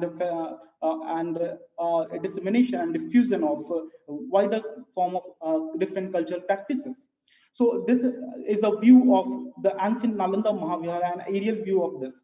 In this, here in the right side, the monastery number 1 is a was donated or was built with the donation of a Srivijayan emperor. So as Professor Ivan also mentioned yesterday about this monastery in his presentation, this monastery was built with the help of the donation of the ruler Balaputra Deva, and there was a Nalanda copper plate grant was discovered from this reason from inside this monastery, which in turns have 66 lines on the front side and in the back side. So these 66 lines are written in Sanskrit and in Siddha Matrika script. So these in this inscription, it mentions about several of the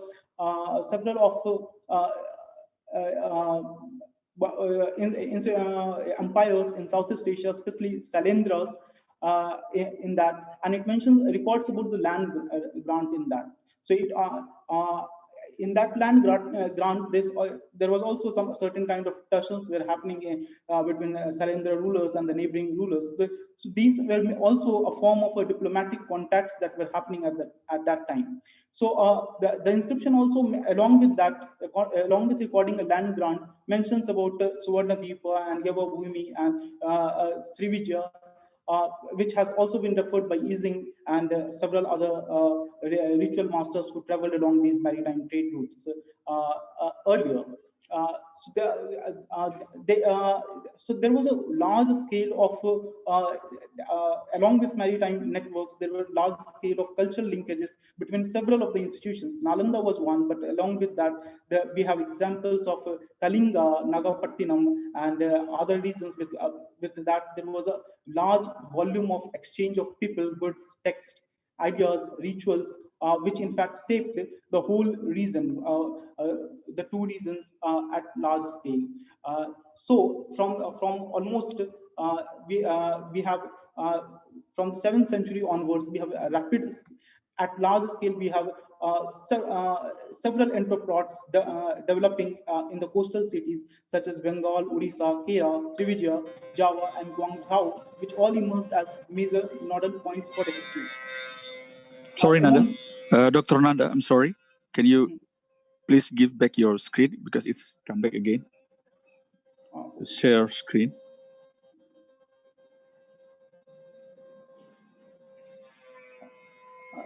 Okay, that's good.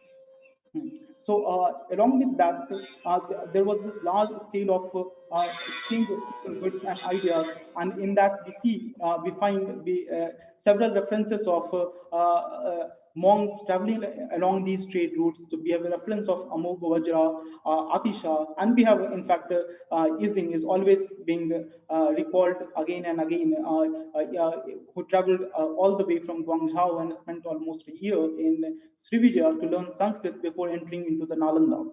So, so there were these trading linkages. So these trading linkages, that the spice route that was all along the that connected the different polities and coastal cities along the Indian Ocean littoral.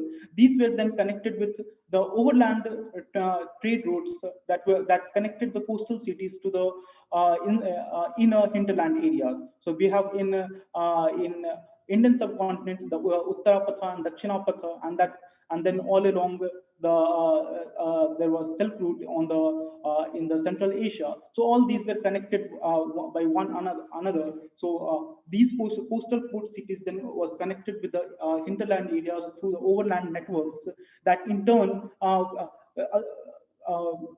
brought the spices and the real sense of all those exchanges to and diffused them to the hinterland areas of all across the Indian subcontinent and the wider part of Southeast Asia. So, some of the examples of these exchanges that happened in the past are the construction of Nalanda, the establishment of Borobudur and several other temples, which have in turn can be seen several forms of artistic architectural similarities.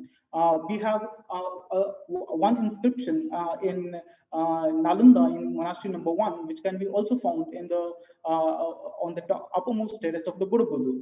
So similarly, Borobudur have also artistic similarities with the Keshariya stupa that is existing in the Vaishali region along this trade route that passes from all the way from Patliputra, Nalanda, and to the region of Vaishali. Along with that, we have diffusion of languages such as Siddhamatrika script can be found heavily all across the islands of Java and other places, which is also widely found in the region of Nalanda and here, nearby. We have also Javanese bronzes, and we have the Nalanda bronze sculptures that were discovered from this region. We have a very close artistic similarities between the both. So these artistic similarities, architectural similarities, and linguistic similarities tells us about the kind of exchanges that happened in the past. And as Professor Atri pointed on in his presentation about and laid down a recommendation for people-to-people exchanges. So in the past, we had these kind of exchanges to a scale where peoples were coming from different regions and spending time in different kind of these cities that emerged as learning centers in Indian subcontinent, in Indonesian archipelago, and spent considerable time to learn, and which also facilitated the development of the cultures of different regions. So in this reason, we have new some of the new initiatives have been taken up recently by Indian government, and a university has been established in the region of Nalanda to revive the old glory and the tradition of the ancient Nalanda Mahavihara. I belong to one of the first students of the institution. Although the new Nalanda University is new, but at the same time it holds the legacy and the symbolic power, historical capital of the previous institution. And the institution is coming up in the region of Rajgir, which is very close to the old ruins, almost 12 kilometers from the ancient ruins of Nalanda. And there are the university is currently operating with 4 different departments: School of Ecology, Buddhist Studies, and a School of Language and School of Management. So with these departments, the university is currently operating, and there is a kind of effort is being made in order to again rejuvenate and to revive the old ancient spice trade route that not only fostered the connections in terms of economic linkages, but also in terms of large scale cultural, educational, and other forms of linkages in the past. With this, I want to end my presentation, and Professor Atri has already laid down all the different kind of recommendations that can be again can be taken forward in order to increase the kind of people and people-to-people contact and this that can will help in at large scale to again revive the old ancient trade route. Thank you, Pak. Terima kasih, Pak. Terima kasih. Thank you so much, Dr. Nanda, for your explanation. Your presentation is very nice, especially in the part of Nalanda Mahavihara, when you mentioned about the Sriwijaya part, and then you move to the Borobudur part, the stupa, the relic, and the artistic things from Indonesia that in the past we are connecting each other. And you close with the how people-to-people contact is really important for nowadays and for our better future. And now we are moving to our second term. Second session is question and answer. So please, everyone in this room, just use your button, raise hand button in the Zoom application. So I will let you speak directly to these 2 speakers, and please mention your name and to whom you will asking a question or argue your argument, or you're sharing something about these 2 presentations. Please, anyone in the room? Okay, we already have CD Manggala. Mr. CD Manggala, please. The operator, please unmute Mr. CD Manggala.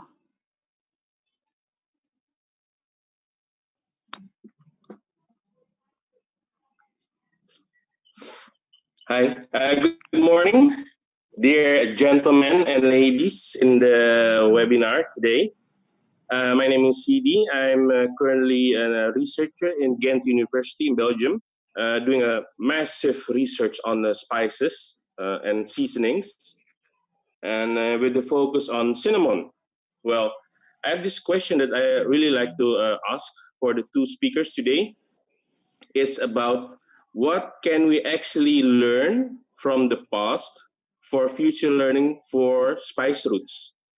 Because currently, nowadays, the situation of spice trade barriers is really difficult for, let's say, not only for researchers, but also for traders and producers to meet the quality that has been expected by the international buyers.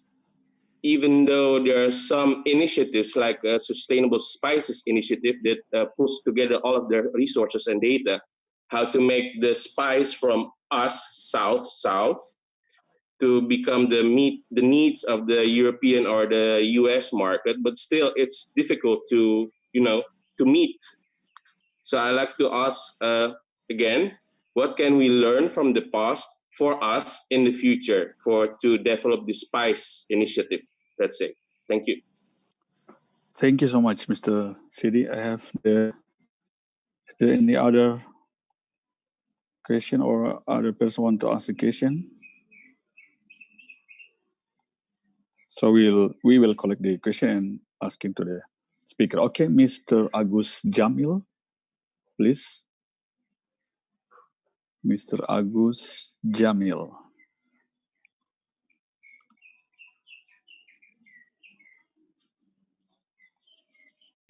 Okay, thank you very much.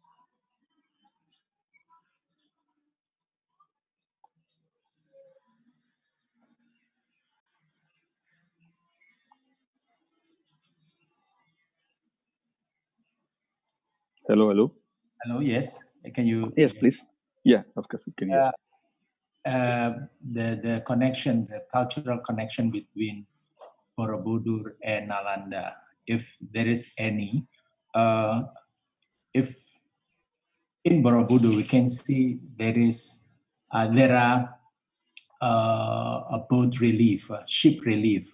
Yeah, is there any such a relief on maritime things in the Nalanda, which may have a similarity, something like that? Thank you. Thank you, Mr. Agus Jamil. May I know you're from? I'm Agus Jamil. I'm from your University of Islamic State University of Syarif Hidayatullah, Jakarta. Thank you. UIN Syarif Hidayatullah. Thank you. And is there any other participants want to ask a question? Can collect and the speakers will answer it together.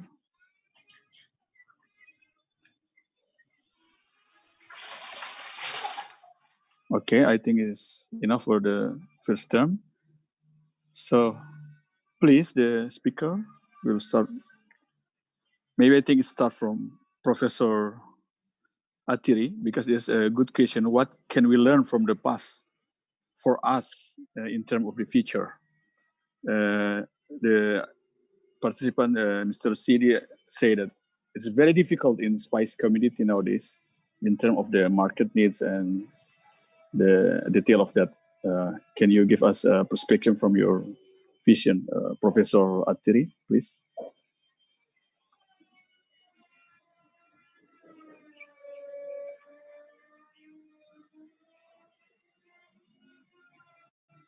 Hello, Professor Atiri, are you still there?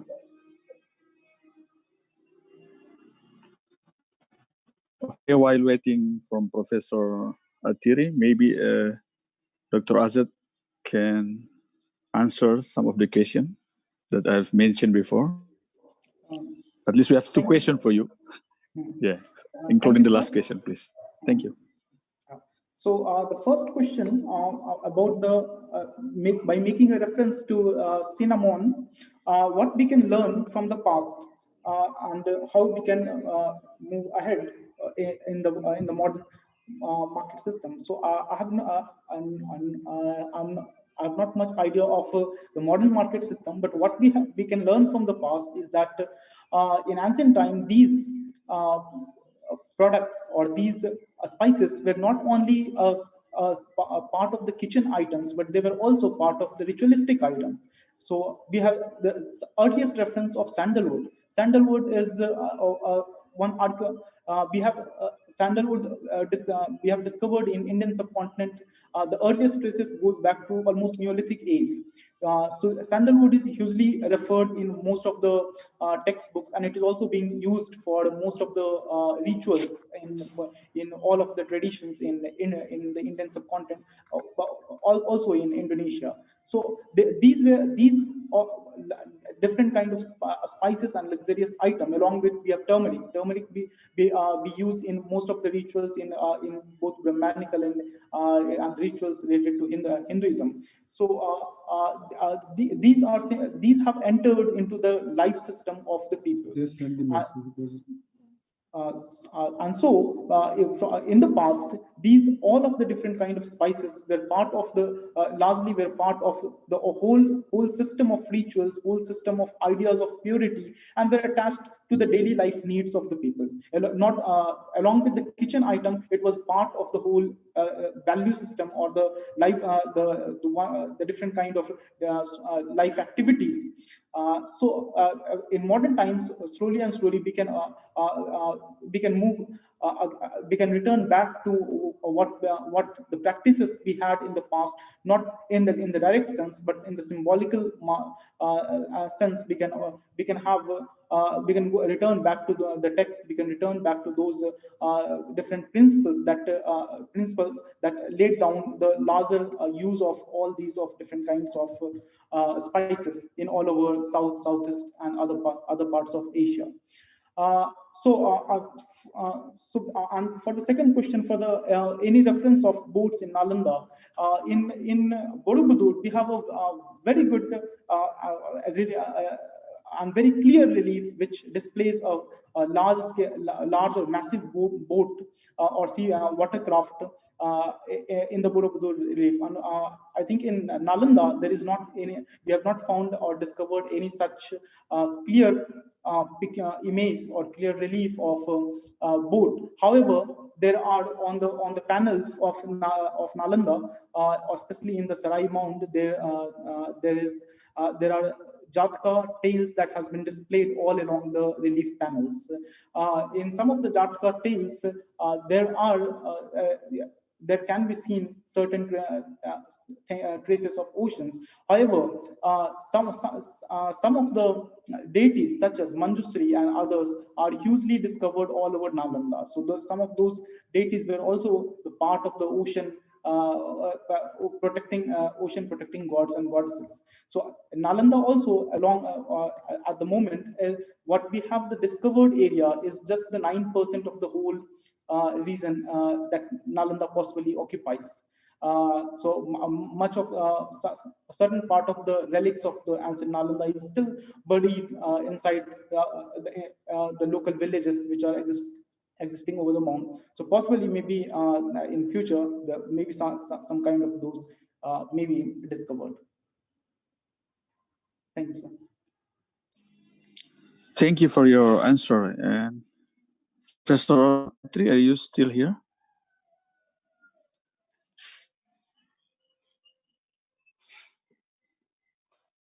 Hello, Professor Atri.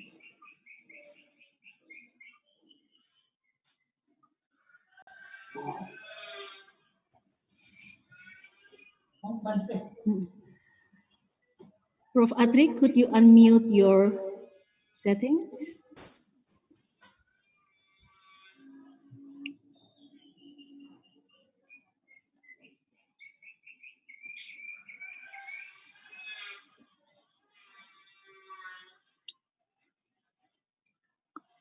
Okay, while we are waiting for Professor Atri, I already make a mark in the question for him.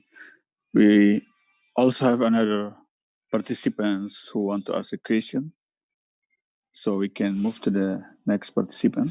There is Mr. Abe from National University of Singapore. Already raised his hand. Please, Mr. Abe.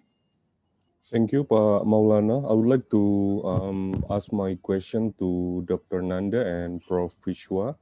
For Dr. Nanda, what is the plan for the Nalanda University to involve youth and communities to further learn and understand about the importance of spice route and the connection between India and Indonesia?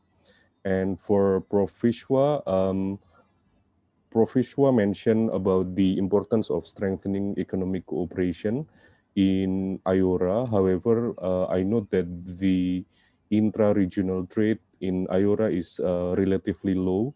So are there any plans to create or develop a free trade area which are usually built or developed by other regional entities such as in EU or in ASEAN?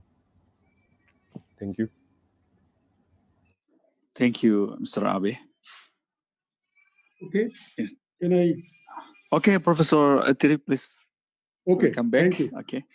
We have two Uh, questions for you, if you already Yes. noticed or here. Please. So very good questions. Let me first talk about the first question regarding the spices and so in that case, basically, in modern times, we can talk about creating standards. You say one of the issue which has been discussed in 2014 and 15.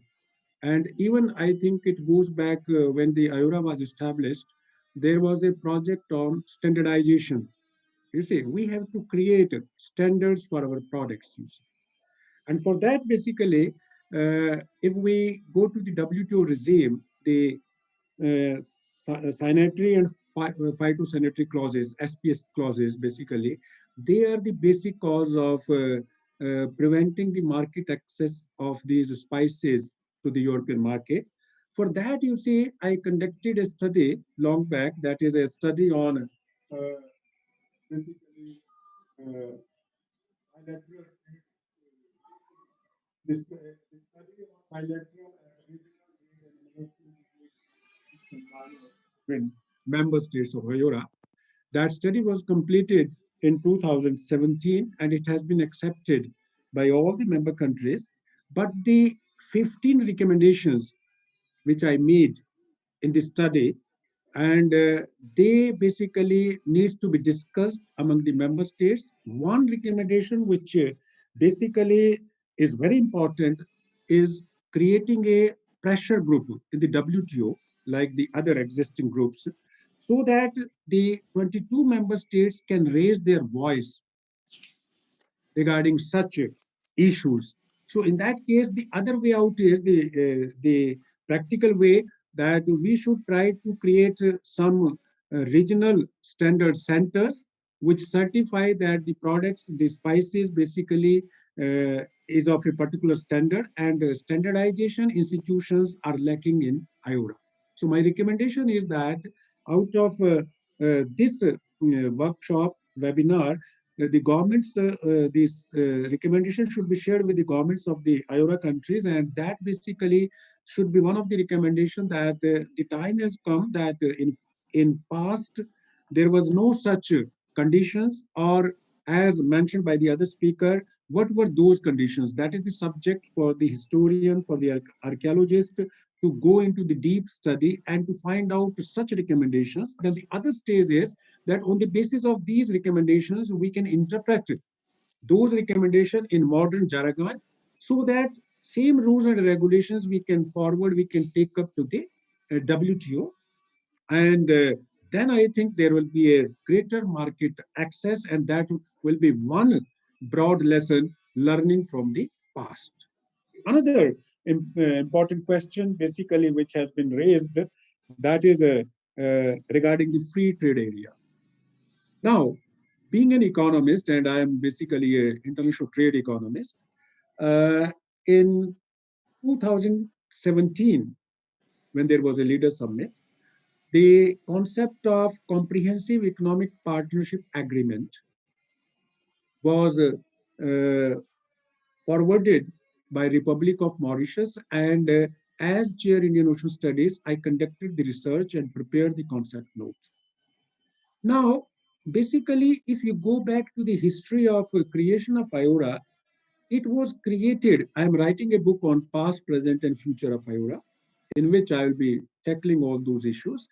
So the idea is important, but at present, what I will say, not going into the details, the political will is lacking. There is no consensus among the member states of IORA to go for SIPA. As a trade theorist, my recommendation, my advice always has been that we should try to set up long-term goal.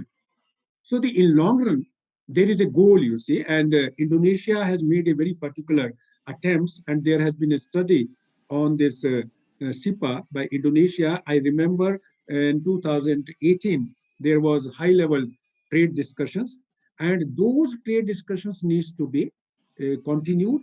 There should be a brainstorming sessions among the academicians, the trade theorists, from time to time to focus on the SIPA, Comprehensive Economic Partnership Agreement. And here, if I go to the lecture by Azad, so the past is a testimony to it. And here, basically, what we learn today in the blue economy, we are talking about decarbonization, emission from this ship. But in the past, they had the technology, the ships were made of wood. There was no such problem of decarbonization.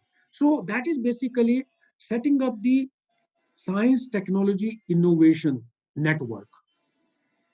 Science, technology, innovation network across IORA is the other requirement which needs to be done. And when we are setting up these institutions, as I mentioned in my lecture also, in the beginning also, and Indonesia perhaps can take a lead, you see, as mentioned by Ajad. Indonesia is a melting point of all the cultures and basically a source of inclusiveness, how the various cultures merged in Indonesia. That's a good example. So we can take a lead through cultural exchanges, through these, spice route studies to tell to the present world that here lies the uh, process, here lies the way. And I'm sure, and this is my sound belief, that in IORA, the culture basically has been given due, has not been given due prominence. Now, by hosting such seminars, which basically in two months' time, there are two such seminars, and I always encourage. So my recommendation is that we should go more for it.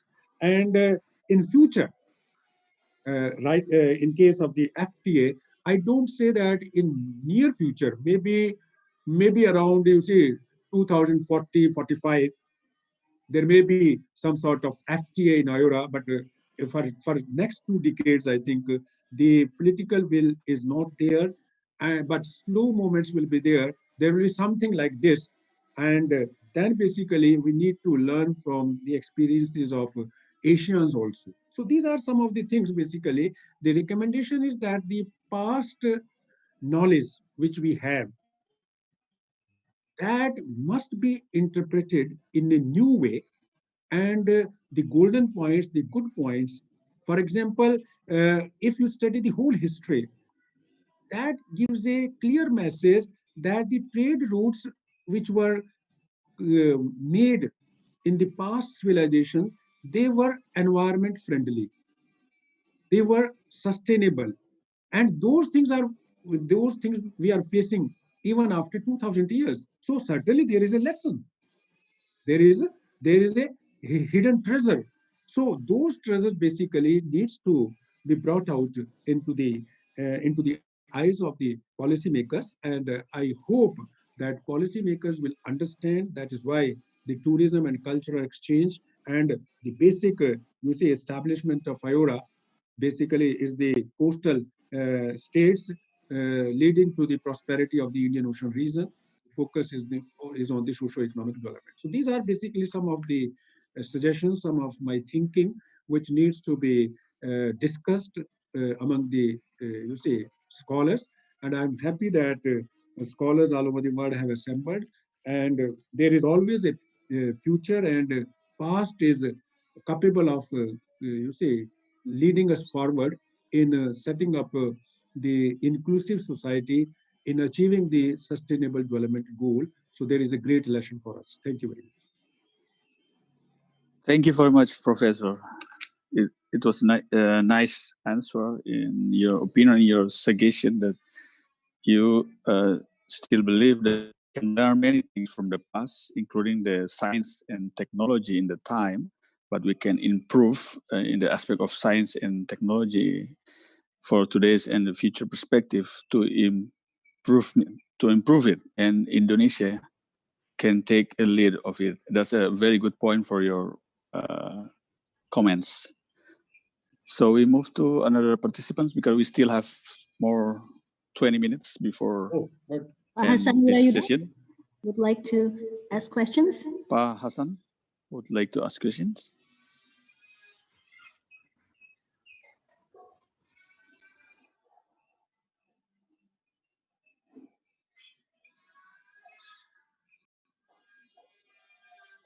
Hello, hello. Is there any question from participants or from Pa Hasan? Pak Hasan, could you unmute your... Thank you very much. I wish to warmly greet Dr. Anna. From his presentations, I learned that he was the first graduate of New Nalanda University. If I'm not mistaken, it was in 2017. I was there together with my good friends and colleagues, former Foreign Minister Giorgio, and also well-known scholar, forget his name, but I'll come back later. It was funded by President of India. I was there in my capacity as member of the International Advisory Board of Nalanda. So for that reasons, I'm happy in my capacity now as the board of chairman of the Negeri Rempah Foundations. So in other words, we have a good connections, old and new connection with Nalanda. And I wish to maintain contacts on for me to learn more about the development of Nalanda University. So welcome and thank you for your participations. On the IORA, yesterday I mentioned in my opening speech that the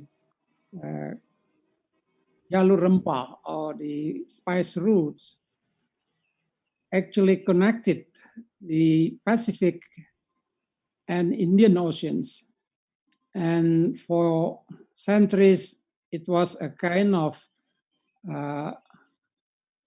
uninterrupted highways connected the Pacific and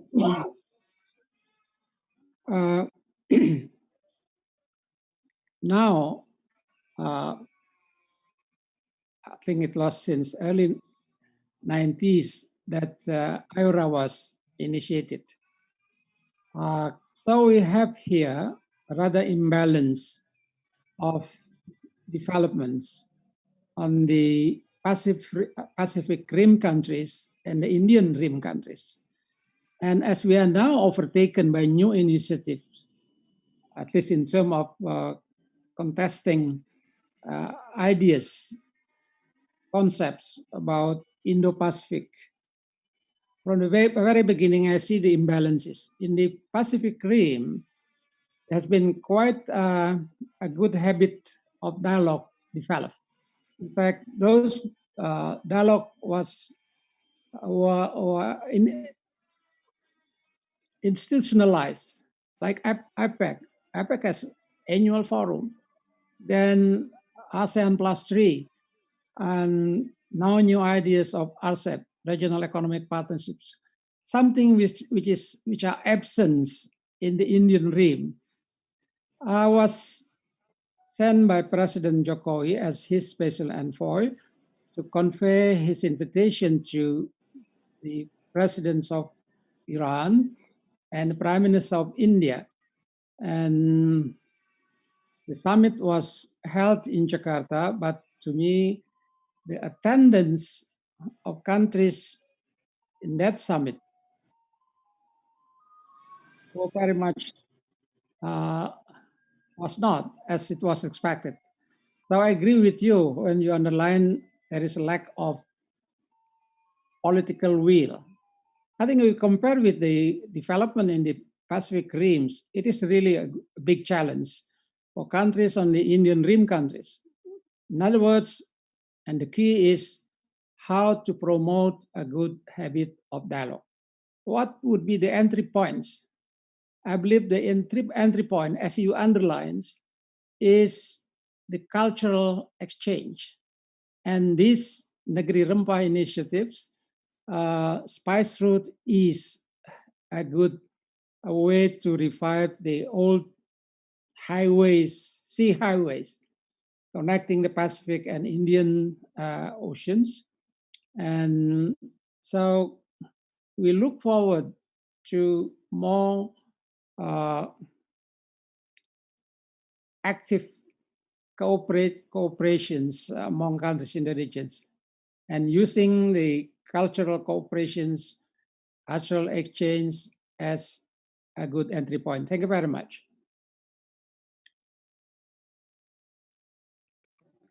Thank you very much, Dr. Hasan Wirayuda. Your statement is very clear for us, and to make more engagement between scholars, as the two speakers said before, connected people to people. So this connectivity and the target market can be give a place in the same perspective, I think. So we still have another 20, I think. Yeah, 20 minutes before the end of this session. Is there any participants who want to ask a question or give comments, please? We still have 20 minutes in this very interesting topic in this afternoon session. Or maybe the speakers want to give some feedback to what about Dr. Hasan Wirayuda said. Dr. Nanda, maybe? Thank you, Paul.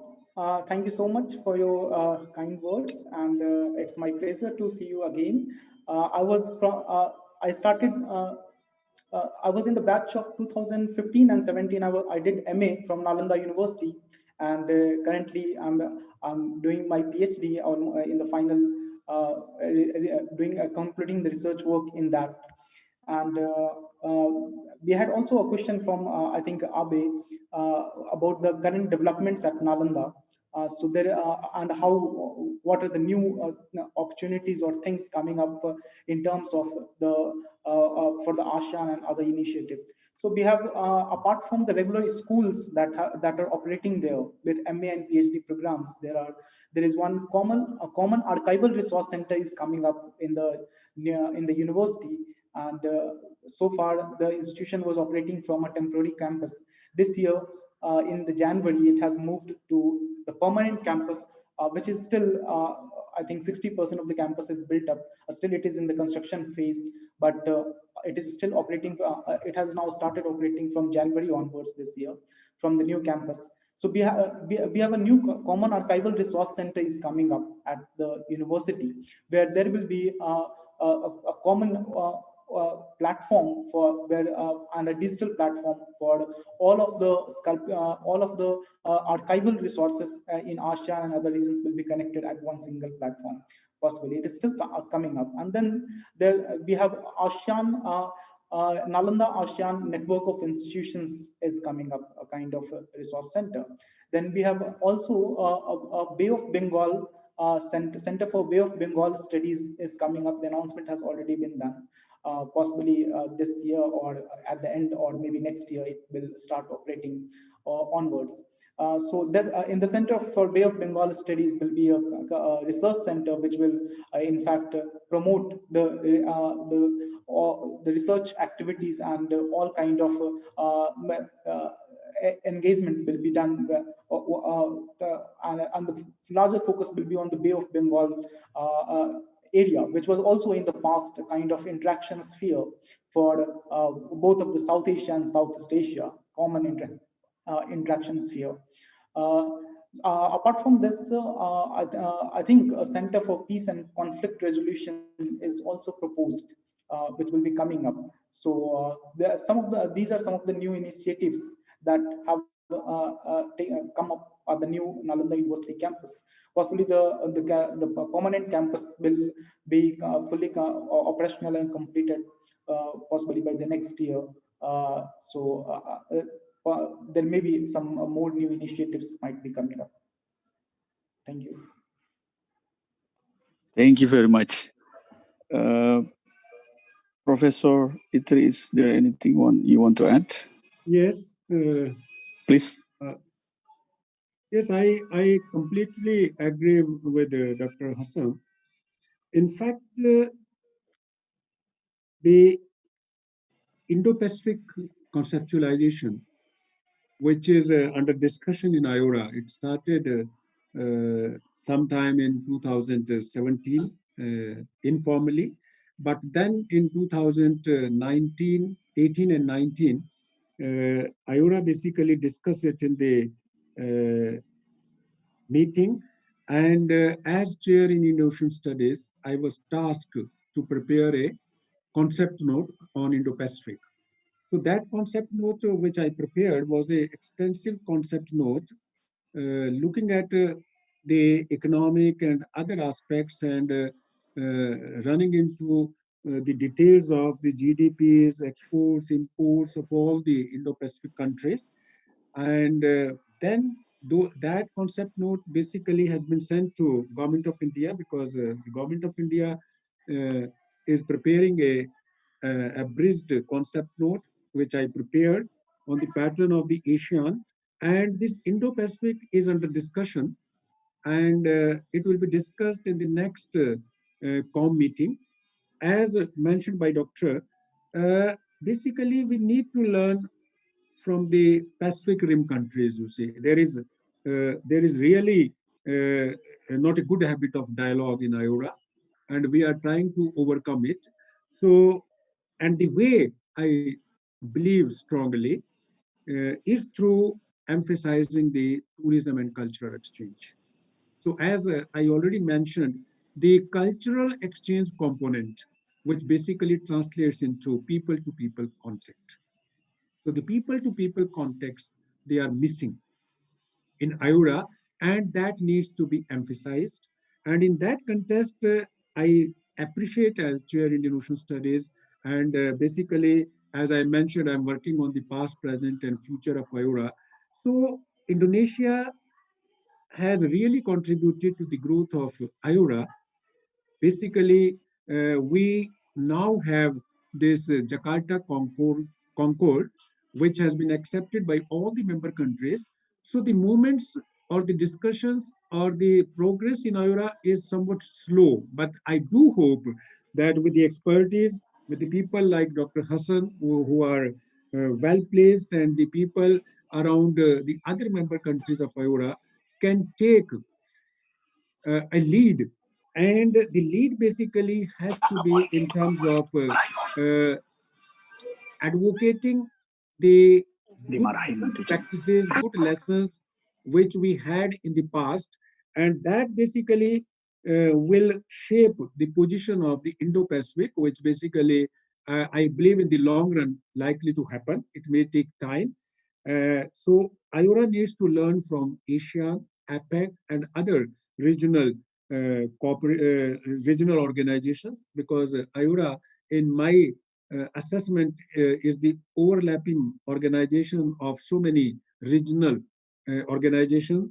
Some of the member countries of IORA comes from ASEAN, the Gulf Cooperation Council, SADC, COMESA, SARC. So all these countries and even APEC. So that basically it is a combination of so many regional cooperations. And now in IORA, we have started having a close linkage with all these regional economic groupings.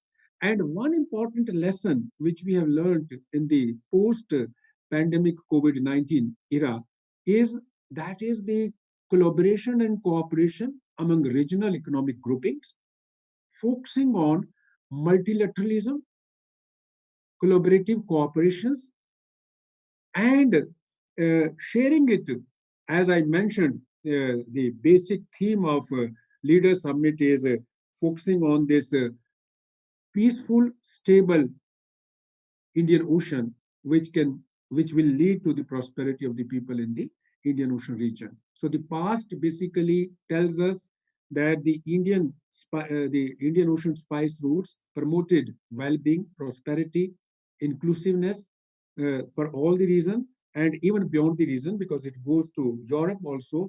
Similar things basically is the need for the future, and in that context, as I think most of the people in the audience also agree, this is basically one of the theme of the session also. We all agree that there is a great potential in our past to lead us in our future, and it will be very well in shaping our future, the future we want. So basically, the future we want lies in more collaborations, more cooperation, that is people-to-people contact through cultural exchange, through the promotion of tourism, and then I won't go into the detail. All of you know that we should make a collaborative attempt in reaping the advantage from the, you see, marine resources available, whether it is the Pacific Ocean, whether it is the Indian Ocean. So the way is through tourism and cultural exchange, and past is always there to guide us.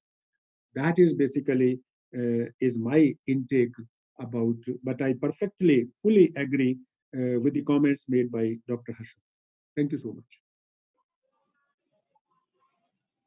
Thank you so much, Professor Atri. And if I may add, what do you always explain us about the IORA perspective of the interconnected between the region and the country, and what do you think about the term of spice route as a concept and as a world heritage? What do you think about that? Yeah, I think I don't have any doubt. You see, this basically the spice route has a great potential. You see, it needs to be, there should be, I think, as I suggested in my recommendation, let us constitute a task force of the nations who are voluntary, because the principle of voluntarism works in IORA. So let us start creating a interdisciplinary, inter-country task force, and then on the basis of those studies, we should approach the policymakers in the Indian Ocean region, and that is the starting point. So it has a great role, it has a great potential. Okay, good. So the IORA perspective will make a strong force and involved in the concept of spice route, I think, like that, right? Yes. Thank you so much, Professor. So we move to another participants. We still have more 10 to 15 minutes before closing remarks from the speakers.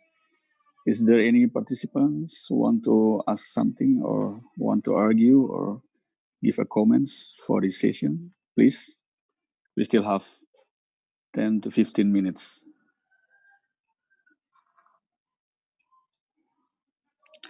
Bapak Tri Sutrisno, yeah, Mr. Tri Sutrisno Fu, and the next or the last one is Mr. CD Manggala again.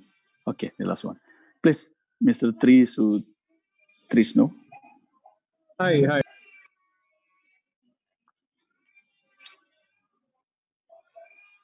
Sorry, can you mute again? Hi. Okay. Afternoon. Hi, Okay, good. you can just call me Trisno. Thank you for your presentation. I am a recent graduate of the Southeast Asian Studies Department in National University of Singapore. My question is for Mr. Azad. You earlier mentioned that there were this spice route network overlap with other networks. I'm just curious to know what are other networks that we can learn about, because I think the beauty of this spice route is that it's multi-local and multi-centeredness. So I'm just curious to know what are other big networks that are also connected to it. Sorry. Hello. Hello, Mr. Tri. Can you make it more clear, because your voice is not so clear here? The question, the point of the question.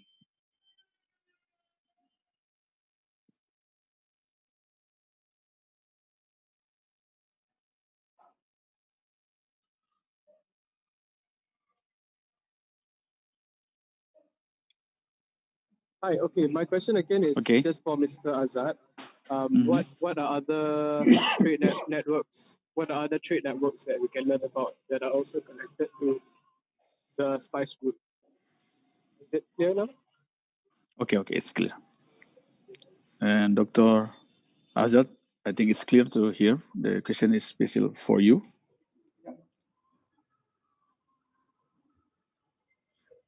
And the last one, if I may mention, Mr. Sidi again, one last question, make it more short, please.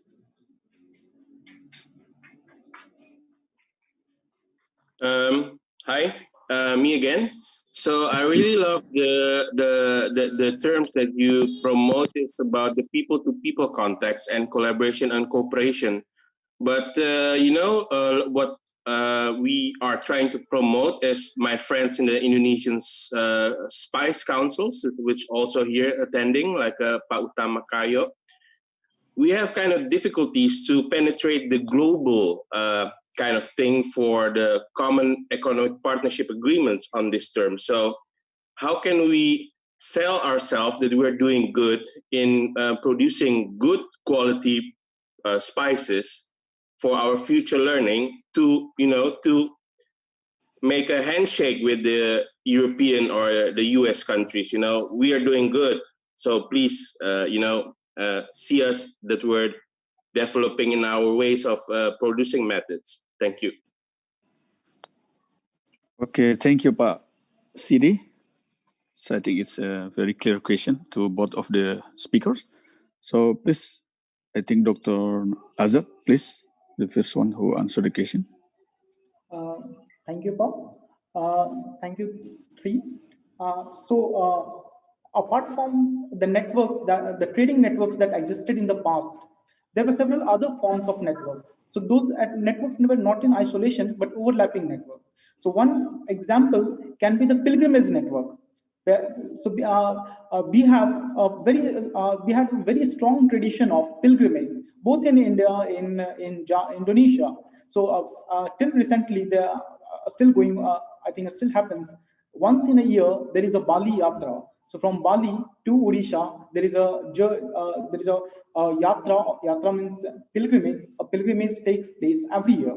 In the past also, there was this a whole tradition of pilgrimage networks where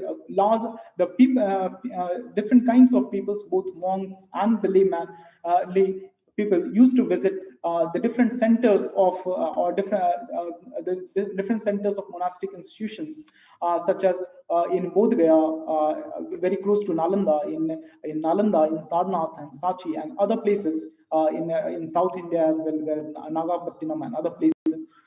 So they used to visit regularly, and apart from trading network, there was this pilgrimage network. Apart from this, there was also at the same time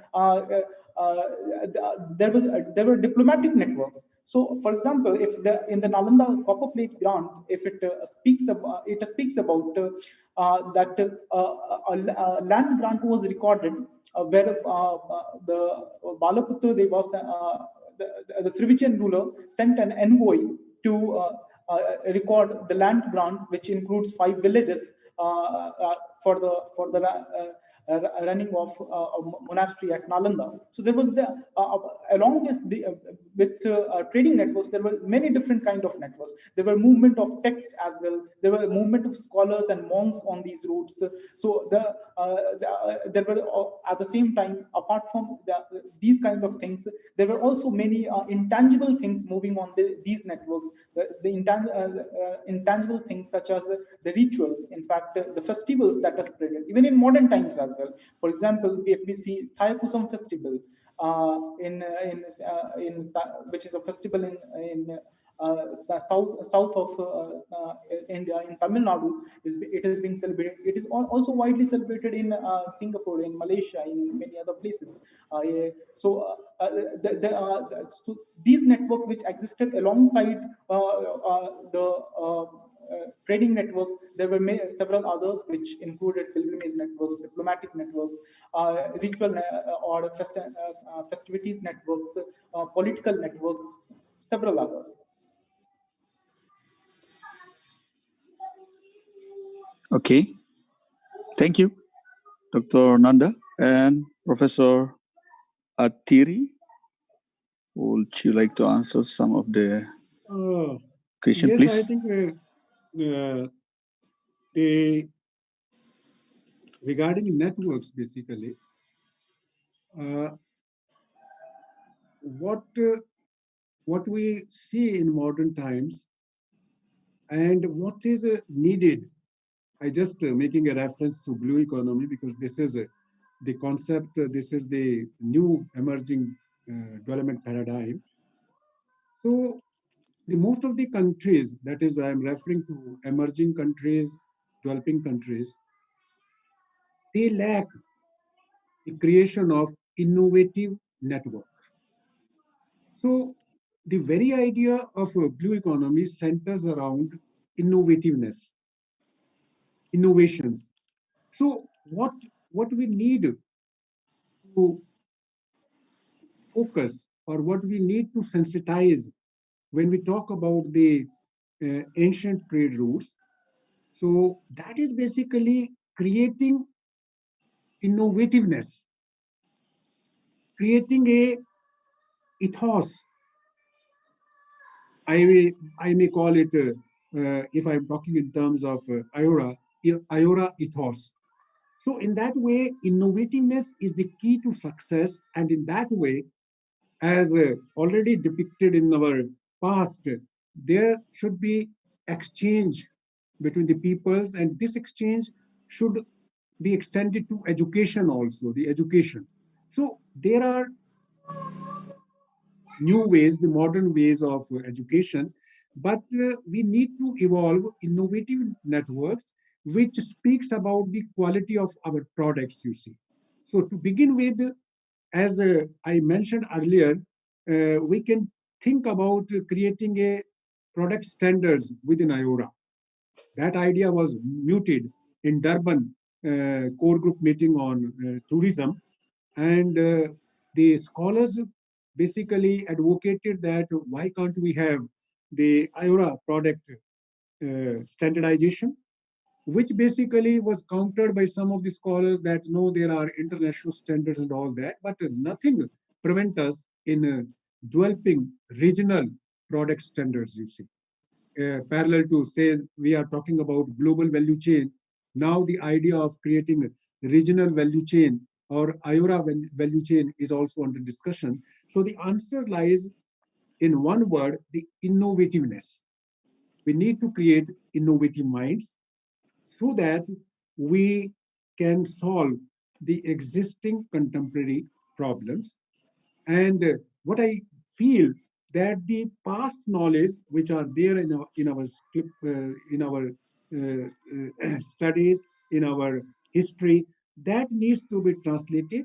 And I am a firm believer that time has come that there should be a joint task force comprising of, you say, interdisciplinary people, inter-country people.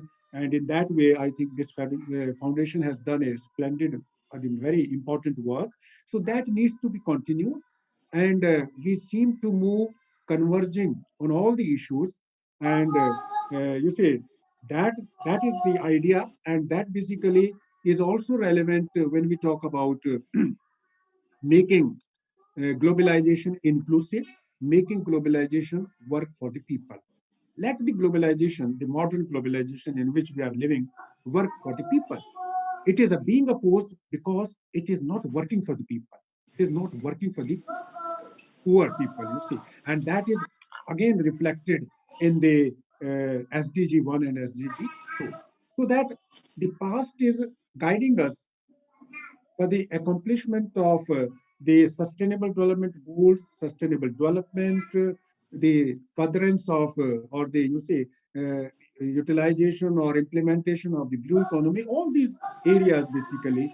And the key is people-to-people exchange, cultural exchanges, and that basically forms the whole idea. But my buzzword is innovativeness, innovations, and creation of innovative networks across all the sectors. So that is the key to success.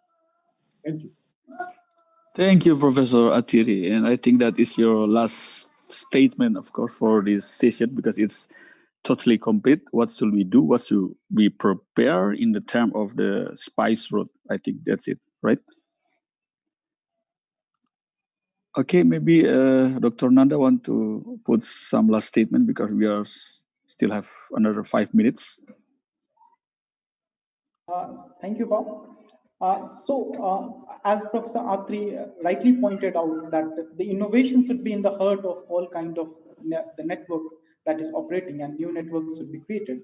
I think this is true, and people-to-people contact may be facilitated at a larger scale. So the educational one can be there can be an educational institution between whom there can be more cooperation between different institutions operating in different regions. Alongside that, there can be larger number of World Heritage sites that are existing all along this Indian Ocean littoral, for example, or whether it is Borobudur or it is Nalanda or other places. Most of these World Heritage sites are markers of the ancient spice trade routes that existed in the past. So all of these World Heritage sites may be connected alongside one common network of pilgrimage and common network of with the concept and with an idea that to celebrate the past and to celebrate the history of the spice route that existed in the past. It's very important to have this people-to-people contact to a level where there can be an innovative engagement along with that, an engagement at a social and cultural level along together with. So there has been new initiatives have been taken up by the Indian government with Project Mosam and Bay of Bengal Center initiatives coming up in India, and several similar kind of institutions coming up in other places will certainly pull up different kind of knowledge sectors and will bring out at a common platform. So with this, I think the people-to-people contact may again be more encouraged and can be taken up to a more social and cultural level. Thank you, Dr. Nanda. It's very clear statement, but we still have another 3 minutes, or maybe Professor Atri want to add something, because still we have a left answer for the question from Mr. CD. He really want to know, maybe in some detailed case, how can we make a good quality product in terms of community from Asia to Europe, for example? If you have any experience in your IORA activity or something like that, please. Okay. You see, in that context, basically, this is an issue which needs to be, he made a reference to spice councils and the problem they are facing, that they are not getting the market access to US and all that. So one idea can be that who are the leading companies, or who is the leading corporate sector in spices? You see, this is basically, as I maintain a view that one of the idea, one of the focus point in IORA is to boost tourism. But tourism market basically, essentially is a competitive market. But still, when we are aiming at forming the regional economic cooperation, so the very idea of regional economic cooperation is to share the market. and share the best practices. So what is lacking in IORA, that we need to have some specific studies, and those studies basically should be channelized, that they reach to the policymakers. That is in IORA, basically CSO, COM, and all that.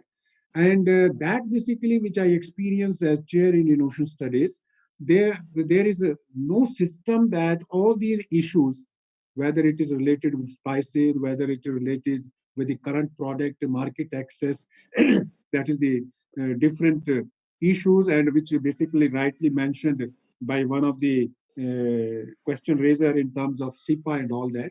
But that is not a constraint, even if we don't move towards SIPA, but such type of collaborative, cooperative things can be done. And I strongly plead for that such experiences, such demand should come to the IORA, and then basically we can constitute some task forces looking into the analysis. There can be some specific studies, and try to find out some innovative ways, try to find out some workable solutions, and then those solutions should be discussed. And again, I think this spice route mechanism can be one mechanism. You see what he's suggesting, although the outcome of that study should again form one of the agenda of the spice route, because that it gives wide publicity. And then basically based on those discussions, we can again approach the diplomatic channels, through diplomatic channels to the governments in IORA, to take some stand, and that basically connects. And that is one of the outcome which is there, creating a IORA pressure group. You see, IORA 22 in WTO, because WTO is the mechanism through which we settle all these things, agriculture products, non-agriculture products. So that comes into that system. But prior to that, there is always a liberty of creating some regional type of standard institutions which focus on standardization. There are some such institutions related to fisheries and aquaculture, and all those institutions are based in, you see, Europe. So no such institutions regarding fisheries and aquaculture is there in IORA countries or there in the third world countries. So what lesson we draw, that the third world countries, the emerging economies, should come forward and should set up, as there is a past precedent in Nalanda. You see, the emperor of the past will attach 5 villages for one, you see, one department. So same type of thing. The lesson is there, can be done even in the modern diplomacy. And that is basically is the concept of what we call multilateralism through regional economic cooperation. So I plead for multilateralism need to be promoted through regional cooperation, and there can be different shades of multilateralism. You cannot have overall global multilateralism, because that is defined by these regional groupings. And as an economist, I know sometimes the gains achieved by these regional groupings can be higher than the gains achieved by, you see, multilateral trade liberalization. So those studies are there. There is no contradiction. The gains from multilateralism, the gains for regional cooperation, they converge. They are for the betterment of the society. Even WTO admits it, but we need to take initiative. And I would like to have more information about the spice councils and all that, to amend or to suggest what can be the other innovative suggestions in this way. That is basically what I feel, and that is the detailed process. Basically, we need to evolve processes. Processes are missing, you see, and that is what is Schumpeter says innovativeness. When you are making a product, you should try to find out innovative ways also. So innovative ways, there are 5 ways of which leads to the innovation. I won't go into the details of the Schumpeterian model, but innovation basically is the key word. Innovation is the success story of all the trading nations, and there is a big potential among all of us to be a trading nations and to lead to prosperity through trade and investment facilitation. So that's the final concept. And as agreed by the other speaker, people-to-people contact, more systematic studies into the past, and innovativeness. That is, I can say that creating innovative networks, which is a very comprehensive term. Creating innovative network based on our past best practices is certainly a way for bringing peace, stability, and prosperity into the Indian Ocean region, not only into the Indian Ocean region, into the Pacific rims also, as mentioned by Dr. Hassan, so that the best practices, that is constant dialogue from the Pacific rim and the Indian Ocean rim has to learn that lesson. So that is basically, we should have a common past history which will pave the way for bright, prosperous future for the human being, for the humankind. Thank you very much, Professor Attiri, for your closing statement. And we think it's cover all the question that we make in this session, how we connect each other and how we conclude people to people. But I think it's the important things is people to people from the government perspective, the policymaker. So yes. People to people, not only about the grassroots or the researcher or the academic perspective, but the one who make the decision is one of the important thing that Pak Saidi asking the question. So now we are in our end of our session because the committee only gives me the time until 3 p.m. Jakarta time, and now it's 5 in Ternate time. It's almost Maghrib here. Yes. So thank you so much for all who joined in this afternoon session. It's very good and a great place for me as a moderator from Khairun University that we already have make a connection and thank you for being such a nice moderator, you say. So thank you so much. Thank you, Professor. Thank you, Professor. Thank you. So maybe we can continue with our collaboration with the IORA and the Nalanda University, because we are here in the east part of Indonesia, Khairun University, one of the lead university in eastern Indonesia, who's surrounded by island, as you see in my background. These are the Spice Island. The sea become the connection. So the sea doesn't border us, but the sea or the ocean is our connectivity who links us island by island. So it's a good point of that Professor Attiri explained for us in the IORA perspective, and Dr. Nanda explained for us in the archaeological and historical perspective of India perspective. And it's very important for us, for Indonesia as a spice route leading. So this session also make us a strong connection and strong connectivity for people to people. So I think it will continue in the next session, because we still have another 2 days in International Forum on Spice Road. Now we are in the second day. We still have a third day and a fourth day. So maybe all of you in this room can join for tomorrow presentation and discussion like this. Is very nice. It's very good for us to open our mind and our perspective for a better future collaboration. Thank you so much for us who still staying in this room until this afternoon here. So I give the room back to the committee or the operator. Thank you so much. Assalamualaikum from Ternate. Thank you, Professor Adrian. Thank you, Professor Ibrahim.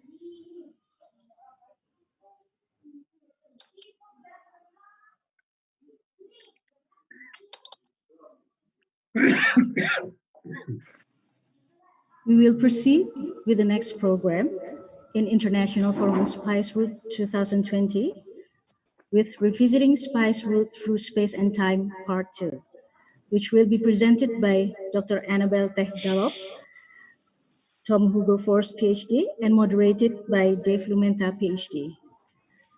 Dr. Annabel Teh-Galop from British Library has conducted many researches and exhibitions on formal aspects of ancient letters and documents in the Southeast Asia. Dr. Tom Hugerforst traced the interconnectivity of Southeast Asia with other parts of the world since the first century AD. And Dave Lumenta, PhD, has conducted research on borderlands as part of migration history and the Southeast Asia Studies in the Department of Anthropology, University of Indonesia. I would like to invite Dr. Lumenta for this session as moderator. The time is yours. Thank you.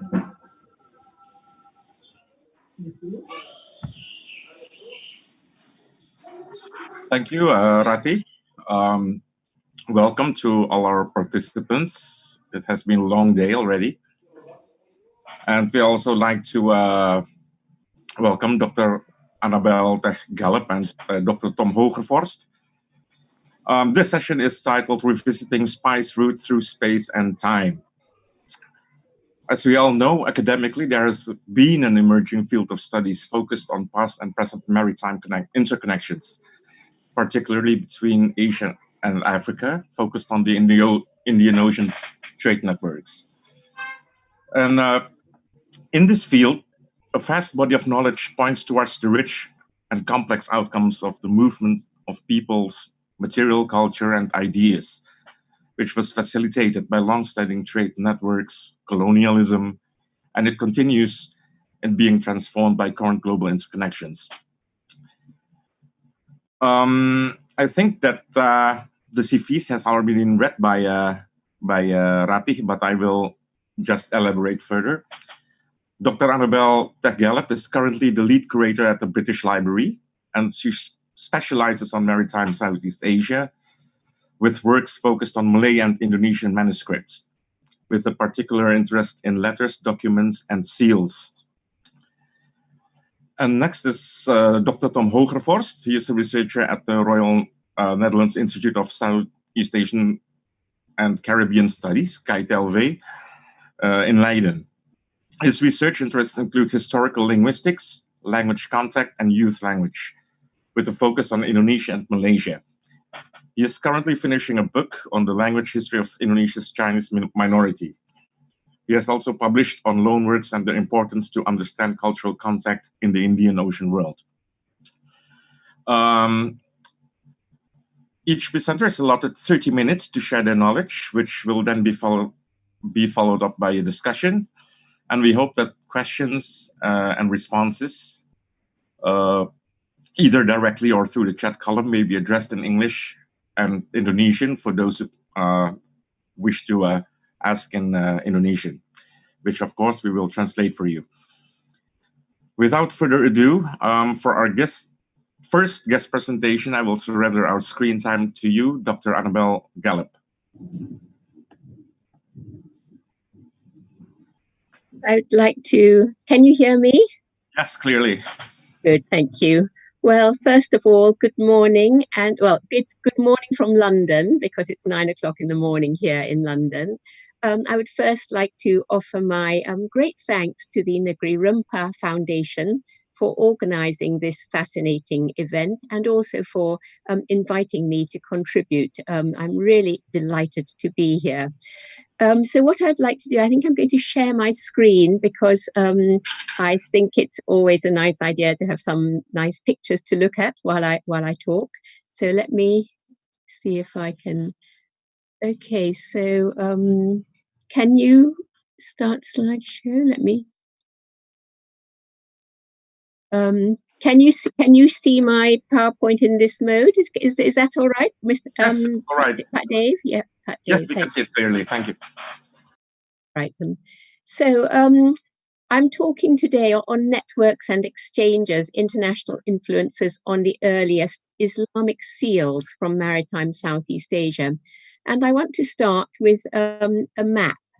So let me, sorry, just a moment. I'm very sorry. I think I'm going to, my apologies, Dave. I'm going to please take your time. install my PowerPoint in a in a different way. Please, my apologies. So I'm just going to go into USB drive.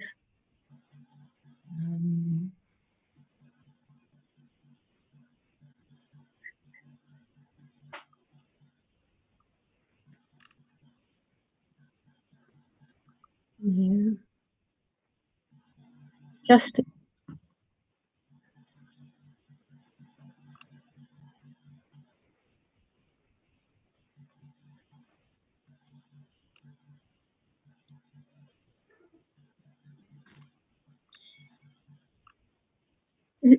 sorry. Sorry, please excuse me, dear. I thought I had it all fixed up on Dropbox, but it's not allowing me to open it from Dropbox. So I'm just going to go.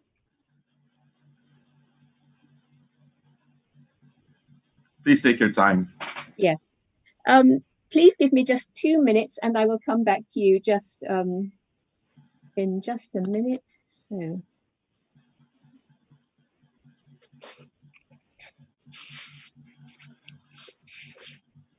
It shows that the internet is still not perfect.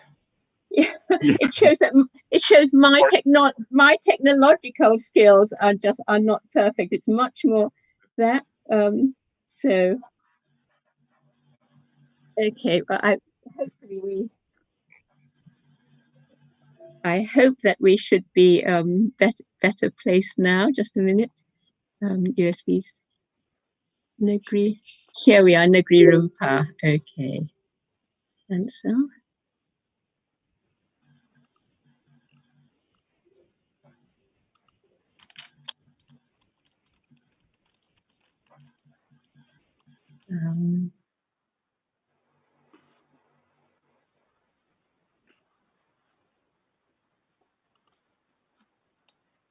There, is that a bit better? Mohon maaf ya kepada sekalian para hadirin, and I hope we can now start without any more interruptions. And I apologize for my technological problems. Yes. Sorry, can you restart your screen share? Because okay, we still have the old shared screen. I see. Sorry. Okay, just one moment. New share.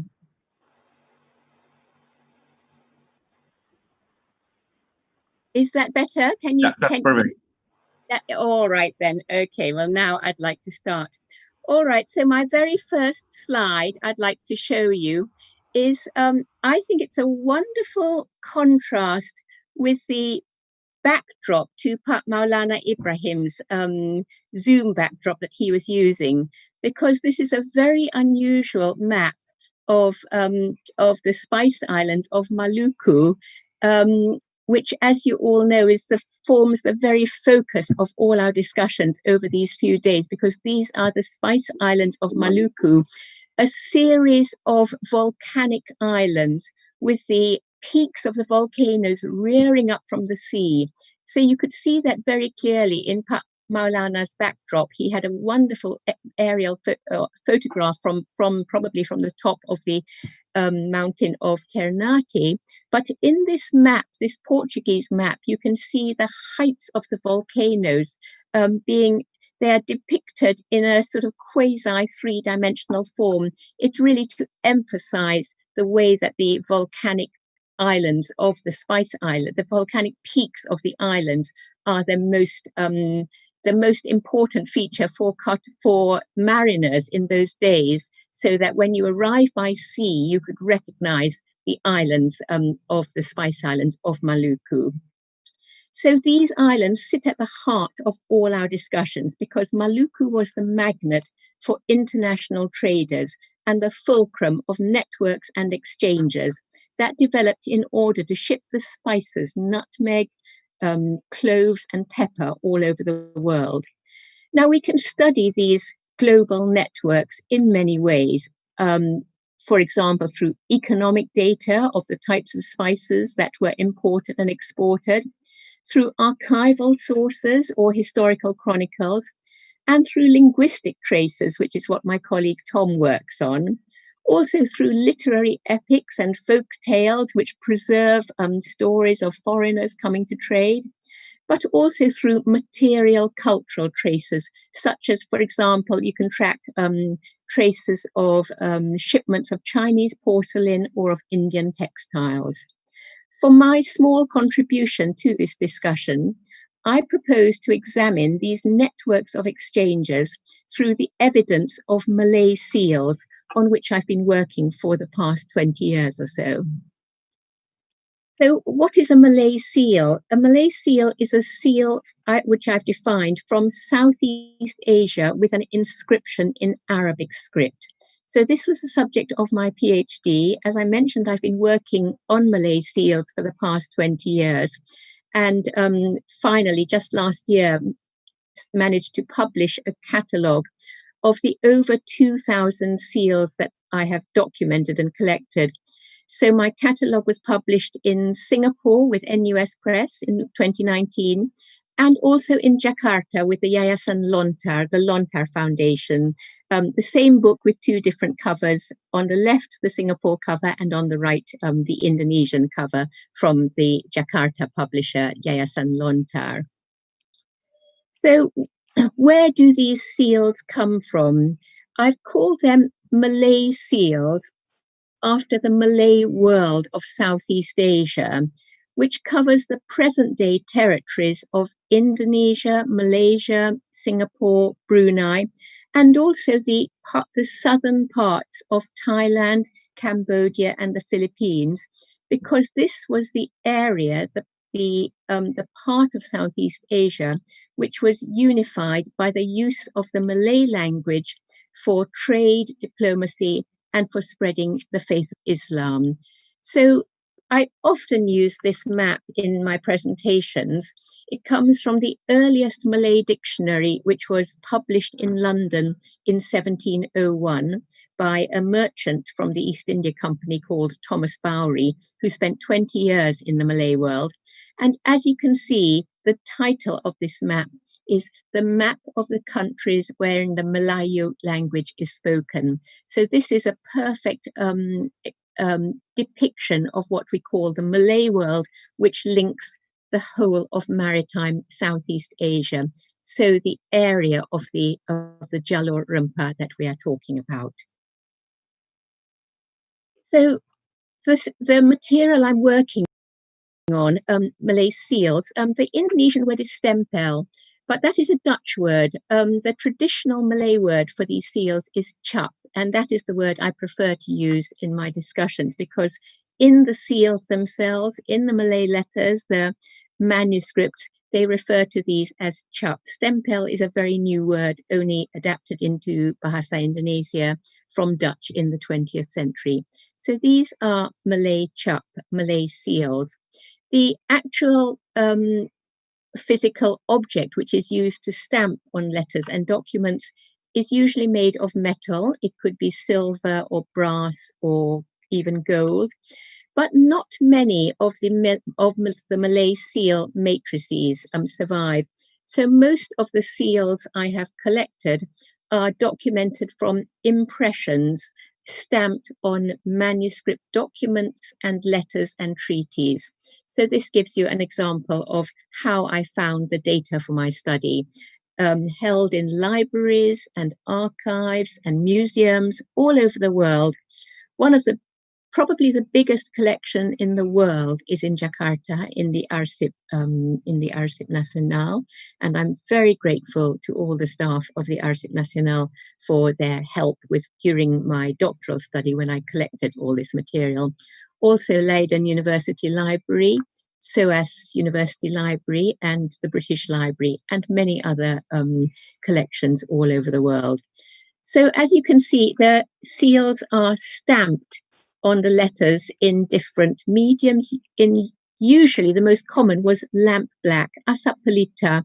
So the seal was held over a candle or an oil lamp until the soot had collected on the metal seal matrix, and it was then stamped on the document.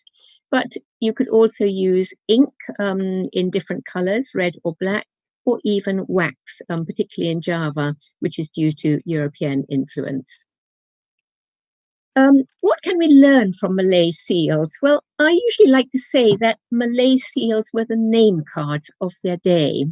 So just like a name card, a seal presented the image of a person that they wished to project to the world, but sometimes they unconsciously or subconsciously reflected much more than was written. So from seals, we can find not just the name of the person, their title, where they came from, and the date usually that the seal was made, but in the design and the shape, it will also reflect trends, what is perhaps sort of gangsy at the time, what was thought of as being very beautiful, or maybe even very fashionable. And even through the use of the type of religious expression that was included, we can find out something about their religious beliefs. So here's one example of a very typical Malay seal. This is from Riau, from the Yang di-Pertuan Muda, the Viceroy of Riau, Muhammad Yusuf. So on this seal, we find his personal name, which is Yusuf. We find his father's name, so Ibn Raja Ali, so who had passed away, Almarhum. We find his full title, Yang di-Pertuan Muda, and then Raja, because he was of royal descent. We find a religious expression, Al-Wathik bi-Rabb al-Ra'uf, so which is written in Arabic, so he who trusts in God, so the most indulgent Lord. And there is a date, a very precise date, 1275 in the Hijra era, which is equivalent to 1858. And also because of the increasing Dutch influence in Indonesia at the time, a description of his title in Dutch also. So this shows you how much information is found in a Malay seal, that they are really valuable primary sources of hard historical information with facts like names, titles, and dates. And that is why they're so important for historical research. But I also mentioned their shape and design. So in the 18th and 19th century, when the majority of the seals I have collected come from the 18th and 19th century, the most popular shapes for seals were circles or petaled circles, like inspired by the lotus blossom. And if a seal was in the shape of a petaled circle, it always had 4 or 12 or 16 petals. And another very popular shape was an octagon with 8 sides. So in Southeast Asia, we find that this emphasis on multiples of 4, 8, 12, 16, probably derives from very ancient beliefs, so pre-Islamic Hindu Buddhist beliefs, where the 4 directions of the compass and the 4 midpoints play a very important part in cosmology, and that also sank deep into the Indonesian psyche. So these are very typical seals that I'm showing you from the 18th and 19th century. But the focus of my talk today is not on these typical Malay seals, but on the very earliest seals from the 16th and 17th century, which is really the heyday of the Jalur Rempah, the spice route. So when merchants, traders from all over the world flocked to Southeast Asia in search of spices, and they brought with them many different types of influences, artistic, religious, and linguistic as well. So I want to show you this on this slide. This is the oldest Malay seal known in the world. And of course, it's not surprising to find out it is from Ternate, the center of the spice trade. This is the seal of Sultan Khairul Jamal of Ternate. It is stamped on a letter which he wrote in Portuguese to the King of Portugal in 1560. And this manuscript is now held in the archives in Lisbon. So the letter is written in Portuguese, but it is sealed with 2 seals of the Sultan and also of his son, Babullah, who later became Sultan of Ternate also. And you can see their signatures are written in Arabic script, in Malay and Arabic script. Now, if you study the seals very carefully, unfortunately, it's not easy to read the seals because they're in poor condition. On the left-hand side is the seal of the Sultan of Ternate. But by studying the seal, and especially the calligraphy, we can probably tell that this seal was not made in Ternate. It is not a local seal from Southeast Asia. In fact, the calligraphy is very similar to seals from Central Asia and Iran in the 15th century. And on the right-hand side, I've put a picture of a Timoride seal of about 1500. You can see that the tall straight lines of the Arabic inscription are very similar to the Ternate seal, and it probably also begins Al-Wathiq. So you can see if you read Arabic, you can see the alif, the lam, and the waw. So the earliest seals in the Malay world were probably not local productions. They were deluxe imports. And this accords with what we know of the spice trade, that traders came to Maluku, to Southeast Asia, to buy spices, but they brought with them valuable trade goods like silks, cottons from India, cloth from India, porcelain from China, and also luxury goods from other parts of the world, and especially the Islamic world, such as probably this seal, which was used in 1560. So this is the earliest Islamic seal with an inscription in Arabic script found in Southeast Asia, stamped on a manuscript document. The next earliest Malay seal comes from Aceh, another very important trading point as the westernmost tip of the Indonesian archipelago. It was the first point of contact for traders crossing the Indian Ocean. And this is the seal of Sultan Alauddin Riayat Shah of Aceh, and it's found on a trading permit issued in 1602 for 2 English traders to buy pepper. Now, the seal of Sultan Alauddin Riayat Shah of Aceh also shows foreign influences, not so much in its calligraphy, but in the technique of carving.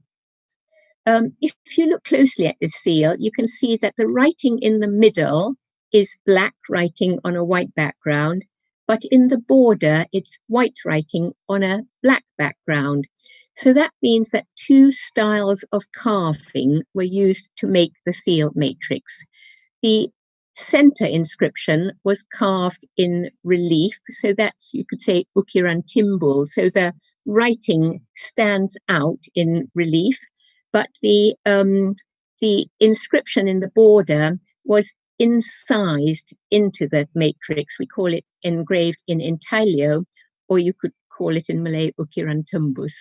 So 2 different styles of carving, and that gives you a very beautiful contrasting style of inscription with black writing on white, but also white writing on black. Now, this style of 2 types of carving was very popular in the Ottoman Empire, just in the 16th century. And on the right-hand side, you can see I've put a small Ottoman seal, which also has black writing in the center and white writing in the border. Now, it's well known that there were direct links between Aceh and the Ottoman Empire from the 16th century onwards, and there was a lot of exchanges of craftsmen, of envoys between Aceh and Istanbul. So it's not a surprise to find the influence of Ottoman techniques of seal carving in Aceh. Maybe it was even carved in Aceh by somebody, either an Ottoman engraver or somebody trained by an Ottoman engraver. So this is an example of how we find many international influences in the earliest Malay seals. Moving on to another seal from Johor Riau now, but much earlier than the Yang di Pertuan Muda's seal that we saw earlier. This is the seal of the Laksamana of Johor, the Datuk Paduka Raja, in very famous Tun Ahmad Jamal of 1680. In this case, we can see a distinct foreign influence in the petaled cartouche shape in the middle of this octagonal seal. So normally, if you have an octagonal seal, Malay seal in the 19th century, you would find a cartouche or a little box in the middle, but with exactly the same shape, another octagon. To have a petaled shape in the middle like this is very unusual. This is the only Malay seal known with this shape. But if you compare it with coins of the 14th century from the Mongol Empire, the Ilkhanid rulers of Central Asia and Iran, and Bengal coins, you find the same shape of a petaled cartouche inside a regular round outline. So here too we can see influences, design and artistic influences from the broader Islamic world. So we've looked at influences in calligraphy, in carving techniques and design.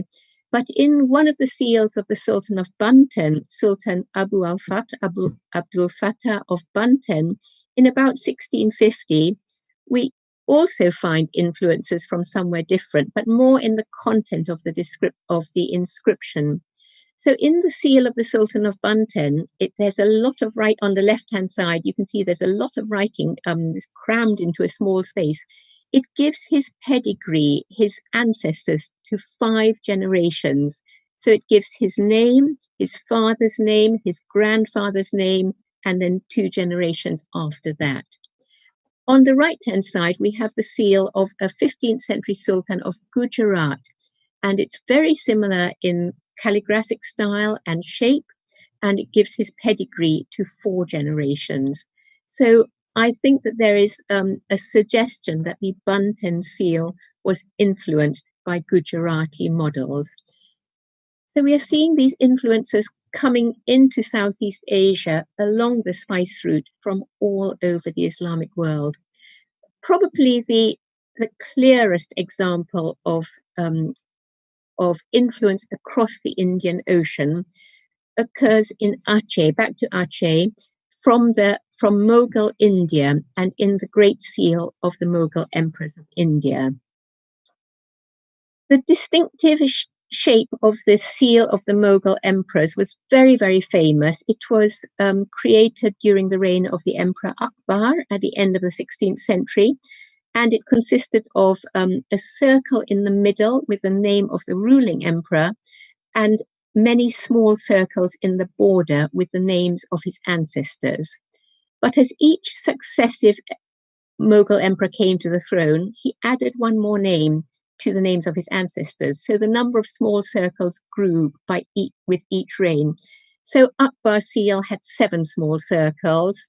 His son Jahangir's had 8 small circles. Shah Jahan had 9, and his son Aurangzeb had 10 small circles. And above you can see the seal of Muhammad Shah, which had 12 small circles. Now, this design principle was borrowed in Aceh in the 17th century by Queen Tajul Alam Safiatuddin Shah. But in Aceh, the design principle was fixed. I mentioned how important multiples of 4 and 8 are in the Malay world. So the sultans of Aceh, they borrowed the design of the Mughal seal, but they always had 8 small circles in the border. And the choice of names in those small circles varied from emperor to emperor, from sultan to sultan in Aceh. And this design lasted in Aceh for 250 years. So all the examples of seals I've shown you so far come from the 17th century. And this was a time of of 16th and 17th century, great global influences along the Jalur Rempah, along the spice route. But in the course of the 17th century, the Dutch VOC, the East India Company, attempted with great success to impose a monopolistic trading system on the places that they conquered. And that meant a gradual cutting off of links with other parts of the world, of mercantile links with other parts of the world. So from that time on, we mostly see European influences in seals. It starts off very early in the 17th century. And so in Sulawesi, we find that the seal of Sultan Alauddin of Goa in Sulawesi was modeled on the concept of heraldic arms in Portugal. So his seal takes the shape of the Portuguese coat of arms, but at the Portuguese coat of arms has the coronet of the King of Portugal at the top.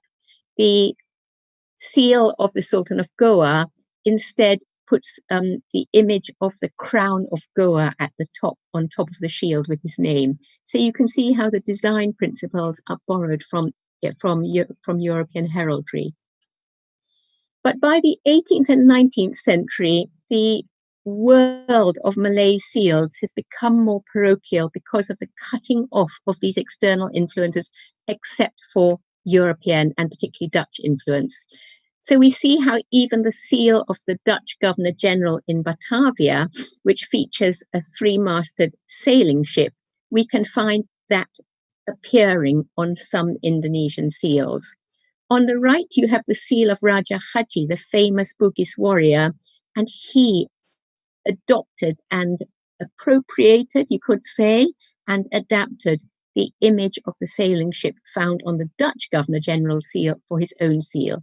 On the left is the seal of a nobleman from Siak, Tengku Pangeran of Siak, early 19th century, also has a depiction of a sailing ship.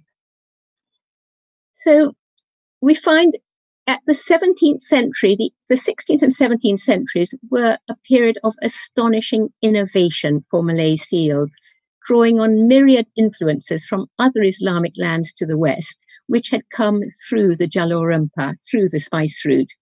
But with the coming of the Europeans, and particularly the Dutch, the efforts to enforce the monopoly succeeded, and they resulted in a gradual cutting off of ties between the ports of the Malay world and the broader Islamic world. And with that, the whole range of international influences, whether in calligraphy, in inscription, in design, or in content.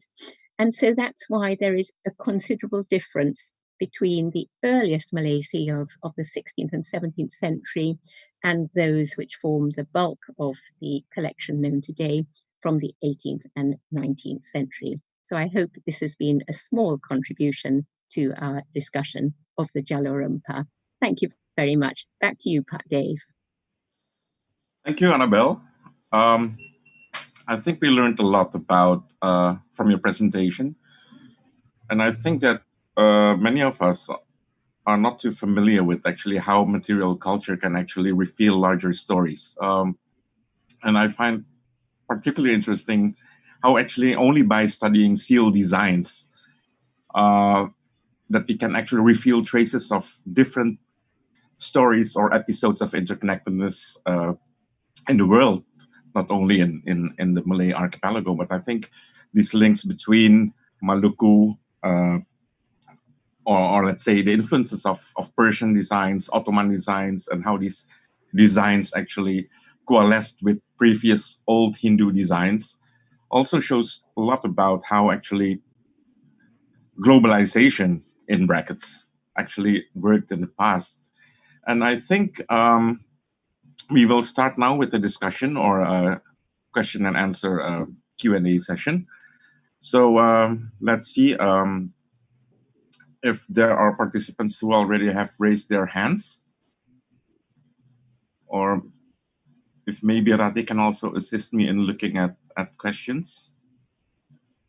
Yes, we have Pak Albertus Pramono raising his hand. Ya, Albertus Pramono. Silakan, Pak.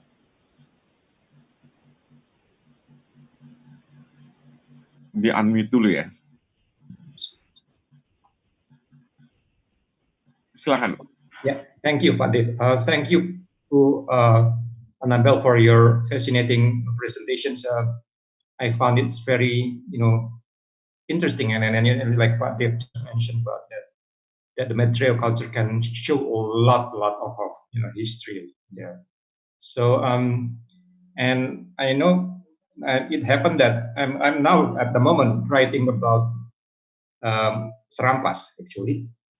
So I read about your Piagam Serampas so both the seals and also the manuscripts are really interesting here. So, but unfortunately, that many Indonesians don't understand that, and even probably you know yourself that in Serampas people treat the manuscripts as not as something that you can learn, but it's more a secret text that kept into and to open it you have to have a very special ceremony and so on. So it's good that they preserve that in one way, but the issue is that nobody really knows about what is written there, and also the story about the seals. So I'm wondering, we need to have some kind of education here to let people know more about this kind of stuff. And also myself, I'm also very interested in history of cartography. You started with maps of the Ternate, so I'm like to know more how these maps also affect the creation of Indonesia, and also how it shapes our culture, and also it leads, especially in terms of the concept of borders, boundaries. So what I'm like to more, how can we promote this this very valuable materials to be that people know more, because epigraphy and so on, people this kind of studies basically is collapsing, while there's the history, the stories are still a lot to tell. So I'm kind of wondering, how can we do this, especially in Indonesia, to really promote the studies on this, the research on this, so to get more people, to get more students. This is very challenging, I know, but we need to do this, because if not, it's like the people in Serampas or in other places, they keep it as a sacred text or sacred materials, but not really trying to understand it, the context and what it really means. Thank you, Annabelle. So Pat Dave, shall I answer straight away? Yes. Thank you. So thank you very much indeed, Pat Albertus. This is actually so many interesting questions that you have raised, and as you know, Serampas is a very, very interesting region, and somewhere that I have worked on also. So Serampas is in the area of Kerinci and in Sumatra, and Kerinci in the olden days came under the Sultanate of Jambi. So Serampas and other parts of Kerinci have a very special tradition linked to manuscripts. So the local kepala kampung, the chiefs, the local chieftains in Kerinci would receive a letter, a manuscript letter, a surat, from the Sultan of Jambi, granting them their title, so installing them as the chief of that region, on condition that they fulfill certain rules, for example, to uphold the observance of Islam, to make sure that people perform their prayers, but also to send the appropriate tribute to the Sultan. So, for example, the Sultan was the only one who could receive gading. So if there was any ivory, this had to be sent to the Sultan. these are very, very interesting documents. So these were the letters of installation, the royal letters of installation from the Sultan of Jambi. And as Pa Albertus was discussing, these documents were treasured. They were regarded as pusaka in the villages, and they were usually kept in the house of the kapala, of the local chieftain, and they were wrapped up with cloth and put in a special box, and usually placed in the loteng above the dapur, above the kitchen in the house of the chief. And it was a very good place to be stored because the smoke from the kitchen acted like a natural fumigator against insects and pests. But as Pa Albertus mentioned also, they were guarded very, very secretively. And usually, if you wanted to see one of these manuscripts, you couldn't see it because it was only taken out maybe once a year for a special kanduri, a special feast day in the village called Kanduri Sko. And then you have to find quite a lot of funding in order to have a big kanduri to sacrifice some animals to provide the feast. And then all the pusaka, the documents, were opened up and carried around the village. Now, interestingly enough, on the one hand, as Pa Albertus said, we can regard this as quite a restrictive process because nobody can go and look at the manuscripts. You can only see them once a year, or if you can pay for the kanduri to be held so that the box can be opened. But in fact, it seems to have been a very effective form of preservation, of a very naturally, environmentally friendly, using local wisdom, a form of preservation, so that these manuscripts were stored. They were not. They were stored away carefully. They were wrapped up and put away in a box, but they were brought out once a year and they were aired and cleaned. And that means that very unusually in Jambi, in Ulu Jambi, so in Kerinci, in Serampas, you find that manuscript documents and manuscripts can survive for hundreds of years compared to other parts of Indonesia.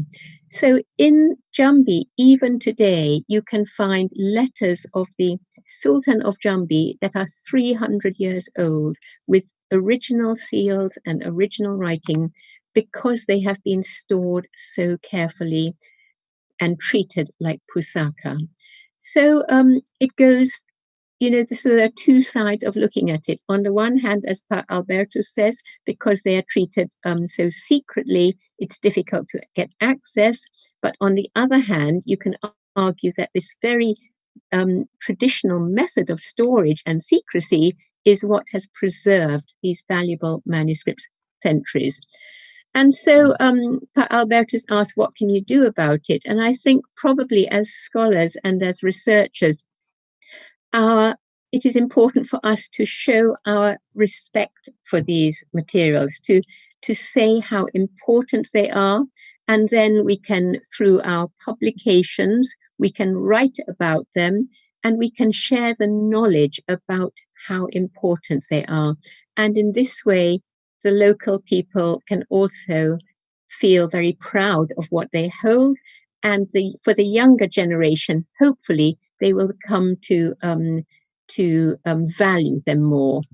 The other way we can marry up modern technology with traditional beliefs is through digitization. Digitization, which is basically photographing through digital photography valuable manuscripts, is a very valuable means of preservation because you can capture the manuscript and the historical content, but the original item, the original manuscript itself, will not be taken away. It will still be held by the owners. It can still be locked up, put away, and stored carefully and brought out once a year in the kanduri. So this is a way of, if one can show a respect and gain the trust of the custodians, the owners of these manuscripts, as long as they appreciate that full respect is given, if they can give permission for digitization, it is a way of opening up the contents, but still allowing the original custodians to preserve the valuable item and to reassure them that it will not be taken away. So I think that's the kind of way forward. But one more point that you raised, Per Albertus, if I might respond to, you mentioned about maps. And of course, that's a very nice map I showed of Maluku just now. But in relation to Serempas and Kerinci, I think there's a very interesting thought about local cartography in the spice, along the spice route and in the Malay world. Because people are always asking me, are there any Malay maps? And the answer is that there does not seem to have been a tradition of creating pictorial maps in the Malay world. Of course, there is one very famous map from Aceh, which now everybody knows, but that was only created in 1850 to send to the Ottoman Emperor to ask for Ottoman support for Aceh. There are a few very well-known Bugis maps, which are quite early, they're 18th century, but they are modeled on European maritime maps, and but with the place names written in Bugis script. But through my work on Serempas, I've realized that although there is not a tradition of pictorial cartography, meaning drawing islands and drawing terrains, topographic, terrains in Malay manuscript culture, in these royal letters from the Sultan of Jambi, there are what I would call word maps. So the Sultan of Jambi installs a particular chieftain and says, your territory is from this point to that point, to that point, to that point. And he uses terrain sensitive verbs. So it's like menaiki hingga ke, so climbing up to that, turun ke, descending to that. And then these word maps will draw out a particular terrain allocated to one particular chief. And even without pictures, you can form a very clear idea of the area which has been mapped in words in these documents. So I think this is quite an interesting concept of how we can think about maps in a broader sense. It doesn't just have to be a picture on paper, but sometimes the same information can be conveyed in words. So thank you, Per Albertus, for your interesting question. Yeah, thank you, Annabelle. Thank you, Pa Albertus. Is there still a question specifically regarding regarding Annabelle's presentation? I think there's Abi Yahya. Abi, silakan.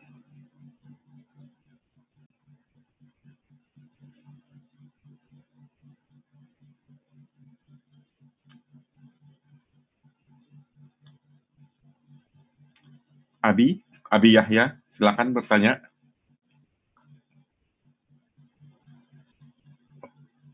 Oke, halo, Abi Yahya. Nampaknya nggak ada, Pak. Oh, okay. There's no response. I saw this hand raised. Are there still any other questions to Annabelle's presentation? Yeah, Sidi Manggala. Silakan. Hi, good morning, Annabelle. I'm Sidi. I'm from Ghent University in Belgium. I'm really interested in your presentation and, in fact, about the way you explain on Kerinci and Jambi. It's really interesting because my research is actually in Kerinci for cinnamon. And I'm quite difficult to find the tracks of the whole cinnamon history trading from that area. So, but I found some documents and manuscripts, as you can call it. I just got it from Leiden also, that is recorded in 1903 when the Dutch colonial time making road access from Padang to Jambi. And there's where they found out that it's possible to plant cinnamon trees in the area. But it's only that I could find. But it's quite interesting. You're super. And may I ask, where can I find more of these documents in Europe, or maybe in, I don't know where? I'm really interested to get in contact with you. Thank you. Okay, so thank you, Pak Sudi. Yeah, Jambi and Kerinci, it really is interesting. When I first started working on Malay documents, I thought maybe we know that there are a lot of old documents, old royal letters and edicts preserved in Kerinci, mainly because of the work of Dr. Petrus Boerhoever, who collected a lot of this material in the 1940s, and he published. Again, he did not take the originals away from the owners, but he went to Kerinci with a team of assistants, Malay readers. His wife also helped him, and they copied the manuscripts out. So he produced a volume called Tambo Kerinci, and that volume, which it's not published, it's just typescript, but it has been put online by Pak Uli Kozok. So if you just Google Tambo Kerinci, you will find that whole Tambo Kerinci. So it means the histories. These are historical documents from Kerinci. And these are all the royal historical edicts from Kerinci, which you can get the texts available. The other important thing is that there are a lot of, I mentioned digitization, there are a lot of digitization projects available now, which really open up access to us wherever you are in the world. Collections of manuscripts which are still held dalam tangan masyarakat, so which are still held within communities, but which have been photographed.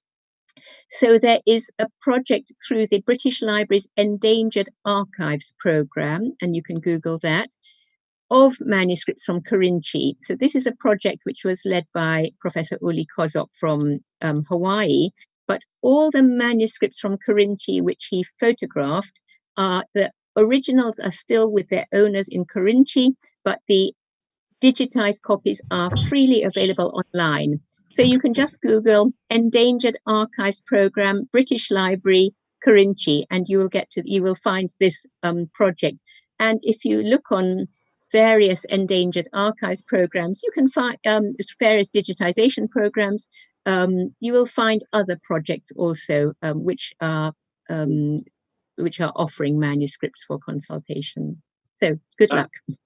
Yeah, thank you. Well, I'm really close with the head of Regency of Kerinci, so if we can do something, I can help you also if you need it. Thank you very much. Yeah, there's I think one more question for your session, but of course people can still ask about your presentation after Tom's session. So I will give the last question for this half part of the session to Abi Yahya.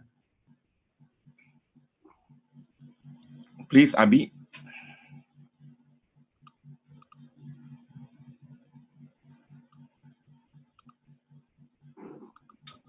Where is?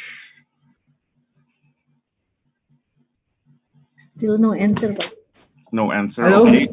Can you? Okay. Yeah. Hello. Hello. Yeah. Hello. Yes. Hello. Hello. Halo. Terdengar kok. Terdengar. Can you hear me, sir? Hello.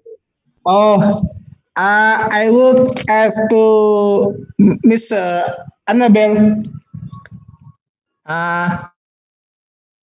Several.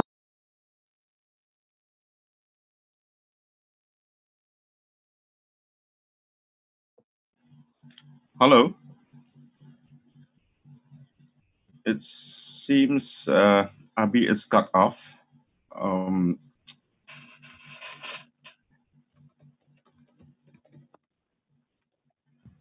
Seem to have.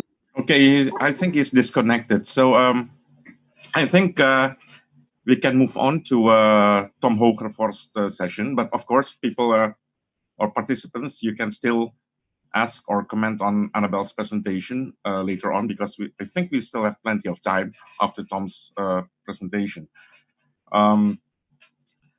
Welcome, Tom Hogervorst.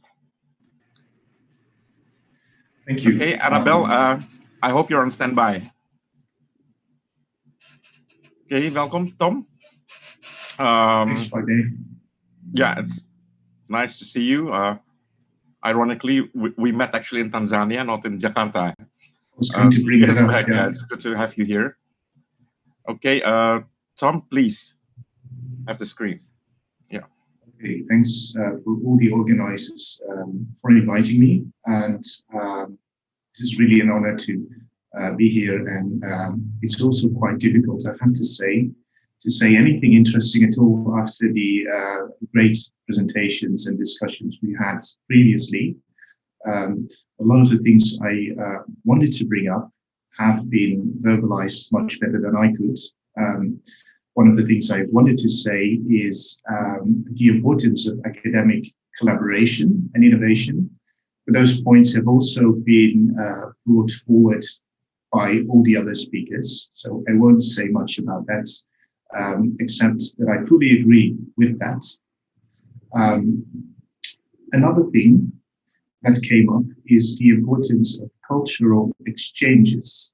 And I fully underline that that is important, because if we organize things, events, seminars, conferences that have to do with the spice route or the Indian Ocean or the maritime Silk Route, there is a tendency for people to co-opt it who are interested in, say, military strategy. We see that a lot. They co-opt academic events on this particular history and part of the world, or people who only care about the financial sort of economic history and things like that.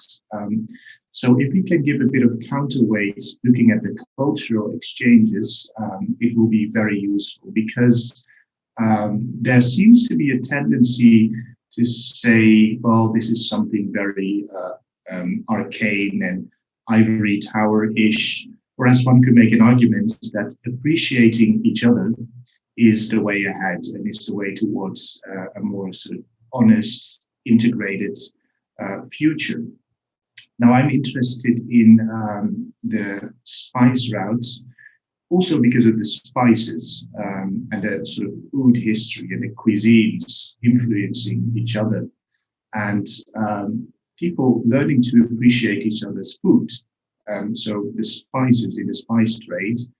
And if you look at the taste of this part of the world that was interconnected and has been for a couple of millennia, then you see that tastes have converged not only in the cuisine, the kitchen, but also when it comes to music, when it comes to dances, when it comes to the arts, architecture, all of the things that people did not have to take over if it was purely an economic integration, but people wanted to take over because they influenced each other when it comes to the culture, when it comes to what people like, preferences, all of these things. So that's very important to keep in mind. Another point that was mentioned is tourism. If it sounds almost perverse to talk about traveling now in this pandemic, but still, I remember that when people from Southeast Asia or South Asia take a tour to Europe, they typically start somewhere in Italy, they drive to France, to Paris, to Germany, and they end up in Amsterdam. Imagine if something similar could be done with the spice routes. You start in Ternate, for example, then you go to Ambon, to Banda, you end up in Jakarta or Banten, or even include Sri Lanka or a place like that. I think that would be very nice to think about, also in the way that we are more interconnected than we think occasionally. And one of the things that has been mentioned as well is the stable cooperation of the Indian Ocean. The reason that that is important and more important than we think is because it is so important globally. The Indian Ocean, what's going on in the Indian Ocean doesn't just affect the countries around it, it affects the entire world. So the moment the Indian Ocean is stable, the world is stable, and the other way around. So that is another important point. I think by this time I should also tell you a bit more about my background. So I am a historical linguist. So I look at the past through language and through loan words and through what people borrowed from each other and how they've influenced each other. And I'm also interested, as I said, in food and how that does something quite similar to language. It connects people. I mean, of course, there's always going to be hierarchies, but it tells a story of what we do, essentially, and what we, how we position ourselves in the world, what our cultural affinities are, and these things. So, as Dave said, I'm part of the Royal Netherlands Institute of Southeast Asian and Caribbean Studies, the KITLB. I have also, together with my colleague Mahmoud Kuria, established the so-called Leiden Center of Indian Ocean Studies, which historically tried to connect people who are from Leiden, who are passing by Leiden, to present their Indian Ocean related research. And of course, that's no longer possible, but we are trying to bring the forum online as well as we can. But we work together a lot with scholars from India, from Sri Lanka, from Southeast Asia, and also from East Africa, which is very important because they were part of the spice trade as well. They were part of the networks that we have been talking about for the past 2 days. And they have a lot of things a lot of issues that Southeast Asia faces as well, in terms of climate change, in terms of the legacy of colonialism, but also, as I said, in terms of even what the food tastes like. There are a lot of connections that we sometimes don't really see anymore, but they are there. And as Dave said, we first met each other in Dar es Salaam at a conference or a roundtable rather, that discussed essentially this question: what can East Africa and Southeast Asia learn from each other? And we talked about it with about 50 scholars from the region. And 2 things came out of that. The first thing was, how can we collectively address region-specific problems, learning from each other without having to look at the global north too much. So without having to look at Western countries to tell people in the south how these problems should be solved. So ecology came up, but also issues of safety, security, piracy, these things that both regions are facing. And the other thing that came up was basically the legacy of colonialism. How do we educate our younger generation in a way that doesn't take too much from the systems that were imposed on us, and how do we create a new type of education, also with their own cultures, with their own languages, scripts, histories, and that was another thing in which people said we can really learn from each other. Again, in this whole sort of interconnected region that we call the spice route. Now, I have 2 more points that I would like to make today. And the first is the importance of spices in the spice trade and the spice route.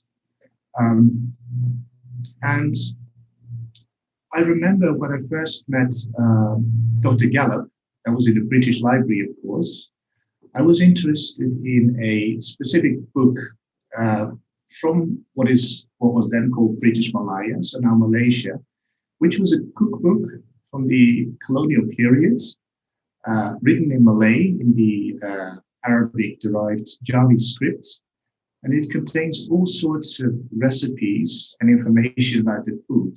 Now, the reason I found that book fascinating is because it showed how interconnected that part of Southeast Asia was in that particular time.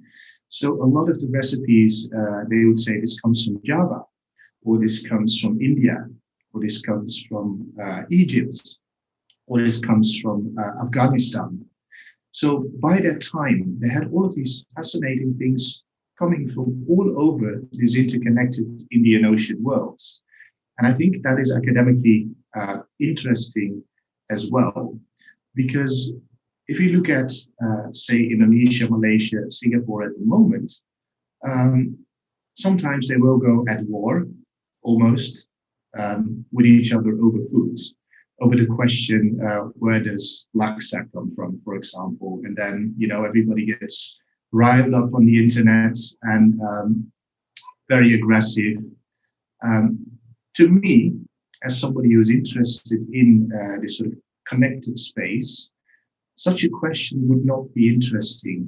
The question would be, how did laksa basically brought people together? How did it travel, and how did it conquer the world? Because if you trace these things, like I do for my research, you'll find that this particular product, we're talking about a sort of noodle dish, right? A kind of a soup, first appears in the Persian medieval cookbooks, but it is no longer known in the Middle East. It traveled to Southeast Asia, to other parts of the world.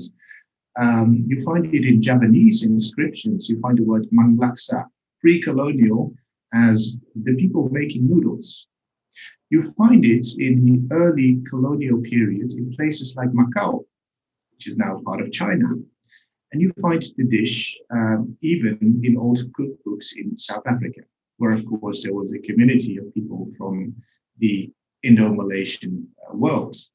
So that, to me, is the really interesting thing in looking at food as just another prism of understanding how interconnected people were in this particular part of history.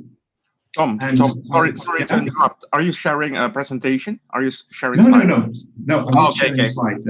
Yeah. Because so thanks some people were wondering. Thank you. Yeah. So no, I'm just doing this basically from memory. But one of the things I wanted to add to that is, why is it important to add food to the spice route in the discussions that we're having about it? Is because it is, as people in Indonesia would say, merakyat. So it is actually, connecting with the people and also listening to the people. And that is very important, because we are in the sort of academic world, not always accessible to the people that we do research on, to say it that way. And Dr. Gallup just mentioned the words local wisdom and local pride. And I think this is a very good sort of opportunity to really connect with the communities who live in a specific region. And also, we can't really do it wrong, or we can't really make mistakes as academics, or we shouldn't make mistakes, I should say, because it's going to be a backlash. If we as academics say rendang should be crispy, then people are not going to accept it, people are not going to take it. So it is a very interesting way of, I think, learning from each other on a more sensorial level. And I think the organizers of this conference also seem to agree with that, because if I look at the imagery of Jalur Rempah, it basically has these fascinating sort of spices and dishes. So this is something we can do something with. I think that is academically innovative. So that was my first point. My second and I think last point has to do with the role of Indonesia, because of course the initiative for this conference came from Indonesia, which is only logical because a lot of the major spices, of course, originate from Indonesia as well, the so-called Spice Islands. And the point that I would like to make is how to give an edge to Indonesia, as well as, essentially the people who take the initiative in setting this up. And that has to do with the observation that was pointed out by several people today, that Indonesia is an example of various cultures in the world, various large religions, various communities, various languages mixing. And in a way, this is essentially what is happening to the world at large now, and Indonesia has a lot of experience with that. So that would be one thing, the sort of connections with the broader world, the looking beyond your own island, so to speak, and being open-minded and interested in what is going on outside, so to speak. So that would be a thing to keep in mind as well. And the other thing is to really look at the neglected regions within Indonesia.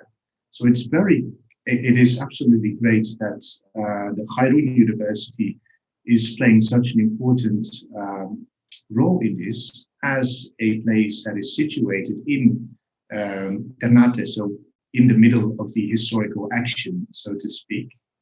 Because what I feel is that the moment you go outside Indonesia, I'm based in Europe, but it's in other parts of the Indian Ocean world as well.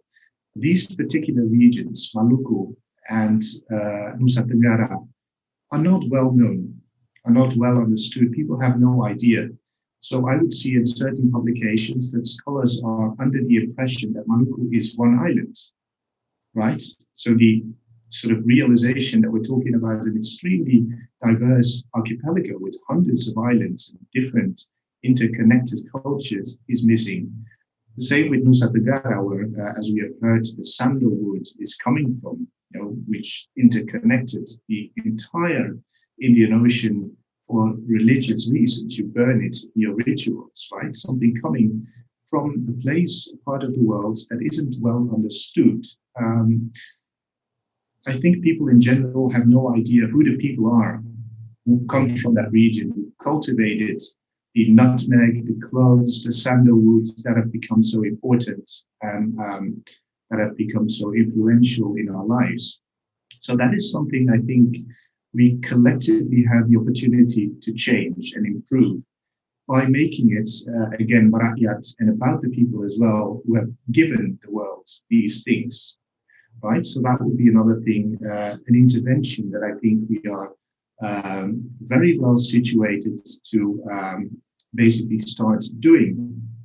And also maybe get rid of some of the stereotypes that colonialism basically has created about the people from Eastern Indonesia. This sort of whole notion of high civilization, low civilization is still very much ingrained in our thinking. And it would be time, I think, to really get rid of those sort of ideas and get to know and get to learn the specific local circumstances that I would say is the production end of the spice trade. How, in what sort of history could these products be created? Who were the actual people responsible for it? And how did they travel across the world? I think there is a fascinating story which could be about connection, which could be about learning from each other, which could be about shared tastes. And if it is framed in such a way, I think it deserves the attention of the world and of scholarship across the world. So those are the points that I wanted to make, and I'm very interested to maybe all collectively talk about that in the time that we still have.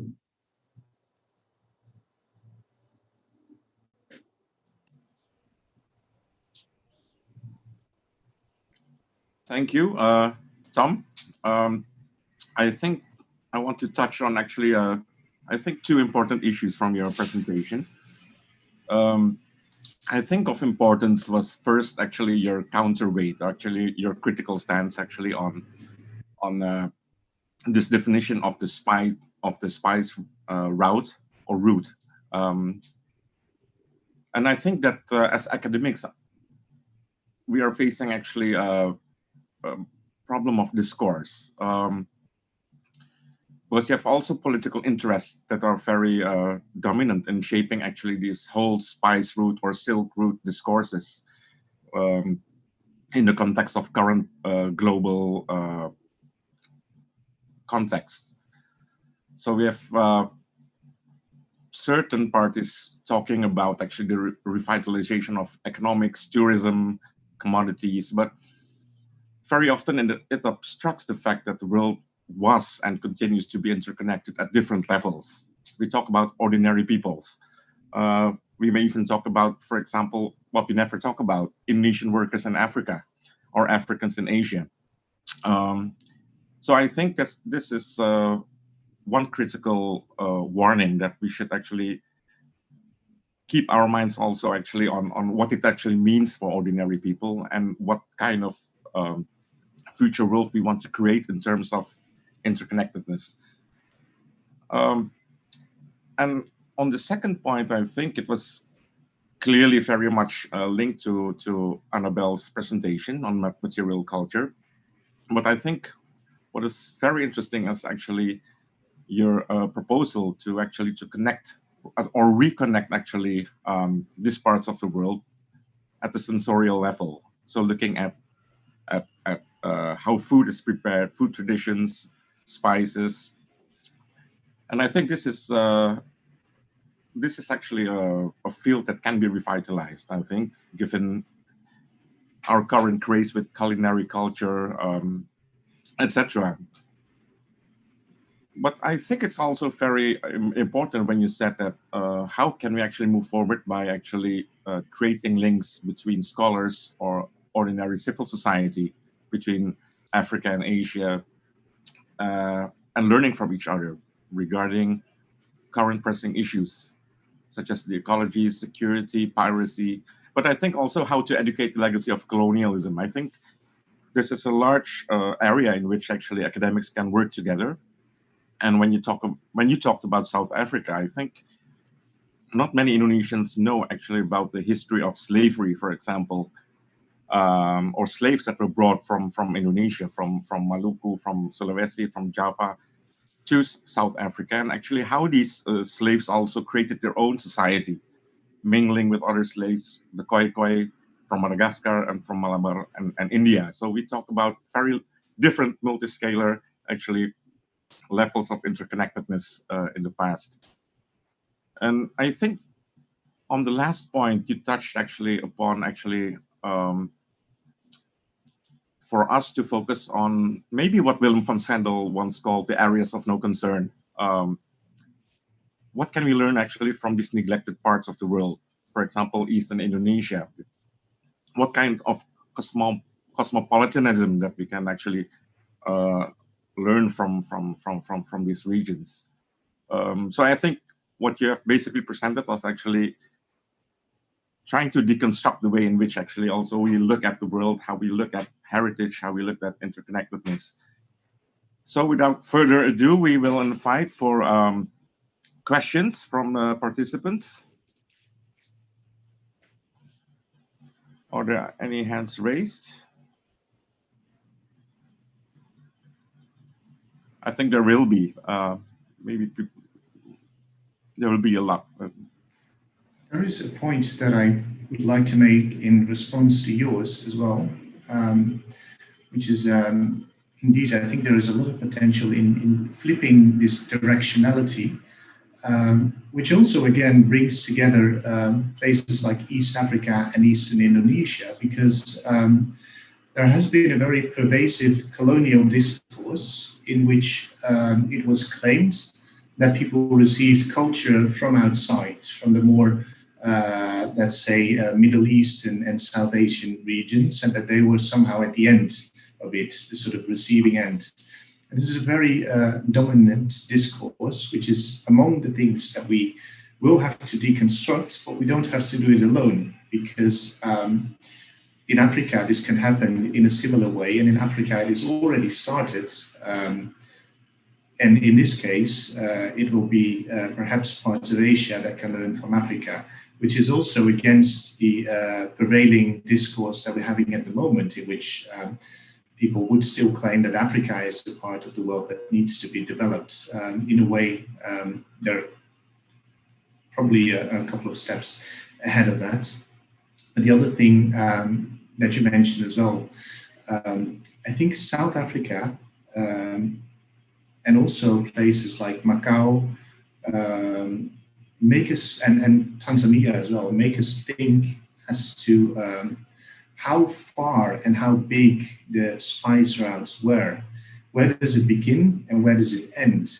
And that is an open question. If you look at, for example, the Caribbean, so I work at an institute that studies both Southeast Asia and the Caribbean.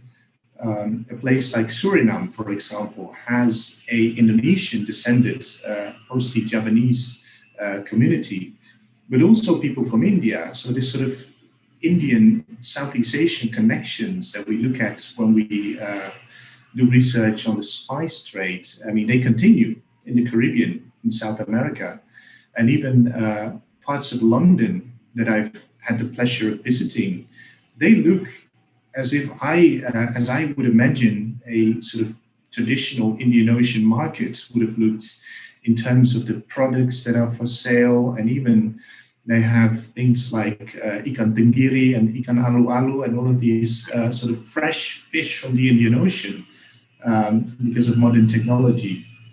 So it's really a sort of philosophical question as well, because maybe the spice route is now truly global. It has become the world. And that, again, would put Indonesia in a very interesting position, because something that is now global started there in a place that is now often dismissed as backwards, which of course we can now turn around. So thank you for that as well. Yes, thanks, Tom. I think we already have some participants who want to ask some questions. I will first ask Jamil. Silakan.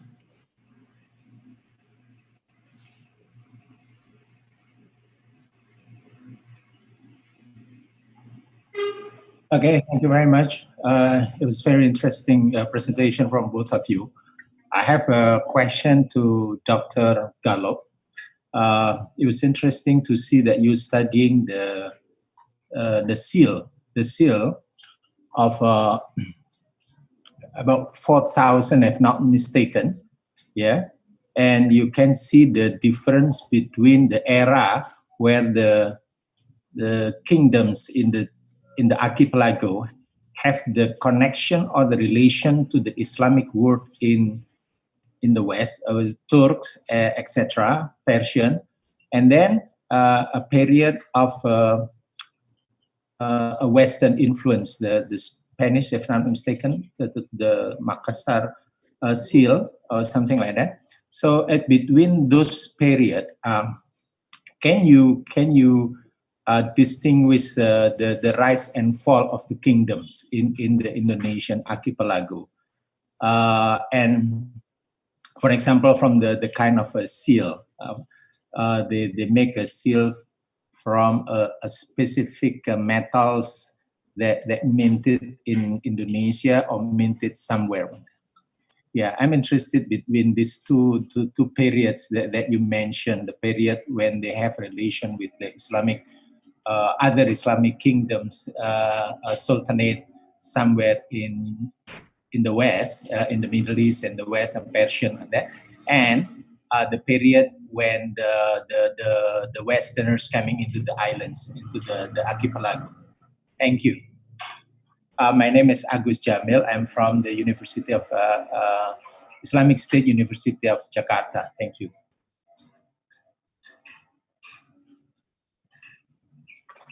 Annabelle, I think this question was addressed to you. Okay. Thank you very much, Pa Agus, for your, interesting question. Maybe I'll just clarify a bit. In the 17th century, there was very much a sense of all these different influences coming from everywhere, from Gujarat, from Istanbul, from from Central Asia, from India, from the Mughal Empire, and including the Europeans. So at the start, in the 16th and 17th century, the Europeans were just one of many different influences in the archipelago. So, for example, the seal of the Sultan of Goa, that was which showed Portuguese heraldic influences, that was not imposed on him in any sense by colonialism. That was a selection of, sounded like an interesting idea. He appropriated the European concept of heraldic arms and adapted them to his own purposes. So in European heraldry, you always have illustrations, sort of figures at the center of the shield to signify the noble family. But in an Islamic context, when figural illustrations of animals or people is avoided, so in Goa, the Sultan chose just to have an inscription in Arabic script in the center. So it's really at that time, it's an appropriation, a borrowing on equal terms. But what changed is when the Dutch monopolistic project in Indonesia took effect, that had the effect of stopping all the influences from the broader Islamic world. And that left a style of Malay seal, which was quite parochial in a way. It was much more indigenous, more, kemelayuan, kenusantaraan. You could see a very clear affinity for this. I mentioned the multiples of 4, the lotus petal, but also even in the inscription, the Arabic phrases, the religious phrases used became very conventional. So you just find something like al-wathik billah used in nearly all the seals. But in the 17th century, you find a much greater mastery of Arabic with unusual and original creations. So religious expressions of much greater variety on the seals. So in the 18th and 19th century, we have much more a sense of a conventionalized, coherent Nusantaran identity, in which the only ever increasing influence is European, Dutch, obviously by that stage. And so we see the emergence of Roman script on seals, a few Dutch words reflecting the increasing Dutch encroachment into all parts of Nusantara. But I suppose the one thing I would say is that the use of seals with Arabic script in the whole of Southeast Asia is intimately linked with religion. So they are religion and statecraft and politics. So they are only found in Islamic kingdoms in Indonesia, in Southeast Asia. So throughout, for example, Eastern Indonesia, Timor, parts of Nusa Tenggara, parts of Sulawesi, where there were not Islamic states, those states did not use seals. So it was very much the use of a seal with an inscription in Arabic script was very much a statement of participation in the Ummah, if you like, in the broader Islamic community. That's why I use the link with name cards. It's an expression of identity. So you only find seals in Arabic script on the whole in states which are of Islamic communities. I hope that answers your question. Thank you very much. Thank you. We are still waiting for next questions, which can be both addressed either to Tom or to Annabelle. Are there any new questions?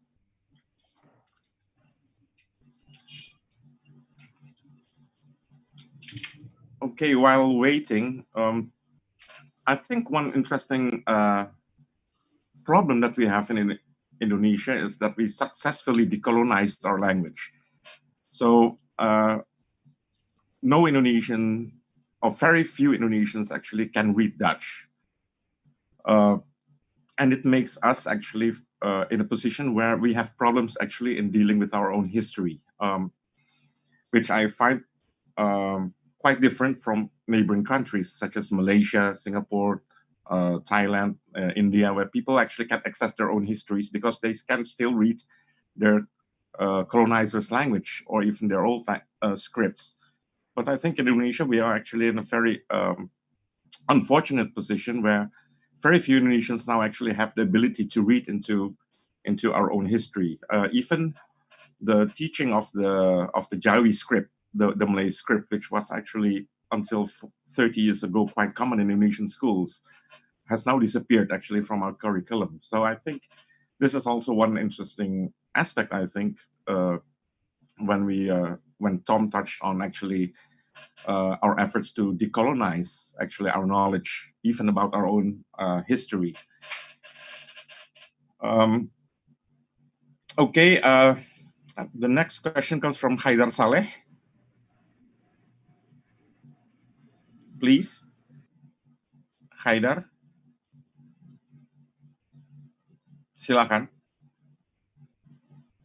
Tolong di unmute dulu.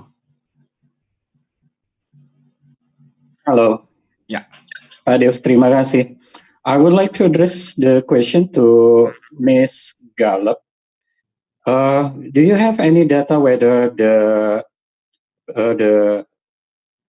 seal were imported in Indian basis by the kings, so they have to order it from the original artisan location, or they just do it in the king's court? I mean, like the artisan or crafter was presented to the king and they will do it there, like the Leonardo da Vinci in Medici's patronage.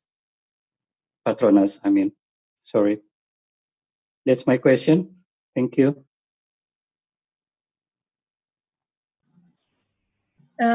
Thank you very much, Pat Haidar. It's a very interesting question. In one case, as I mentioned, the earliest Malay seal from Ternate, I am certain that was imported from probably from a Indo-Persian region, so either from Iran or Central Asia. But in principle, the seals were made locally. But it is an interesting question because actually, although the use of seals with Malay seals with inscriptions in Arabic script in Southeast Asia is linked to an Islamic identity, in fact, the use of seals in the Malay world was quite different from in many other Islamic empires. So, and this is a question of social structure. So in much of the Islamic world, for example, in the Ottoman Empire, in part in Iran, in India, every single person would have a seal, irrespective of their social status. So even slaves would have seals, because to do any official business, to borrow money or to buy a house or anything, you would need a seal to authenticate, to confirm a document, to pay your taxes, you would need a seal. But in the Malay world, the use of seals was strictly limited to the court hierarchy. So it was a privilege conferred by the Sultan, which went in hand with the conferment of a position, a jabatan, and a title. So if you were installed by the Sultan in a position, that gave you the right to have a seal made with that position on it. So ordinary people in the Malay world did not have seals. So I've just been asked some questions privately on the Zoom group chat about, for example, merchants. Now, merchants did not use seals. Even professional writers did not use seals. One of the most, the clearest proofs of this distribution of seals is the famous Malay writer Munshi Abdullah, who was based in Singapore. When he set off on the final pilgrimage and he passed away on arrival in Mecca, he prepared his will, his wasiat, before he left Singapore, and he left it with the lawyers, and that will is not sealed. And so that shows that even someone as literate as Munshi Abdullah, he did not have a seal because he was not a court official. So in the Malay world, only court officials had seals. Now, what that means is actually there were very few seals made. So in Istanbul, for example, where everyone had a seal, seal making was a recognized field of it was an economic occupation, and there were guilds of master craftsmen in Istanbul. So you would actually join like a community, a commercial guild, and they even had different guilds for different types of engraving. So the seal makers who engraved on metal were different from the seal makers who engraved on semi-precious, on stones like carnelian. So that just gives you an indication of the sheer economic volume of seal production and how professionalized that craft was. But in the Malay world, very few seals were made. And so therefore, what we can surmise is that when you had a seal made, once you were installed with a particular title, you would simply ask a scribe, and Munshi Abdullah himself gives an example in his Hikayat Abdullah about how a seal was made. You would commission a scribe to write out the inscription, and then you would take it to the goldsmith, silversmith, tukang mas or pandai mas, to make it up into a seal for you. So your question, Pak Haidar, is absolutely right. They were made locally by local craftsmen.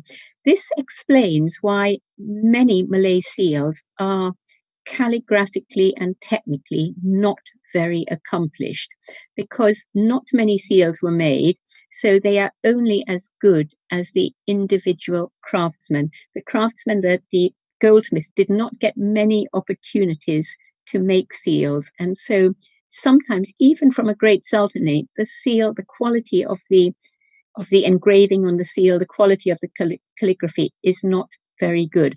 Now, there's only one social grouping in Southeast Asia which occupies a very different position in this field of having seals, and that is the group of ulama. So Islamic scholars who would go on the Hajj and often spend many months or many years staying in the Hijaz, studying Islam, studying theology before they came back to Nusantara. Now, during their time in the Hijaz, they needed a seal because everyone needed to have a seal made. So many of the scholars from Southeast Asia had seals made on arrival in the Hijaz, and when they came back to Nusantara, they continued using these seals.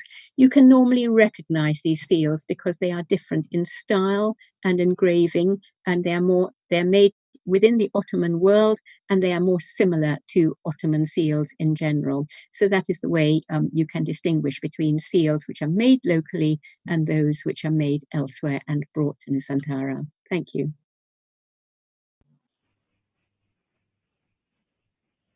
Thank you, Annabelle. We're still waiting for other questions. I think there was one question from Fikri, but it was actually related to what you just actually answered regarding the source of the materials made to make these seals. But I think you already answered that. While waiting for other questions, I think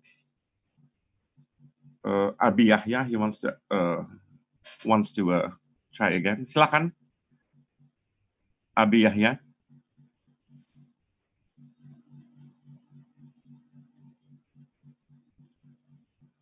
Perhaps there are connection problems. Okay. Silakan. Silakan, Abi Yahya.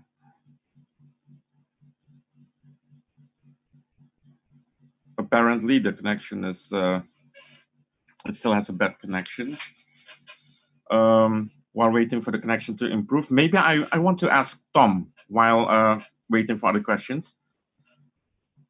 We all know the term adat that is used widespread here in Indonesia, but we also know that it has some origins from Central Asia or from Arabic that has actually been spread around the world. Maybe you can elaborate actually on on the trajectory of how this word adat actually came actually to this part of the world, and it has become so widely used.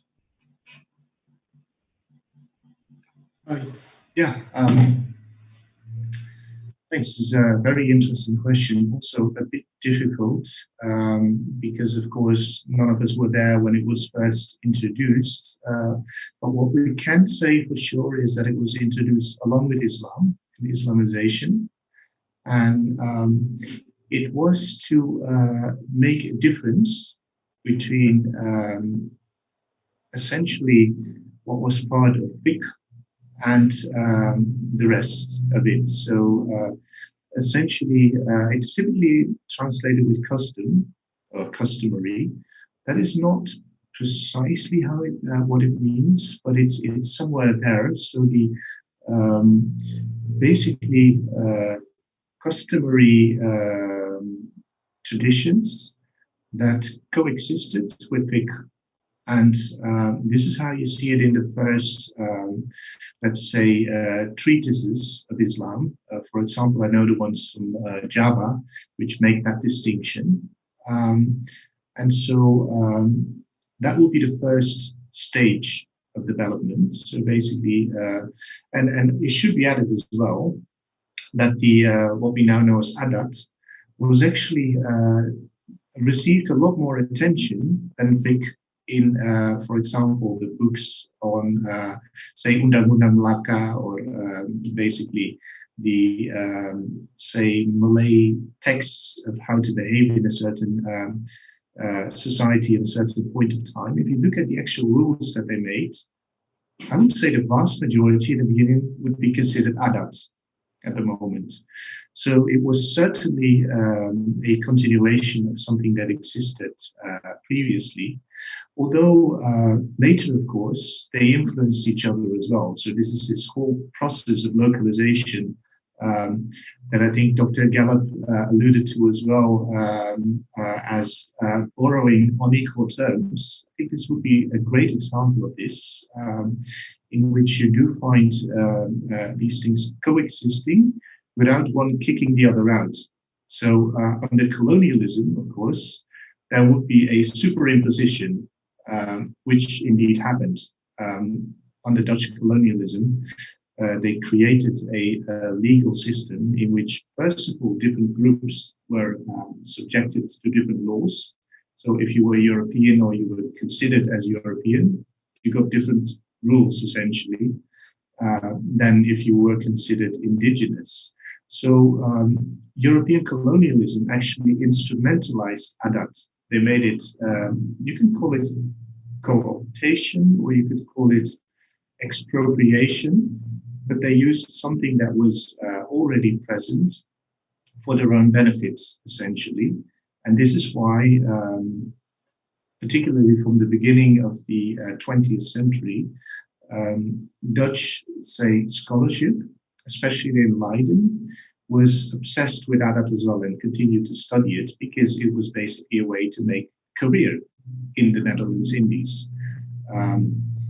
Of course, the one mistake that they made is, or they realized it, but they couldn't do much about it, is that adat cannot be caught on paper because it changes according to local circumstances. So if I write down the entire adat of one island in a specific period of time, the next year it will be different. So this is an important thing to keep in mind. And that is why most of that scholarship is interesting historically, but not really legally. So yeah, interesting question that really connects to the broader topics I think we discussed today. Thank you. Thank you, Tom. I think there are numerous.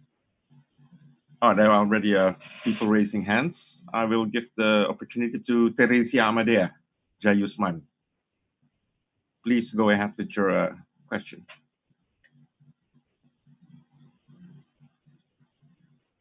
Hello, good afternoon.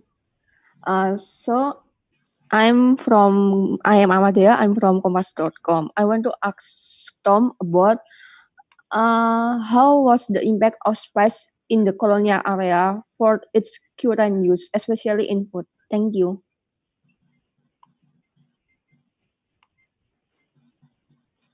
Okay, thanks, Teresia, for the question. Well, it is actually interesting because the colonial area started with spices, but it also ended with spices. And the reason why I'm saying this is Europeans were interested in Indonesia or knew about Indonesia because of the spices. They had spices previously, which ended up in Europe through India, through the Middle East, through Venice. And at around the 13th century, most of the European traditions knew about cloves and nutmeg and ginger and pepper. They had it, but it was very, very expensive.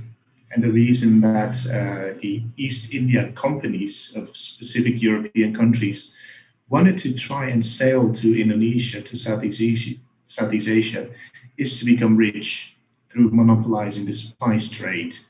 And everything else basically happened in the wake of that. So without the spices, colonialism would not have taken the form that it did. But the other side to it is after colonialism, and even during the later stages of colonialism, a lot of people from the formerly colonized countries migrated to Europe. So we have a lot of different groups from what was called the former Netherlands Indies in the 1940s, 1950s, coming to the Netherlands. And there was a similar thing going on in the UK, of course, with people from the former British Empire. And those could be people from what is now India, Pakistan, Bangladesh, but also Eastern Africa. And so the spices were already there, but the recipes traveled, and the sort of dishes and the restaurants even on a scale that was previously unheard of. So after colonialism, the sort of cuisines in Europe continue to change. And you can really see the legacies of, say, Indian food being much more popular in the UK, Indonesian food being much more popular in the Netherlands, and Vietnamese food being much more popular in France. And that has to do with how empire was divided. So you could say that everything was somehow connected to spices under colonialism, and that is before it and afterwards as well.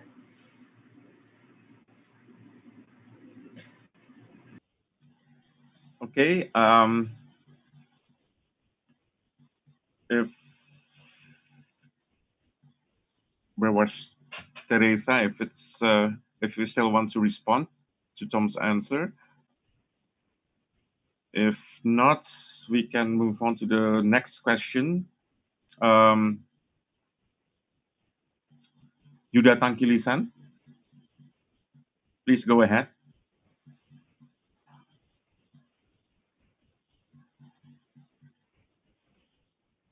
Silakan. Okay, thank you for this opportunity. Good afternoon, from Indonesian time.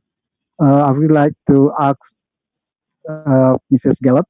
Perhaps my question is already explained because I don't have good signal here. But I would like to know more further about how did the Dutch VOC or the Dutch Indies government consider the traditional seals? Did they recognize it as a symbol of power when they open or make a relation with the traditional rulers, or what? Thank you for this opportunity.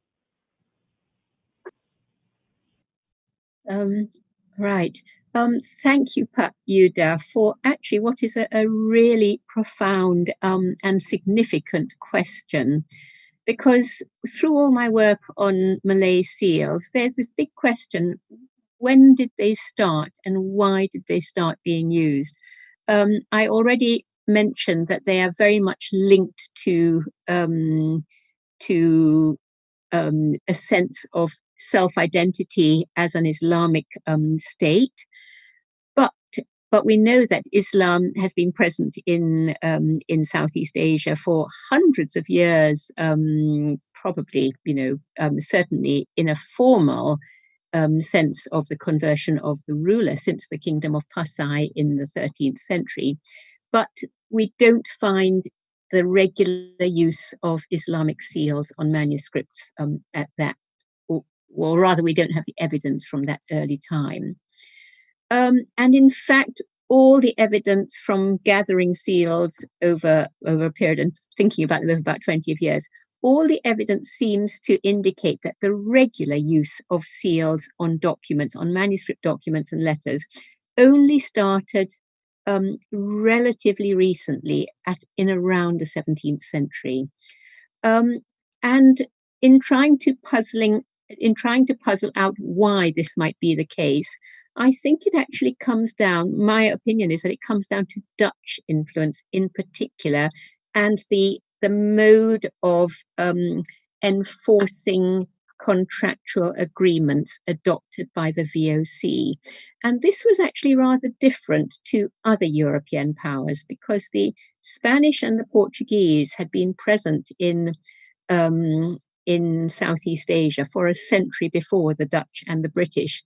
And they were equally fierce in their desire to sort of corner the spice market.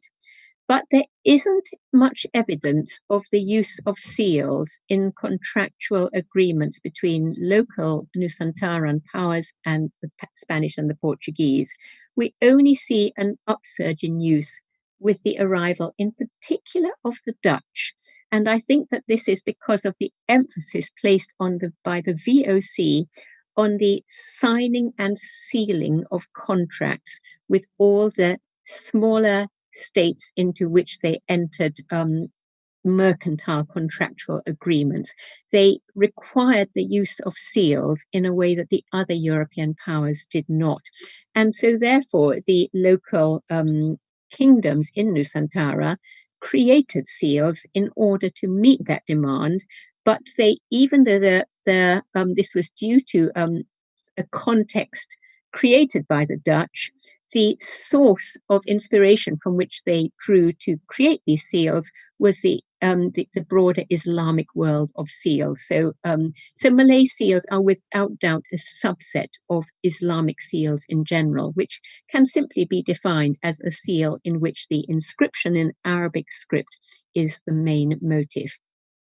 So that is the main reason for the use of seals. But there is, however, an interesting difference between the Dutch and the British attitude to Malay seals if we compare the different spheres of Dutch and British colonial influence by the 19th century. So you find the British in Malaysia and Singapore and parts of Borneo, and the Dutch in most of what is present-day Indonesia. And because the basis of British mercantile and colonial power was in India, the British had arrived in India at the time of the Mughal Empire, when all foreign traders were only accepted as servants of the Mughal emperor. And so the language of governance in Mughal India was Persian, and the use and all seals were inscribed in Persian. And so even East India Company officials all had Persian seals. And right into the 19th century, the British Governor General of India, or Governor General of Bengal, first of all, had used a Persian seal. Lord Minto, for example, had a seal inscribed in Persian. But on the other hand, the Dutch, from their basis in Batavia through 400 years, never saw themselves as underneath the auspices of Nusantaran kingdom. They saw themselves as an equal, and they never used Islamic seals. So throughout the history of Dutch presence in Indonesia, you never find an Arabic script inscription on a Dutch seal, but throughout the British colonial empire, India and in Malaysia and Singapore, the British officials used seals with Arabic script inscriptions. Even the governor of the Strait settlements based in Singapore in the 19th century still used a seal with a Jawi inscription. So there was quite a big difference, contrasting difference between seal use between the British and the Dutch spheres. I hope that's answered your question. Thank you, Annabelle. We have time for one last question, and the opportunity goes to Tri Sutrisno. Please go ahead.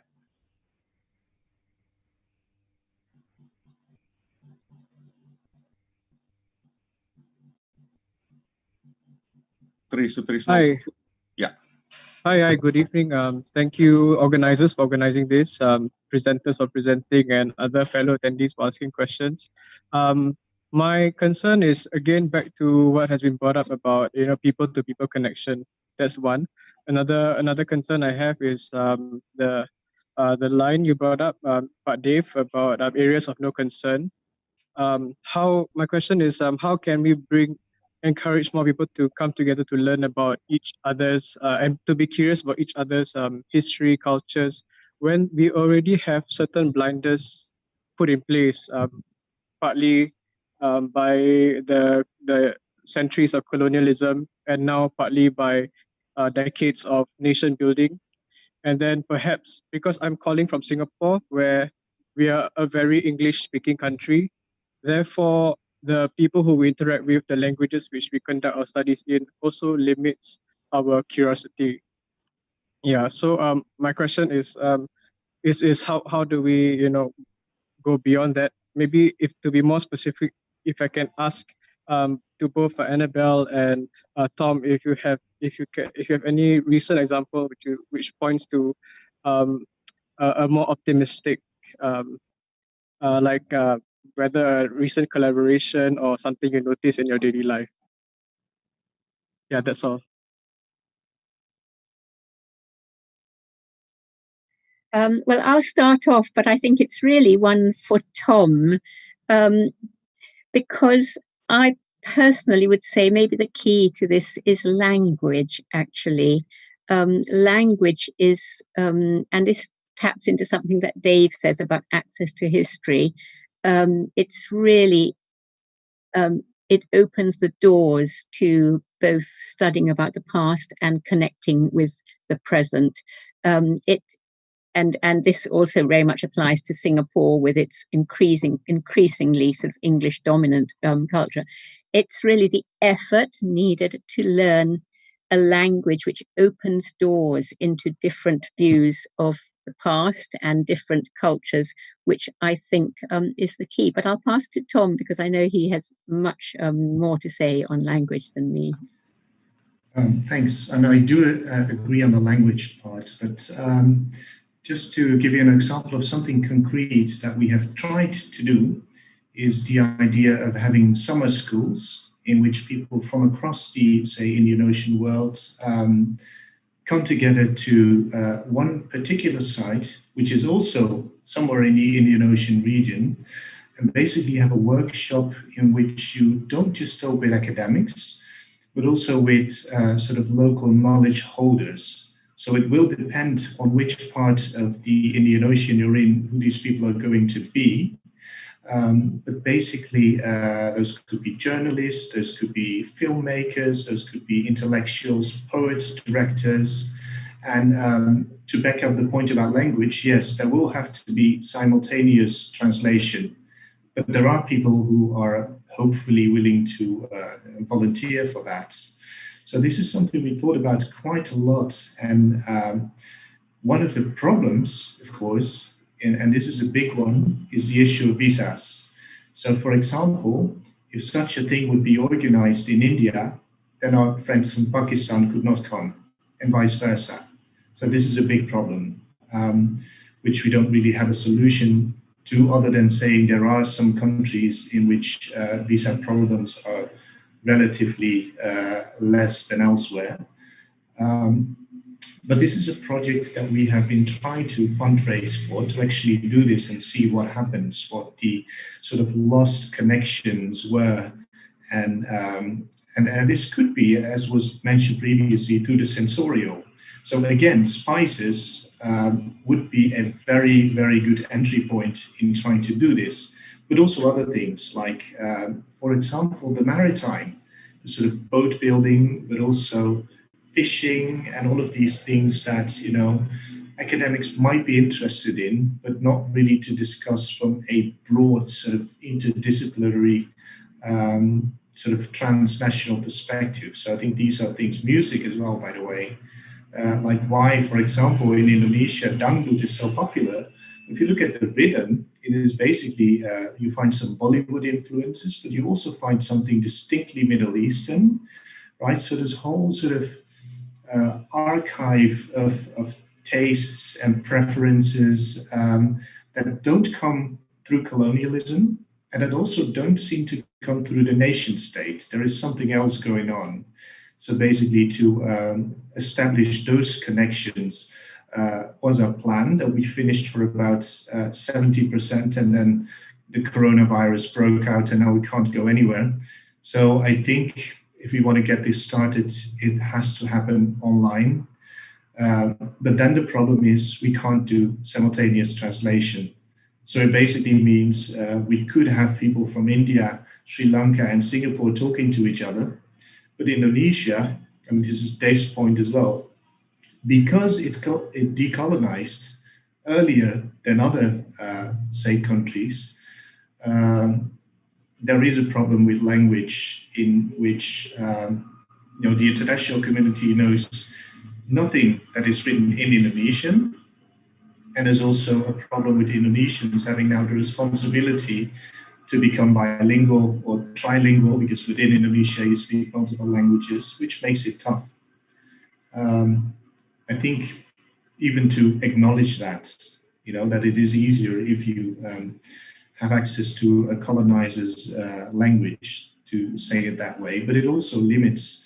It's the same in East Africa, for example, when the people from Madagascar and the Seychelles and Réunion talk to each other, they know each other because they all speak French, but they wouldn't know much about Tanzania, Kenya, and sort of the places where English is bigger.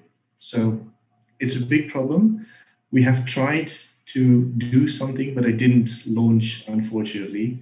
So I hope we can collectively think about solutions.